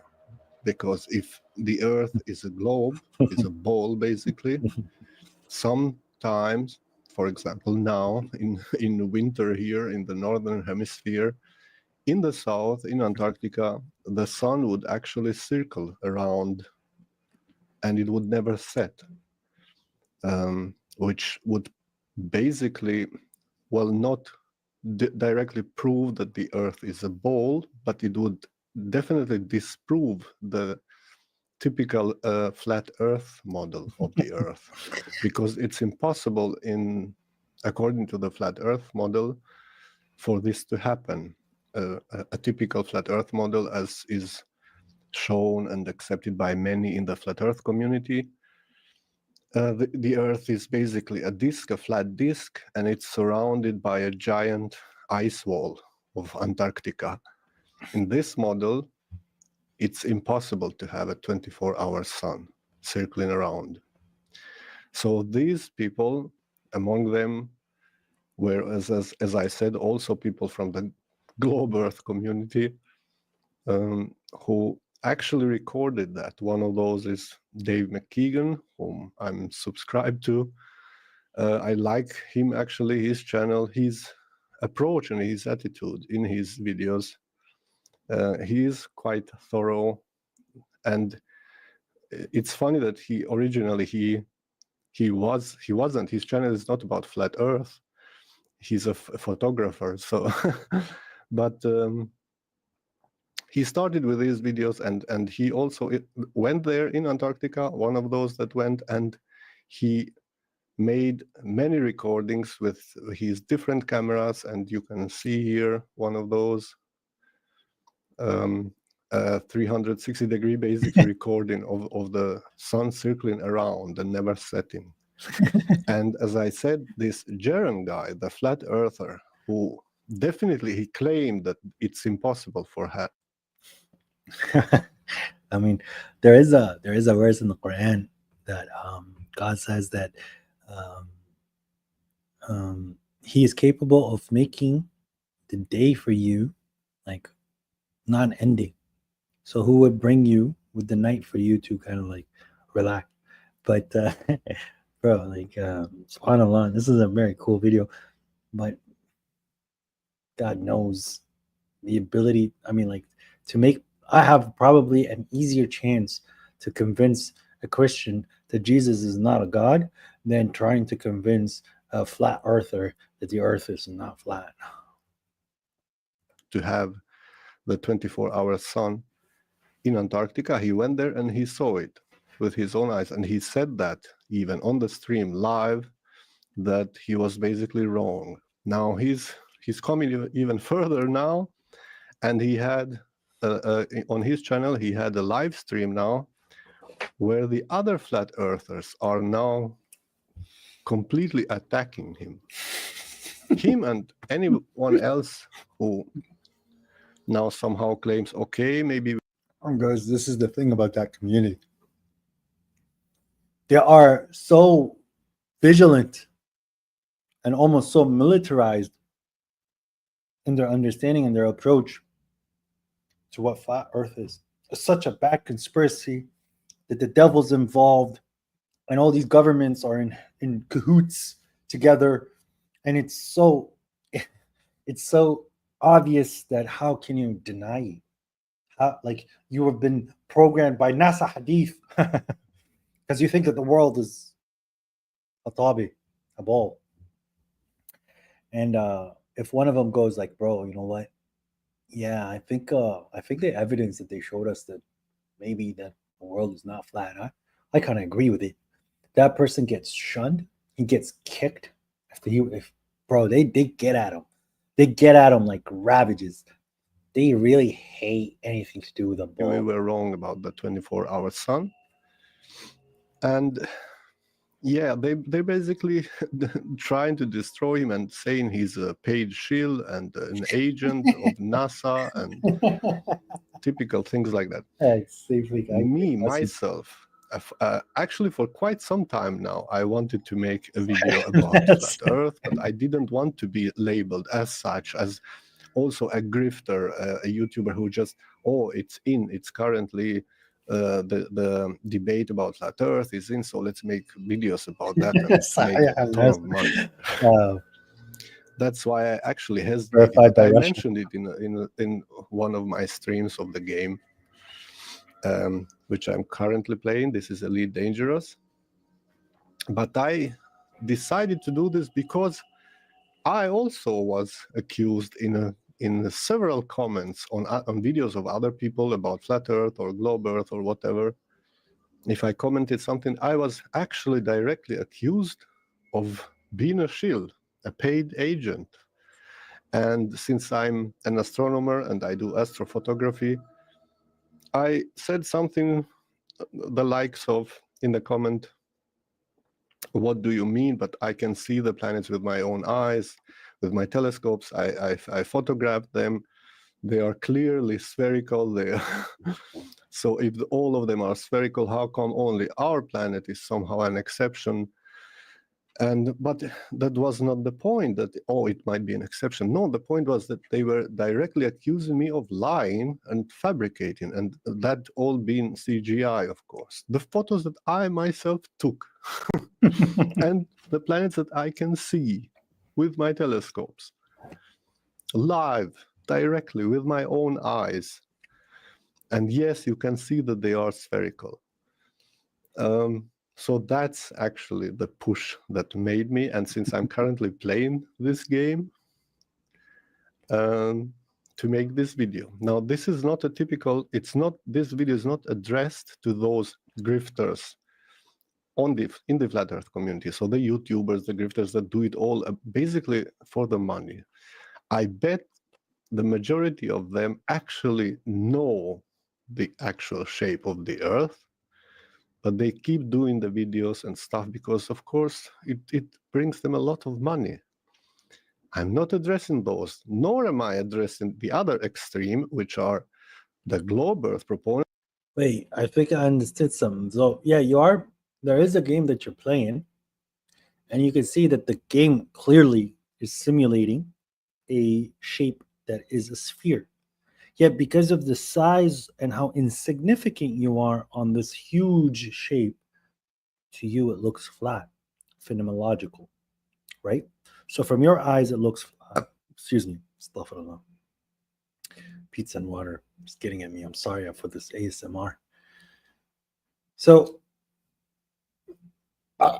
you're on a ball, and because of how small you are, it looks flat to you. Bro, how do you know you're on a ball? I don't see the curve, bro. How do you measure the curvature? How do you measure the curvature, Shaloni?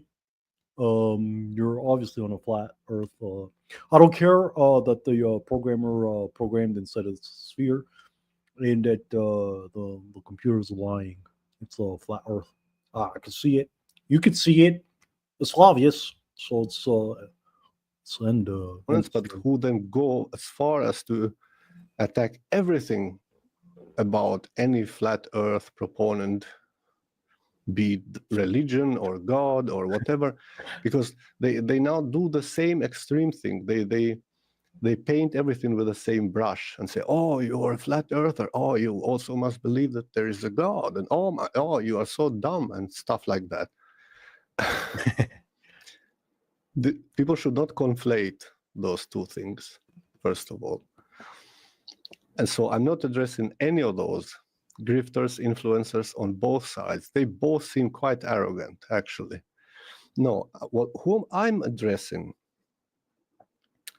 is common flat earth people, followers of those influences. Simple, really simple, common people who probably the majority of them are decent, nice people, but who have struggles believing in a ball earth. And I got it, bro. I Thank you know for the what I'm donation. talking about because I remember Thank you, bro. a few discussions I had circa 40 years ago with my own grandfather.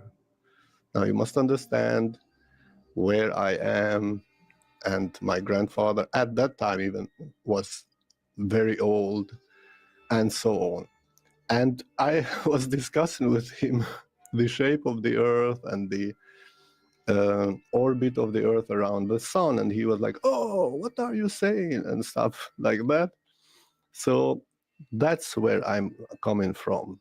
So people who are actually good, decent people, but have struggles conceptualizing visually how can something flat be a ball. Well, I mean, to me, it's one thing that I like to recognize is God is capable of all things, right?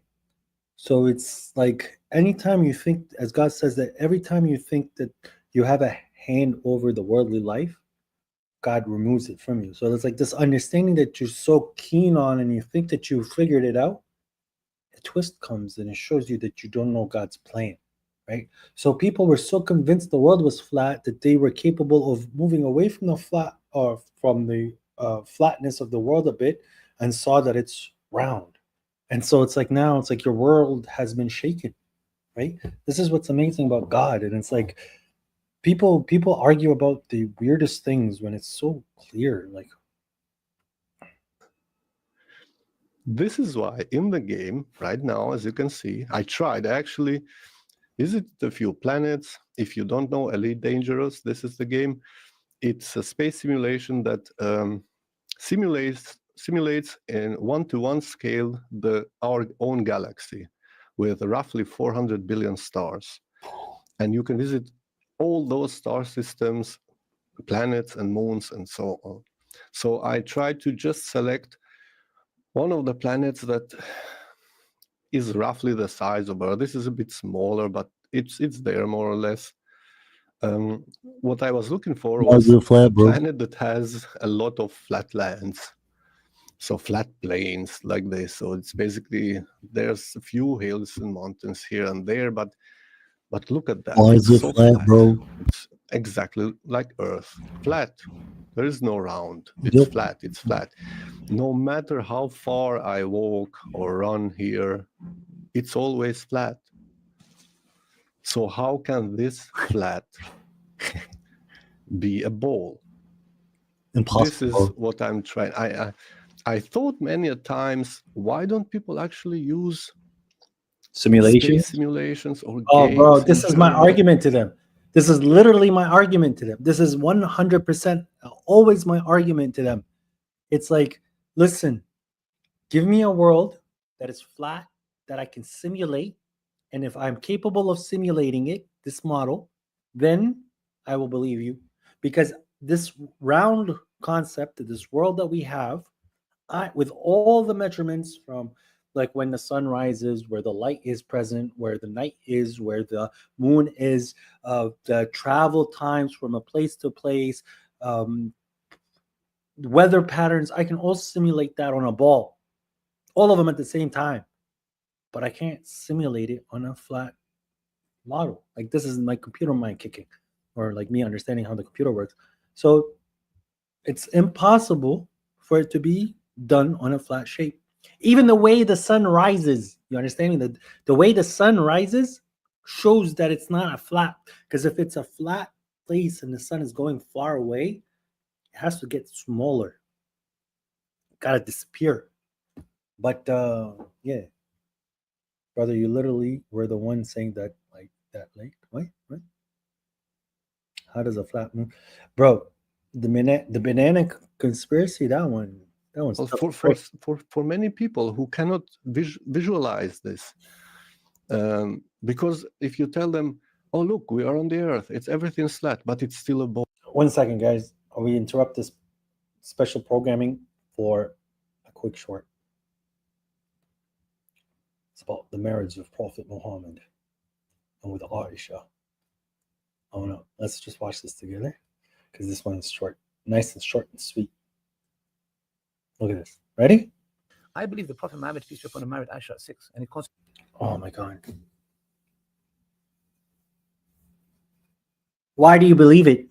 Because Daddy in the mosque told me so. made the marriage at 9. I have bro, like zero problem with that at all. What is the matter with you? As long as we understand why that happened. Here's why. And we look into why he married her and so many things about his character. I've spoken to non-Muslims in the park and they've asked me this question. Wallahi, after I've broken it down, I said, Eminem case, right? I'm sorry. Every time they do this, it's hilarious to me. Bro, what are you doing? Guys, what is it doing? Can somebody explain what they just watch? Oh, dear Lord. Please come back up. Where is it? It's right here. Here's the forced hijab, bro. Did you guys look at here's the forced hijab. Like, oh man, yeah, this is how we're gonna promote Islam. Y'all. Hey, you guys. You should be wearing a hijab, but the Prophet had sex with a 9-year-old and I'm absolutely okay with it. You know why? The reason why is because he's the Prophet, and who are you? Huh? Who are you? He knows and you don't know. He got the Quran, so he can have sex with a 9-year-old. Well, the Quran says it's not allowed. Well, he's the Prophet. Who are you? Are you going to teach the Prophet the Quran now? No, bro, you just didn't have sex with a 9-year-old. That's just not normal behavior. It's not very Quranic. Well, wear a hijab, bro. I'm gonna censor your hair. Astaghfirullah. Guys, astaghfirullah. How dare you look at her hair? Sorry. This is just so ridiculous.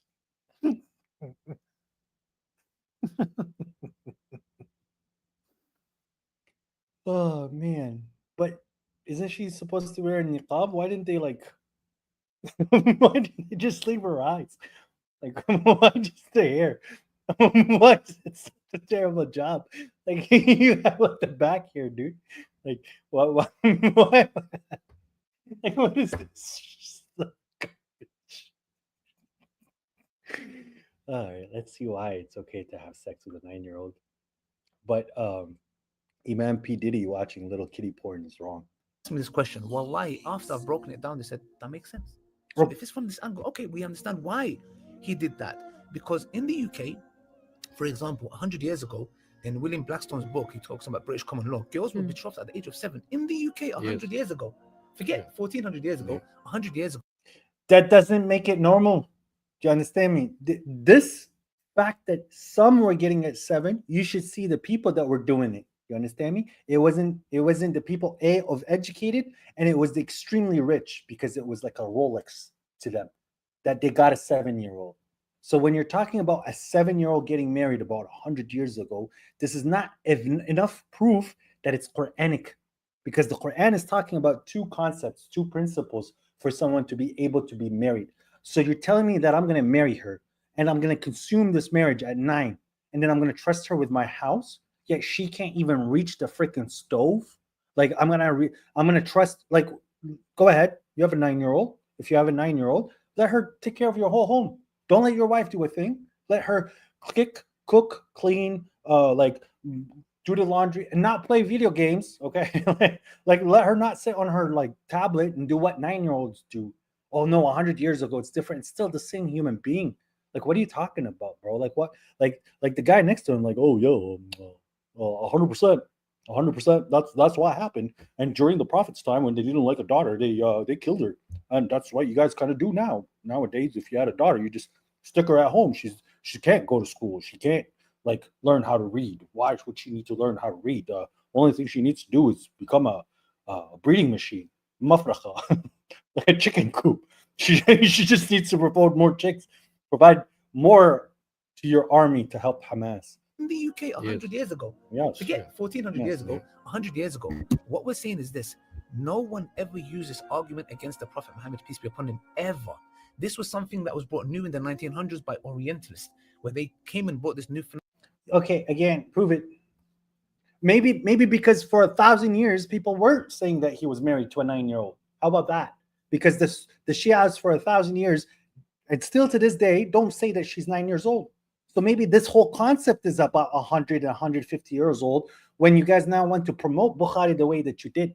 Maybe 150 years ago, they didn't say that she was 9 and 10 and forced it down people's throats the way that you do. Do you understand me? But it's okay, bro. You're forcing hijab. You're forcing virtual hijab on people. Phenomenon of, oh my gosh, your Prophet married. Da, da, da. So we're saying that we don't study our religion and we don't come to finding out the reasons. Then we find it problematic. We don't study our religion and we don't come to marry. Da, da, da. So we're saying that we don't study our religion and we marry. Da, da, da. So that's a freestyle beat. That's not even a nasheed. We're saying that we don't study our religion. Illa beats. I don't know what the thing says, but it's like you could hear the music tag. Like Ali Dawa, you have like millions of followers. You can't buy the licensing of something that has been watched like millions of times. Like, bro, that we don't study our religion and we don't come to finding out the reasons. Then we find it problematic because we're like, I can't answer this. The only choice I have is this: either I'm going to reject the hadith and say it's weak, or I don't accept it, or say, I believe the Prophet Muhammad, peace be upon him, married Aisha at 6 and he consummated marriage. Oh, okay. So it's not about rejecting the hadith, but it's rather,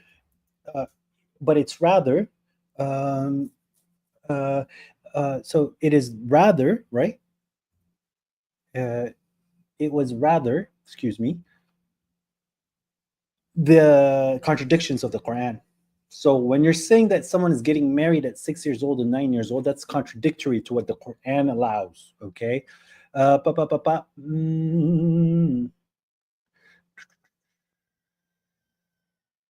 Okay, so here we go. So this is what he's saying. But when you look at what they say, it's complete Bologna. Like, oh, I don't want to swear again. Sorry, ladies and gentlemen. But let me take this and let me zoom right in.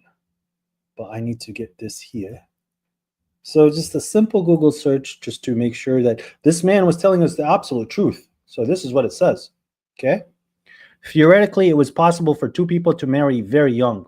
The minimum legal age was 12 years for women and 14 years for men. In addition, it was possible for the couples to get engaged at the age of 7 with the right to break off the engagement on reaching the minimum age of consent. Ba ba ba ba ba ba ba. Ba ba ba ba ba. You see that? Hey guys, they were having sex when they're 7 years old. That's what happens. 7 years old in the UK, bro. 100 years ago, they were having sex in the 17th century at 7 years old, not at 12 and 14, where the law clearly states, like, bro, it's right there. Like, do you see it? Why is my camera mirror? It's right there, bro. So I guess you're just making hadith up. Your hadith is da'if, bro. Where's your isnad? Because it's right there. What are you talking about, homie? People are not marrying 7 years old. 50-year-olds are not marrying 7 years old and having sex with them at 9. Because even here, when you do engage her, bro, mirror. Mirror effect. Because even here, right, when you're talking, you can't have sex with her until she's 12. And that is the point that I made earlier. Okay, you're always talking about the 12-year-olds, 13-year-olds, 14-year-olds having sex at young age. But nobody's talking about a 6-year-old or a 9-year-old having sex because it's not in anybody's normal mind, bro. Like, this is 17th century. So 100 years, a lot more than 100 years. Bro.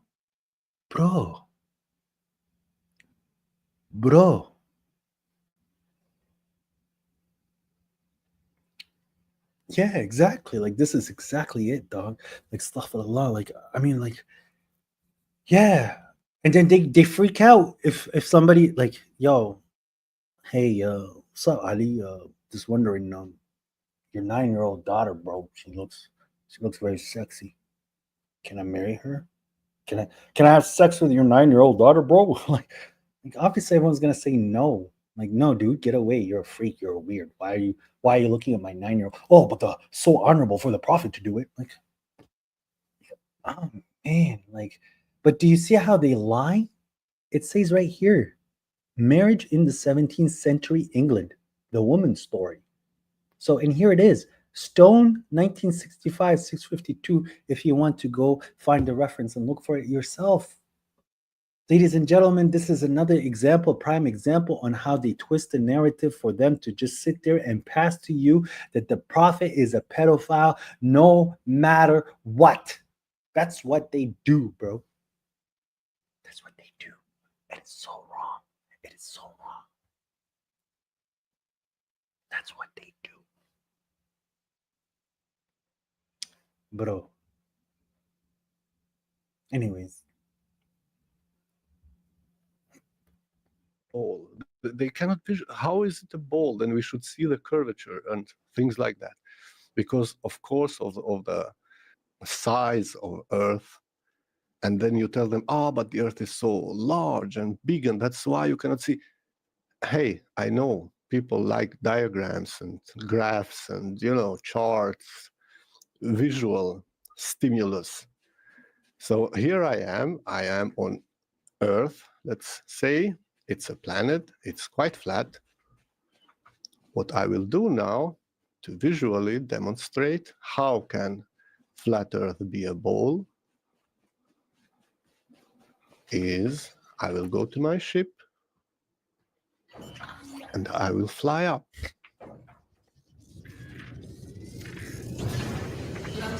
See, still flat. We are now 100 meters above. Of course, this is nothing. Bro, it's very obvious when the world is going to look a little like curvy. Are you using a fisheye lens? Are you using a fisheye lens, and that is why the world looks not flat? Because look at your like thing at the top there. It's curved upwards. See how it's curving upwards? It's not a flat horizon. I could clearly see that it's going to be round up there. There's the sun. Still flat. There are mountains, of course, and things there. So let's go up. Let's make some distance from the ground. 5 kilometers. You can see the scale there. The altitude 6, 7. This is of course still very slow, so let's make it faster so that you don't have to wait for an hour to leave atmosphere. Afterburner starting. Nice. See now? 10, 11, 12. We're going up. We reached 15 kilometers. 170 kilometers, 200. Bro. We will reach orbit in a bit. 300, 400. This is where some satellites are around the Earth. 800. So 1,000 kilometers. We are basically now in space. So outside of the atmosphere. Okay. Hey, look. No. I can't trust this. I can't trust this. It was a flat world, and what happened? It's done, bro. I got you. So 1,000 kilometers. Look at what happens, guys. We are basically now in space. Watch. So outside Watch. the atmosphere. Pay attention to this line. Okay. You see, there was a cut scene. He went to a different planet. He went to Mercury. Look now. He's not going to show us Earth. Yeah, I got you red-handed, bro. That's the planet we came from. No.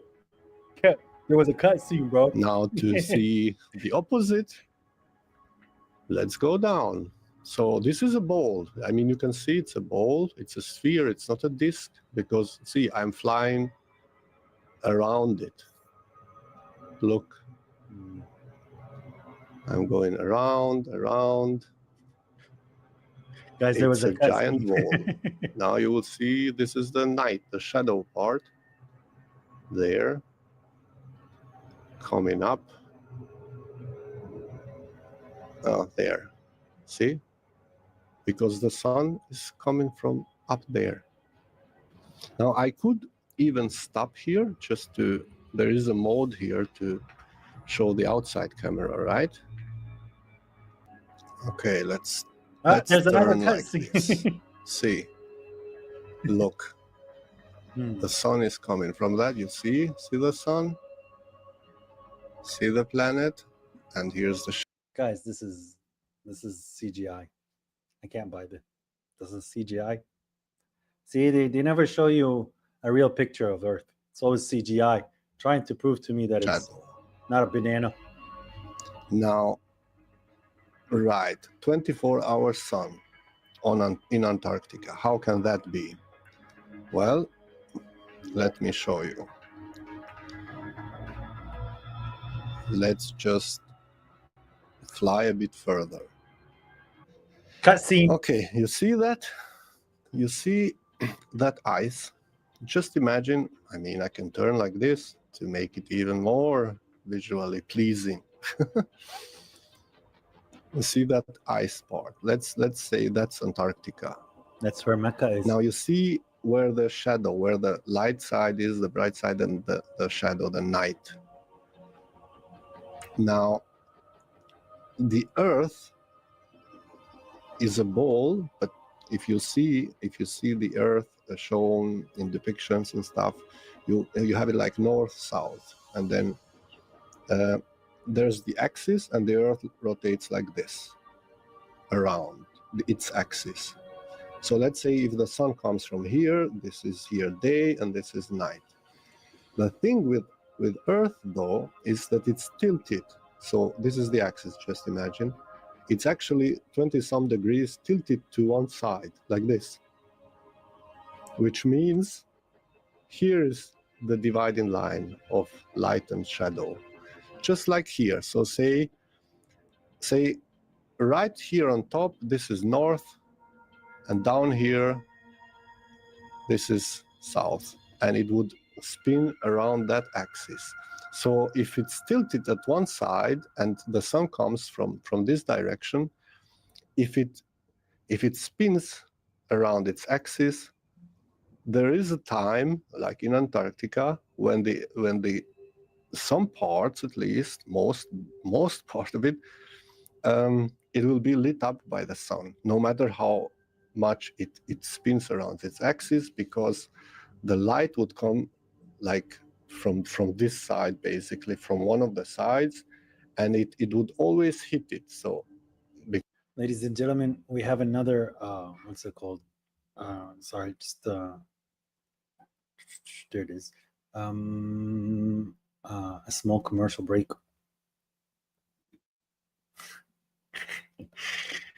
Just 1 second. Let me pull this up. Yeah.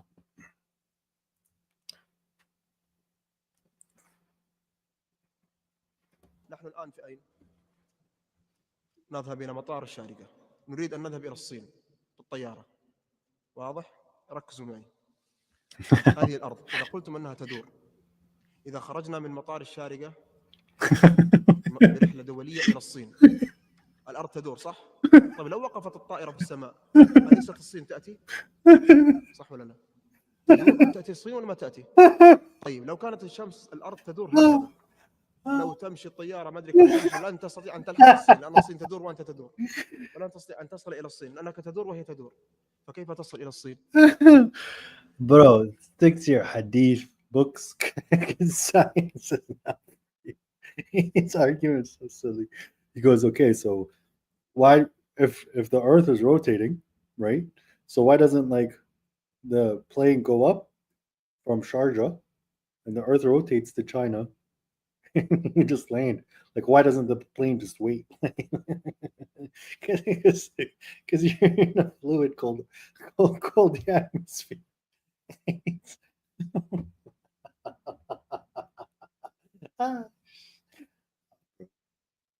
Why don't you just jump?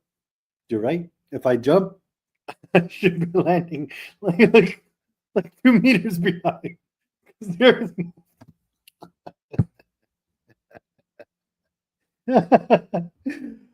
don't jump on a moving train because if you jump, you're gonna go to the back of the train.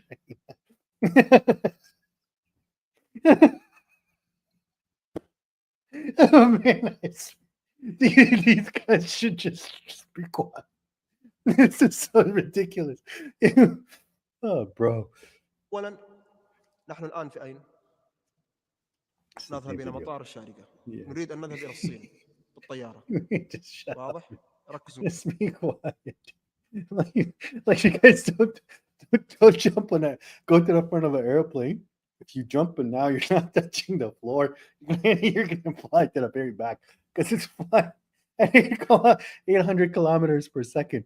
So, so you jump, you're like, how can I say, you're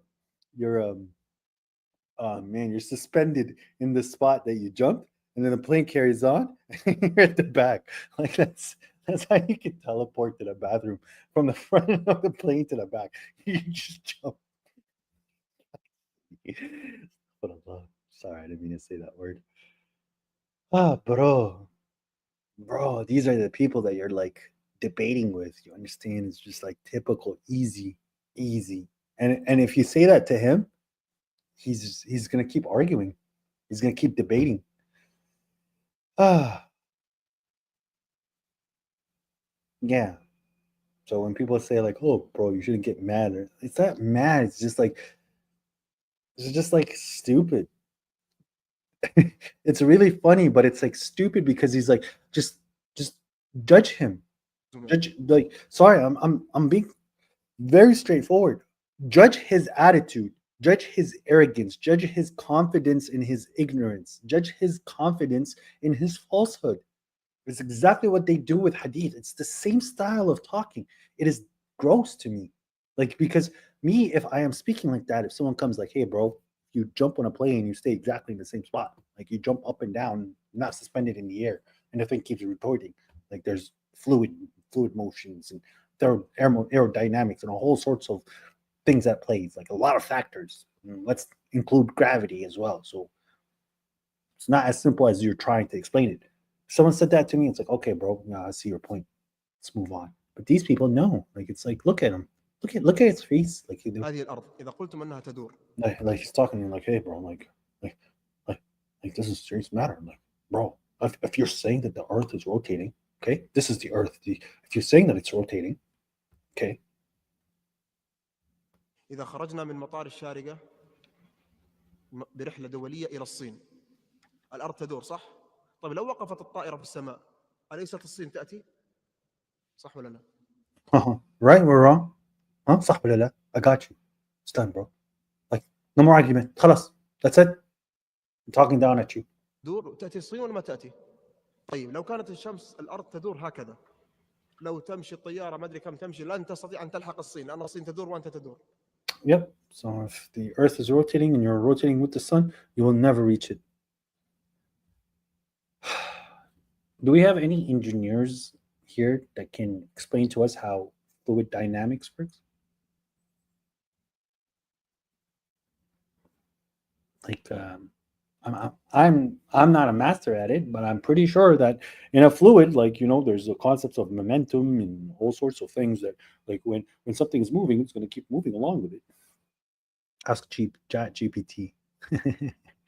Wow, my comments got deleted by YouTube on the live stream. What the heck? Well, no.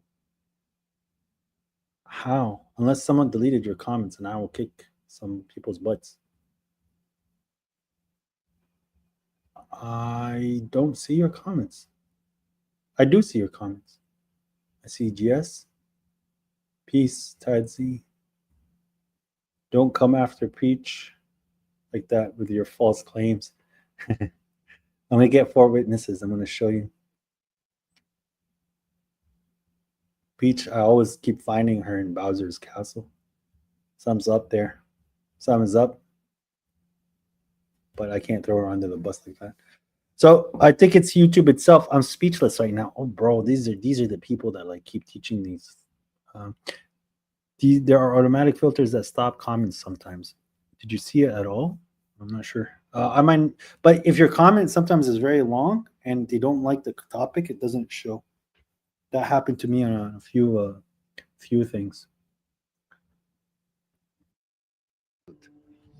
And that's why you saw in the video the sun, it goes basically a bit, it goes down, then up again, then it goes around, it goes down, then up again, but it never sets. And that's because of the tilt of the Earth.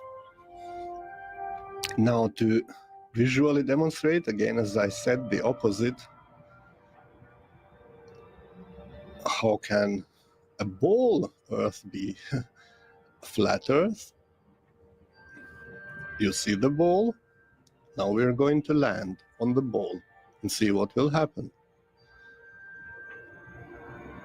I know this might sound for many people childish and patronizing, but it's not meant to be patronizing or childish.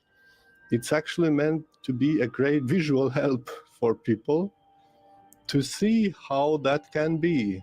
Now see what happens with the ball. Because of its size, when we are getting closer, it starts to look flat, flatter and flatter. So the curve, because of the huge size,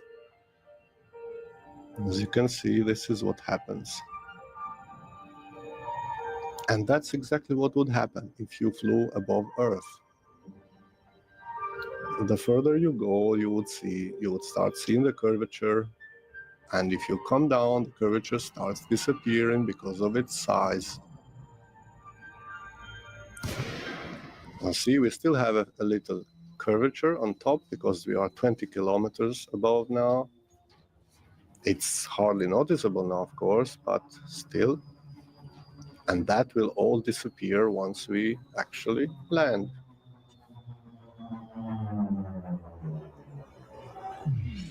And this is seamless. You saw, I just came from space, from orbit, no Special cutscenes effects. or animations. Special effects.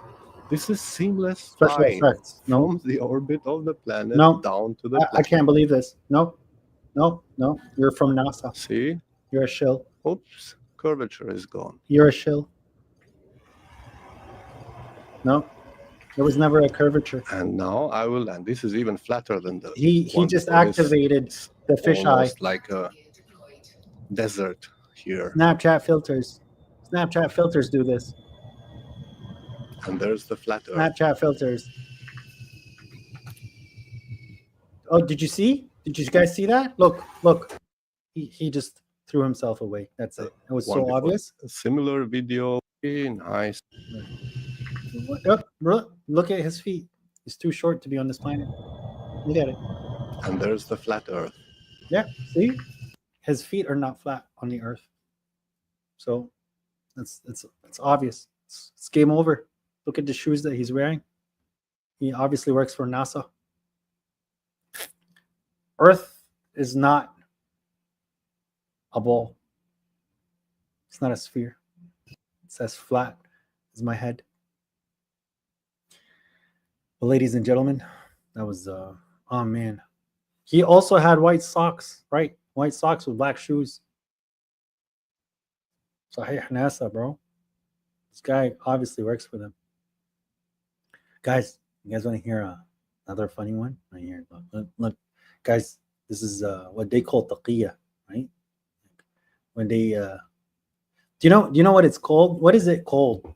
When in psychiatrists, when someone paints to you something which they know what they're saying is not true, but they like to decorate in their mind that this is the truth and this is what we believe. Yet the reality is completely different, and they kind of know it, but they have a way to kind of, with their apologetics, to fix it, right? But I think it's called cognitive dissonance, right? So let's watch some cognitive dissonance right now. Okay, Christian attempt to be. Let's see what he says. Christians is we are truthful about what the difference between Muslims and Christians is we are truthful about what our book preaches. I'm telling you, we don't play games. We don't say, oh yeah, but this part of the book we don't like it because you know what, liberalism today. Listen, I'm not there either. You know, Jesus saved me 1.5 years. So you like all the book? Huh? Do you agree that infants? So he claims that they don't like put things part of the books to a side, but yet there is not a single nation, maybe except one, and they don't do it correctly, where they lash the adulterer. Oh no, bro! If I was a leader, I would do it. Yeah, but none of your nations and none of your leaders that you defend do it. So that part of the book we put to the side, right? And when the book says that that's complete and you don't need anything else, that we also put to the side. And the thing with the marriage, God says that it's 2 divorces. You say 3 divorces. We also don't like that. We put that to the side. And all the verses that got abrogated, like leaving a will to your parents, that's also something that we put to the side. So you're so honest with what you tell the Christians. But do you know what? When these people are debating Christians, guess what they are? They're Quranists. They're Quran alone people. Have you ever seen a Sunni? Have you ever seen a Sunni debate a Shia? Have you ever seen a Sunni debate a Shia? They become Quran alone very, very quickly. Bro, prove me from the Quran where the Ahlul Bayt and the Imamat exist. Oh, okay. So we're talking about Ahlul Bayt from the Quran, and we're talking about the Imamate from the Quran. And now this guy is telling that we believe everything that's in our book, all right? But you don't believe in everything that you're trying to push down my throat. There's a hadith that says, ladies and gentlemen, I will show you this hadith. This hadith is groundbreaking. This hadith is the Sunnah. This is where we get the Sunnah, right? So, one second.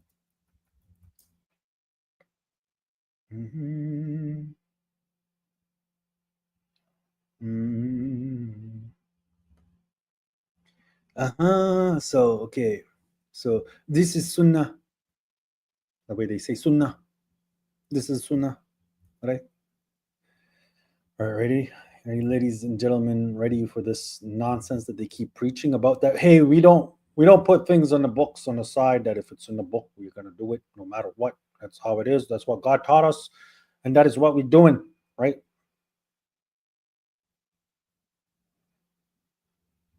Okay. So, one second. Pop. I just don't like the search and nothing. You guys ready for this?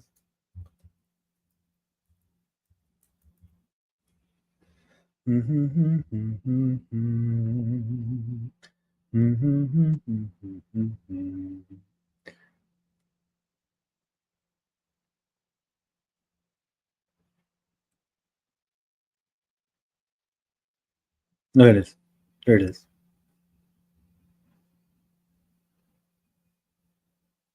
But I want the most simplest one. You know what? Let's be honest with them.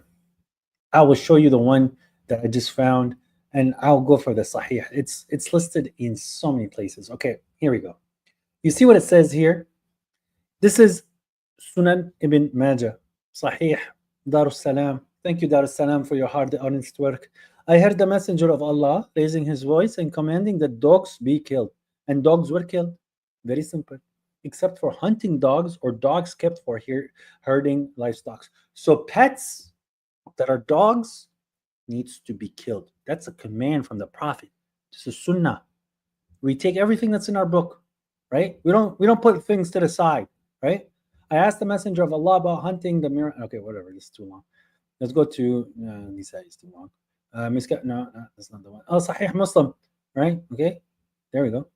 Allah's messenger ordered that the killings of dogs, and we sent men in Medina and its corners, and we did not spare any dog that we did not kill. So much so that we killed a dog that accompanied the wet she-camel belonging to the people of the desert, i.e. a herding. dog. That's a contradiction. But those dogs needed to be killed. Isn't that nice, guys? Why aren't they killing dogs now? Because they don't judge by whatever they like, right? This is Bukhari. I'll bring it.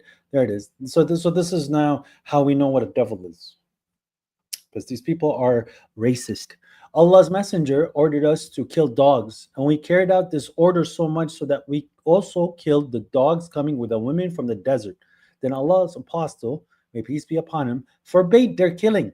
He, the holy prophet, astaghfirullah, he, the prophet, further said, it is your duty, the jet black, right? The darkest dog, the blackest dog, having 2 spots on the eyes, for it's a devil, right? You have to kill.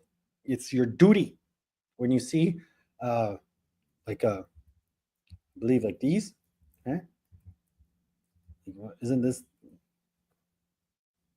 the one that I have? No, not these.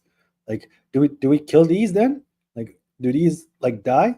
What about what was the name of these? The other ones, Dobermans, dogs, right? Like, do we kill these like completely black ones? Like, or is it because it has blocks? Okay, like what's a complete black dog that is just a devil? Like, what's black dog? Tell me. Black dog. Look at you devil, you devil, you. Look at this devil trying to get me feel some sympathy for him. T. Look at this devil right here smiling at me. Look at this. We should put him to death because he's black.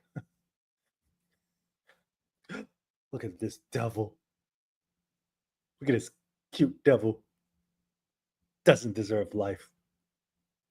God made him black for us to. Yeah, maybe we should kill this one too as well. Look at this little devil of this. Aw. I can't wait to break your neck and be a good Sunni. Guys, so what was he saying? The truth about their books. Yeah, we were talking about the truth about their books. We don't say, oh, yeah, but this part of the book, we don't like it because you know what? Liberalism today. So are we going to kill dogs now or liberalism? Listen, I'm not there either, you know. Jesus saved me 1.5 years Do you like all the book? Huh? Do you agree that infants should be killed? Babies and infants and sucklings should they be killed? So okay. So if you come with that, I will come with this. Before you finish, I want to tell you one thing. Whatever my religion says, it's got nothing to do with what you believe. When you feel the need, whenever I ask you a question, to reply with a question from my tradition, that shows insecurity in your faith. If you were to ask me a question about Islam, I would respond with Islamic answer. Absolutely. I would not say, but your Bible says this, because that's irrelevant. Yeah. Difference between Muslims. I guarantee you, when I started questioning him, he came back with me with questions about my creed in a way. Ladies and gentlemen, the blind cannot see their blindness, but they can see the blindness of others, apparently. Yeah. So this can go to hell. A comment. Cool. The hypocrisy. It's exactly what it is. Because hitting on bro, do we also have to kill him? Can we just keep this guy around? Like, can we find some brown in him? It's a good thing that Sunnism accepted liberalism and they don't kill dogs, jet black dogs. Because then, look at him. Oh, bro, look. Haram. Very sad.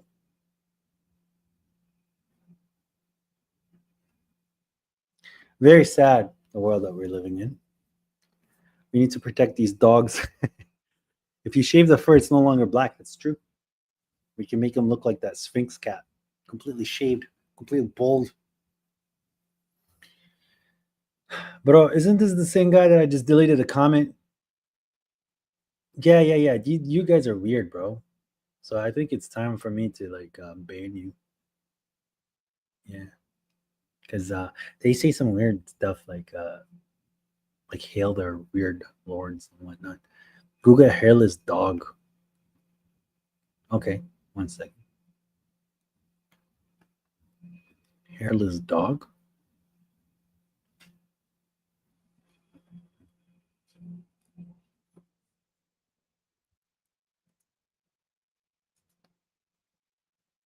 Oh, okay.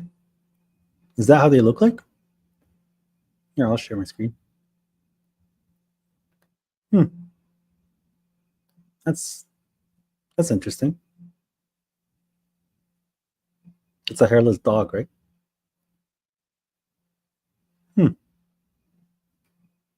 Well.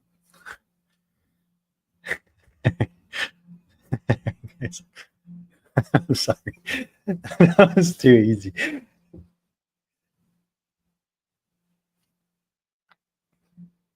Black Dog's lives matter. It's a psyops. All right, guys. It was a fun stream. I think I'm going to do a little bit more of these. The debating streams are fun, but unfortunately, we need to start building an audience again, and that's going to take a little bit. But I do also want to start having these reaction streams, is just so that we can incorporate and remind from your day-to-day life, like literally anything that I can pull up, I will show you. Let me see if I'm doing. Okay, I mean, this one's very sad, but let me. Okay, guys. No, I don't want to. Okay, so look, so there's lessons in everything. Even when you're sitting getting entertained, you should always turn it back to God some way, somehow. So this is just a random whatever short. I'm going to turn down the volume a bit. Sausage delivery for cats. Okay, so okay.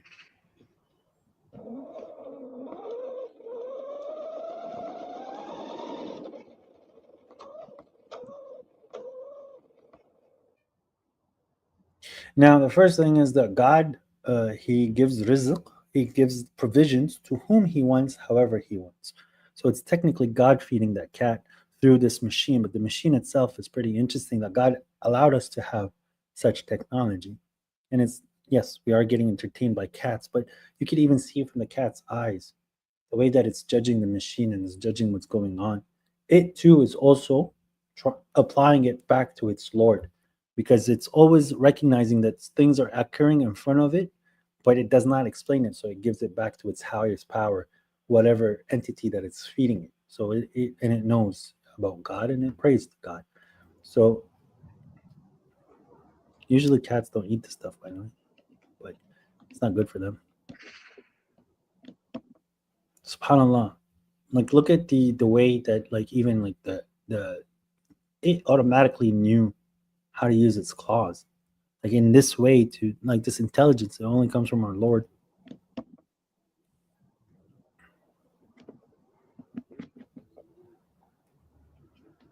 But you see, God guides whom He wants and He deludes whom He wanted. So the person who was making this, who's clearly making it for a YouTube video, he didn't actually consider that the cats would not be able to eat it from the height that it's at, and the cat needs to have it on the floor. But he did not give it a mechanism for it to drop.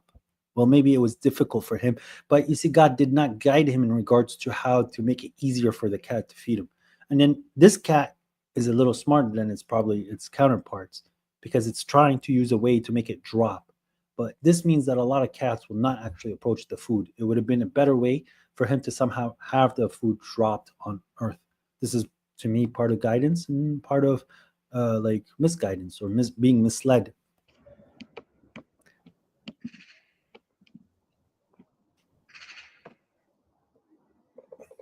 Yes, they are. Yeah, this cat is struggling, Yahana. And now he just scared it. Here's the bigger cat.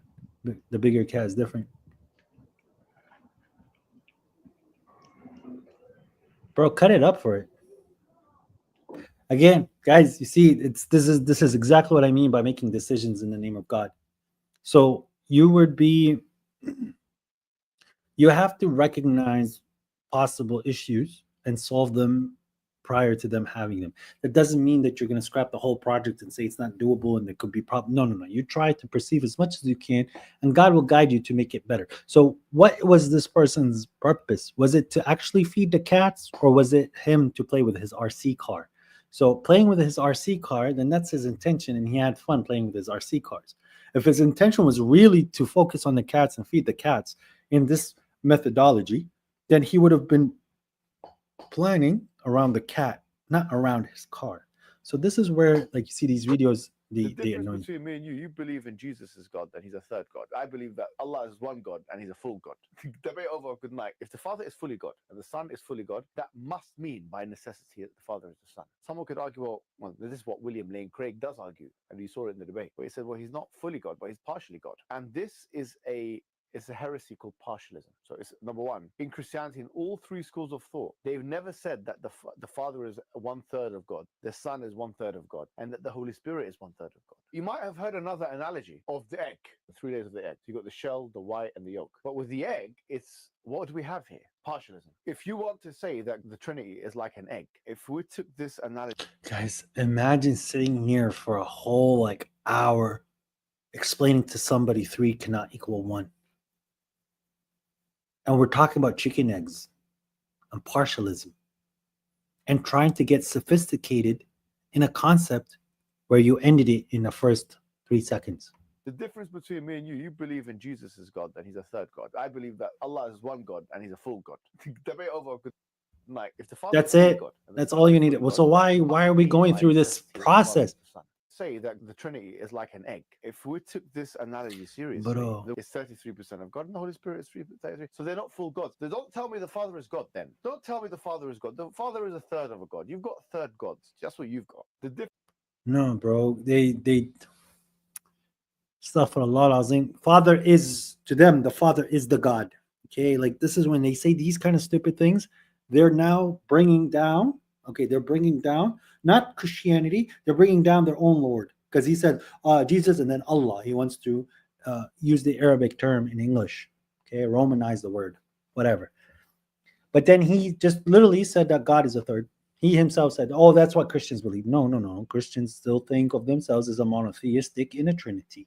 Okay, so they're confusing the Father with 3 parts. لَقَدْ كَفَرَ الَّذِينَ قَالُوا إِنَّ اللَّهَ هُوَ الْمَسِيحُ عِيسَى بْنُ مَرْيَمَ. The people committed disbelief when they said that Allah, God, is Jesus. Okay, so they're equating him to Jesus. They're saying that he's a son to God, but God is still existent to them. Okay, they literally use the word Allah, but you are just being a little deceptive in what you want to apply. Don't get mad. The difference between Bro, please. All right, guys. Anyways,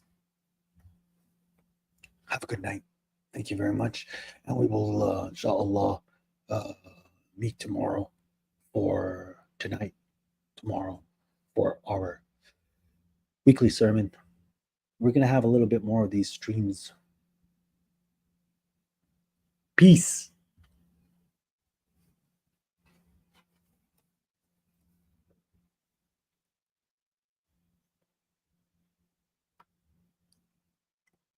Oh, end stream. Sorry. Peace.